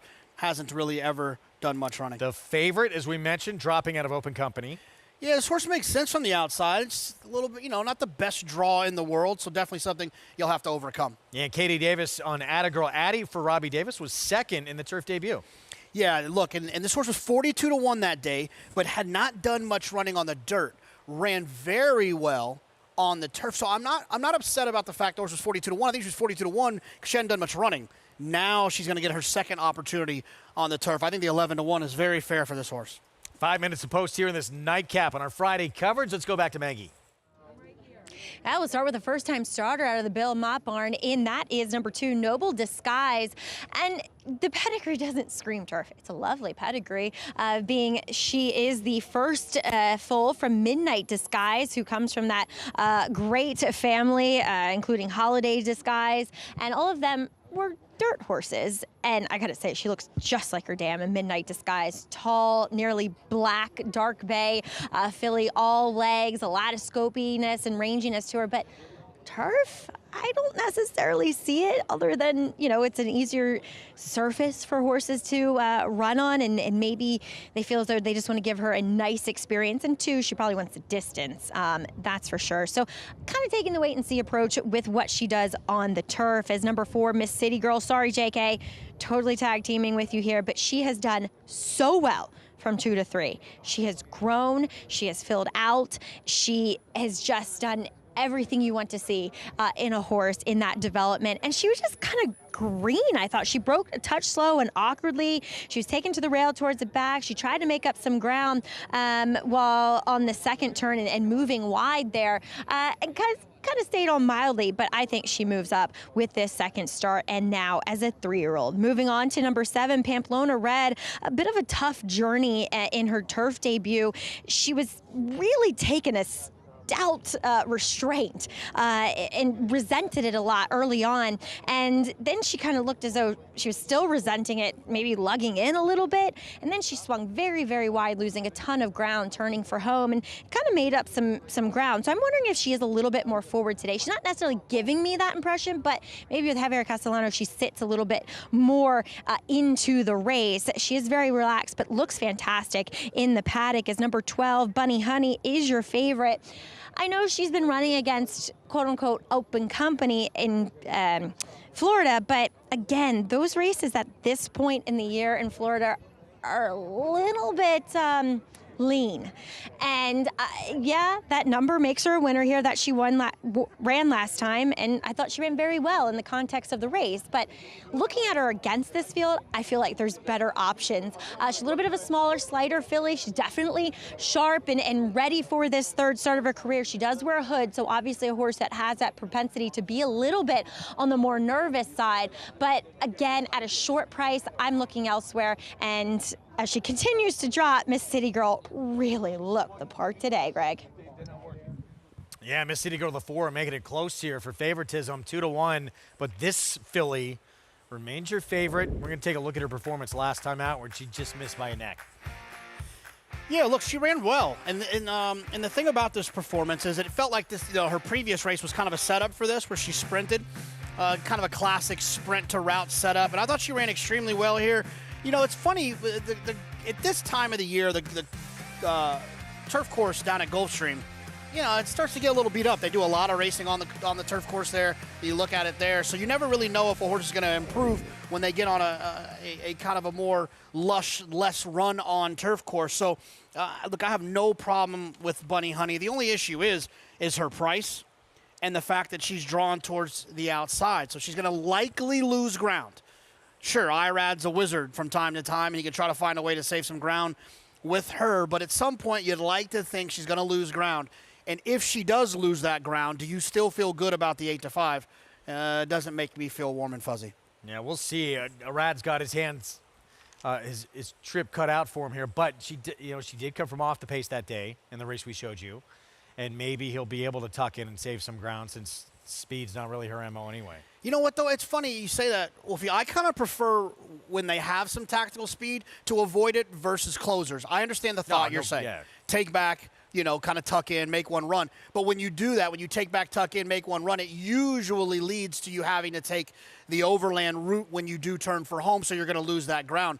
Sometimes when they have tactical speed, I feel like they can get pretty lucky and get into the 2 or 3 path, or the 2 path, you know, and not have to go so wide. So this will be a fun exercise to watch to see how Bunny Honey runs in this spot. But I will say this, too. Maggie never has to apologize for liking or confirming something that I see on paper. Because, look, I've admitted it before. You know, 4 legs and a tail is about as good as I can do when looking at these horses. So when Maggie or Acacia or Richie tells me one looks good, it just makes me hit repeat on my Naira bets. 3-year-old debut coming up for the 4, Miss City Girl. You're going to try and close things out with here. And by the way, the pick 5, if you're live in the pick 5, Miss City Girl is the lowest payoff, a little surprisingly, in the pick 5, just over, I think, $4,400. And then they all get a lot better from there. And again, that's the only one who can hit this pick 6. There she is, the 4. Everybody else would result in a Saturday carryover. Wow. There's nothing wrong with a Saturday carryover, especially with the, we'll get the Bed of Roses in there. Yeah. Yeah. That's a wide open race. It is. It is. I like Big Pond. I like Big Pond in there, the 2-horse. That's coming up as our ABR race of the week. 5:13 Eastern on Saturday. We'll see if we get there with a pick 6 carryover. See what happens here. If the 4 wins, it's hit. Anyone else carries over to Saturday. And the favorite still 8-5. A Gulfstream shipper, Bunny Honey. And keep your eyes, on Rad Ortiz Jr. See what kind of trip he can try and work out from that outside post. Not an enviable position. Let's go upstairs. Chris Griffin to close out our Friday card here with the 9th. Bunny Honey. Still waiting on Lose Redemption. Last 2.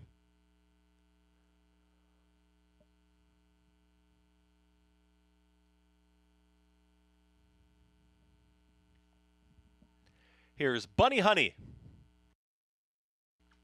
Goes in. All set.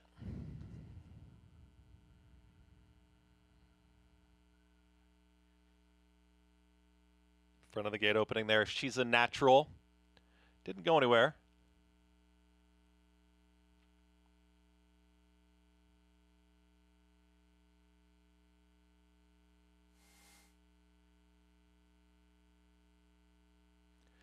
And they're off. Luna Patina's got early speed, and also there is Lose Redemption in between horses. Pamplona Red is trying to join this leader and now puts a neck in front. Pamplona Red, they are 4 across the courses. Lafayette and Lorana is going to be 4 wide now. Will tuck in, and a nice move there. Will tuck right in behind the leading trio as they work into that turn. It's Pamplona Red who's got the lead, but Lafayette is going to apply pressure towards the outside, is now within a neck, now ahead of the leader. Lose Redemption is well settled in 3rd, and Lorana with that quick move. Joel Rosario is a stalking 4th. 2.5 lengths in front of Luna Patina, who's trying to progress towards the outside from 5th, and at the rail there is Attagirl Addie, who's now a shared 6th. In behind them, that's Bunny Honey in the pink silks. It's another length and a half back to Miss City Girl. The back markers, they're adult entertainers in that mix with Noble Disguise, She's a Natural, and the Triller, Savannah Dancer. They work up the backstretch, and on the lead, it's Javier, Castellano, and Pamplona Red. They're in front. They're still clear. They're up by that half length. To the outside is Lafayette with that mild pressure and ground-saving journey for Lose Redemption is trying to move on through. Lorana is still under a snug hold here, is in the 4th position as they start to bunch up into that turn. They went 49. N3 for the half-mile time, and still up front, it's Pamplona Red with a nose in front.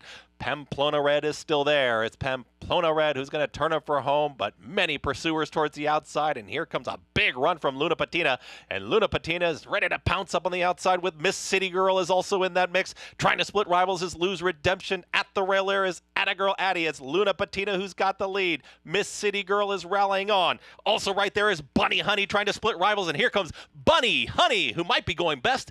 Bunny Honey, the favorite, wins the finale. Bunny Honey wins it over Luna Patina and Miss City Girl in a photo. Final running time, 1:45 and 1.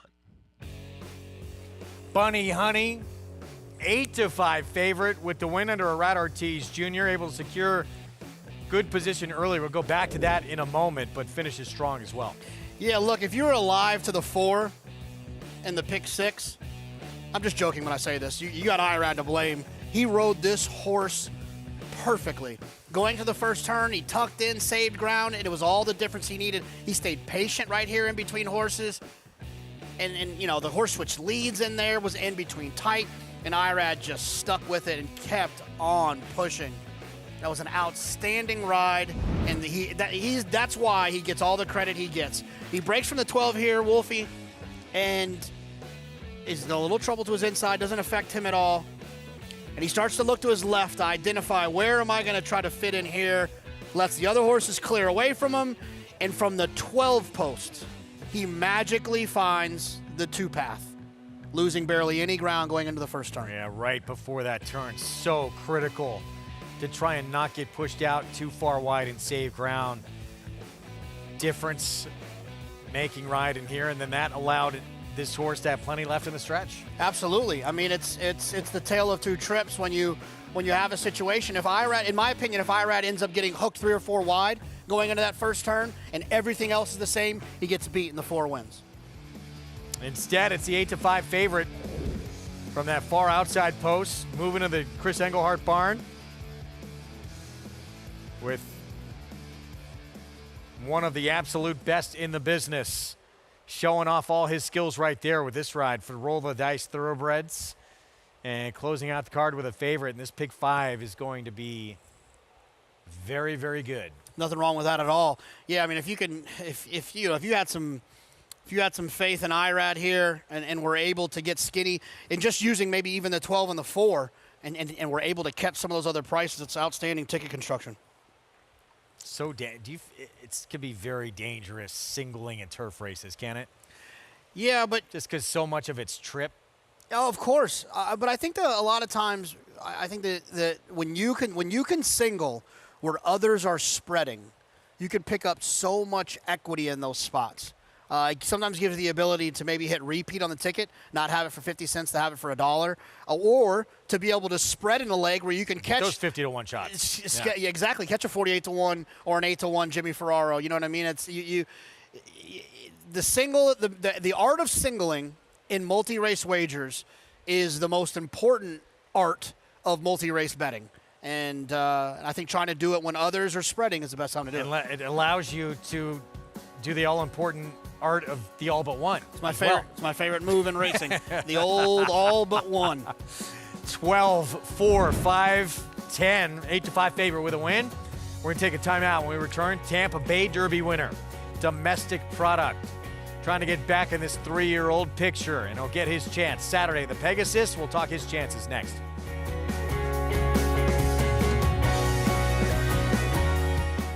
Cancer, New York's leading turf sire, is on fire at the Big A with Dancing Buck wire-to-wire in the elusive quality. Dancing Buck is almost there. Dancing Buck. Power Attack with back-to-back wire-to-wire wins. It's going to be Power Attack. as well as 26 Black. 26 Black almost there. 26 Black. And Roos. Torigo trying to catch them both. Roos to the inside of the red blinkers. Roos gets the victory. The breeding shed is still open. Breed to a winner. War Dancer, proud to stand in New York. These New York bred foals represent many sires. War Dancer, Salamini, Honest Mischief, Central Banker. But they all have one thing in common. Starting in 2026, they'll be running for the same purse money as Open Company 2-year-olds at NYRA tracks. That's nearly 20% more than they run for now. Learn more about it at nybreds.com. It's America's original sport, and no one covers it better than americasbestracing.net. From the sport to the lifestyle, the best races, horses, and destination venues, cocktails, gambling, fashion, and more. americasbestracing.net is a sport for you.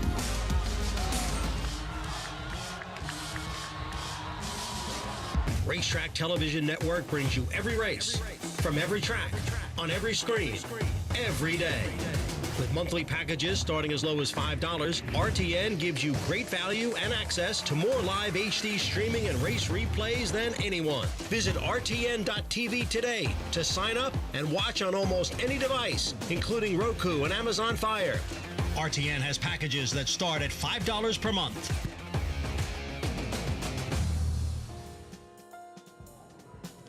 America's Day at the Races continues here, actually closing out racing at Belmont at the Big A with Bunny Honey, a popular victory here in the nightcap. And please be joined by winning rider Arad Ortiz Jr. And Arad, talk a little bit about this filly. She's a little bit on the smaller side, and I think that worked well for how she won the race, splitting horses in the end. Worked out perfect. We have the 12 post. I wasn't really happy about the post, but she do everything much better for me.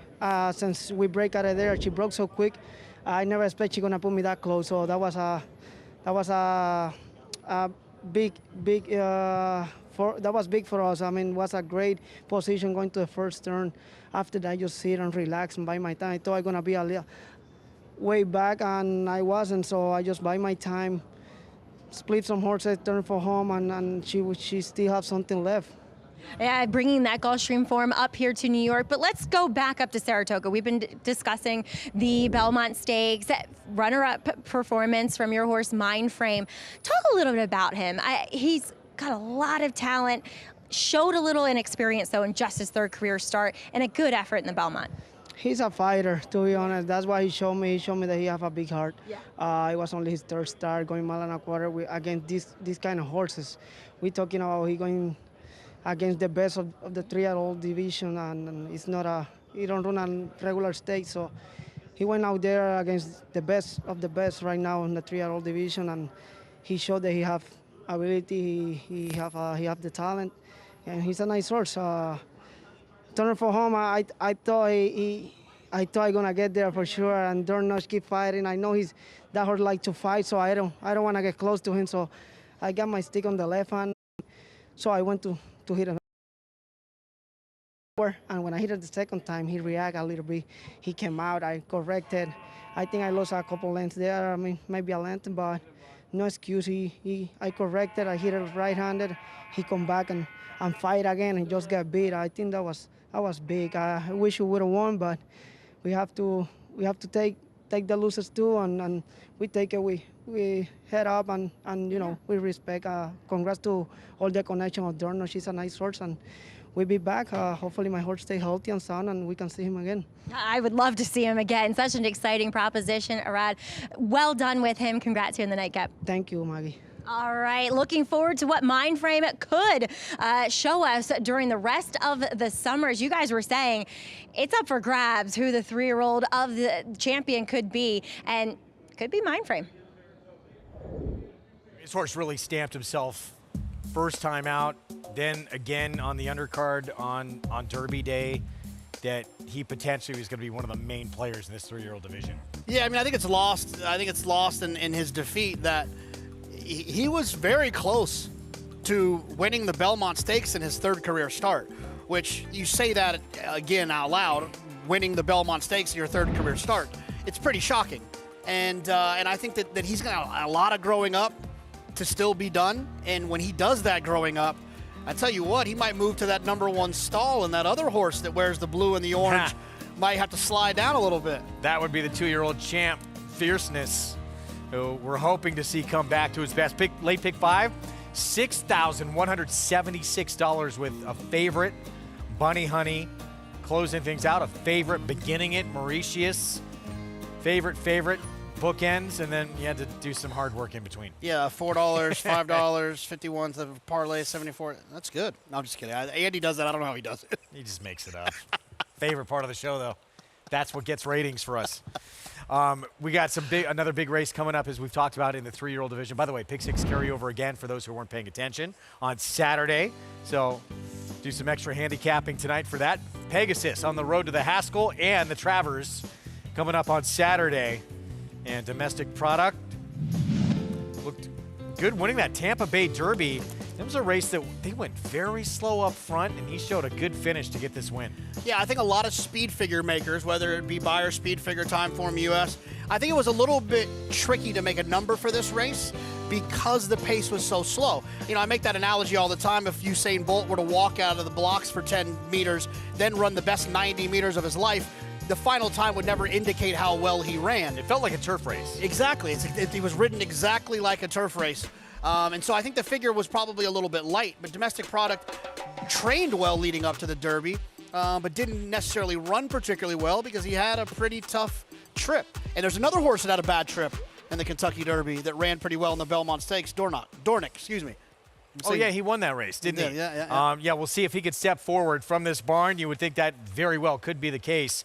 Meanwhile, Tuscan Sky, he looked like world of potential. First couple of starts for Todd Pletcher, winning on that wet track as well at the fairgrounds, and then things just did not go well in the wood. No, absolutely. With a horse like Tuscan Sky and what he did early in his career, you know, you can't really fault him for what he did eventually in the Wood Memorial.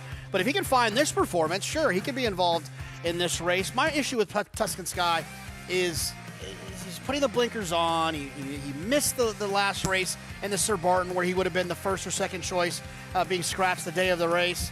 A little bit of a change of plans, it feels like to me, and at a short price. That's the only issue I have with that. I think Domestic Product, maybe even Hades, a little bit more interesting.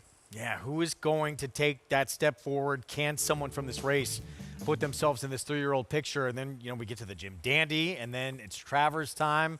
This summer is going to be so much fun. Absolutely, it's going to be a blast, and I can't wait for it. It was solo shot. Lolita Shivmangle, brilliant ride from Murat Ortiz Jr. Extremely patient for that win, and the Cupicois Joy New York Stallion Series race. Domestic Product, as we just talked about. Can he get back to his top form and maybe take a step forward? Shoot for Chad Brown in the Pegasus.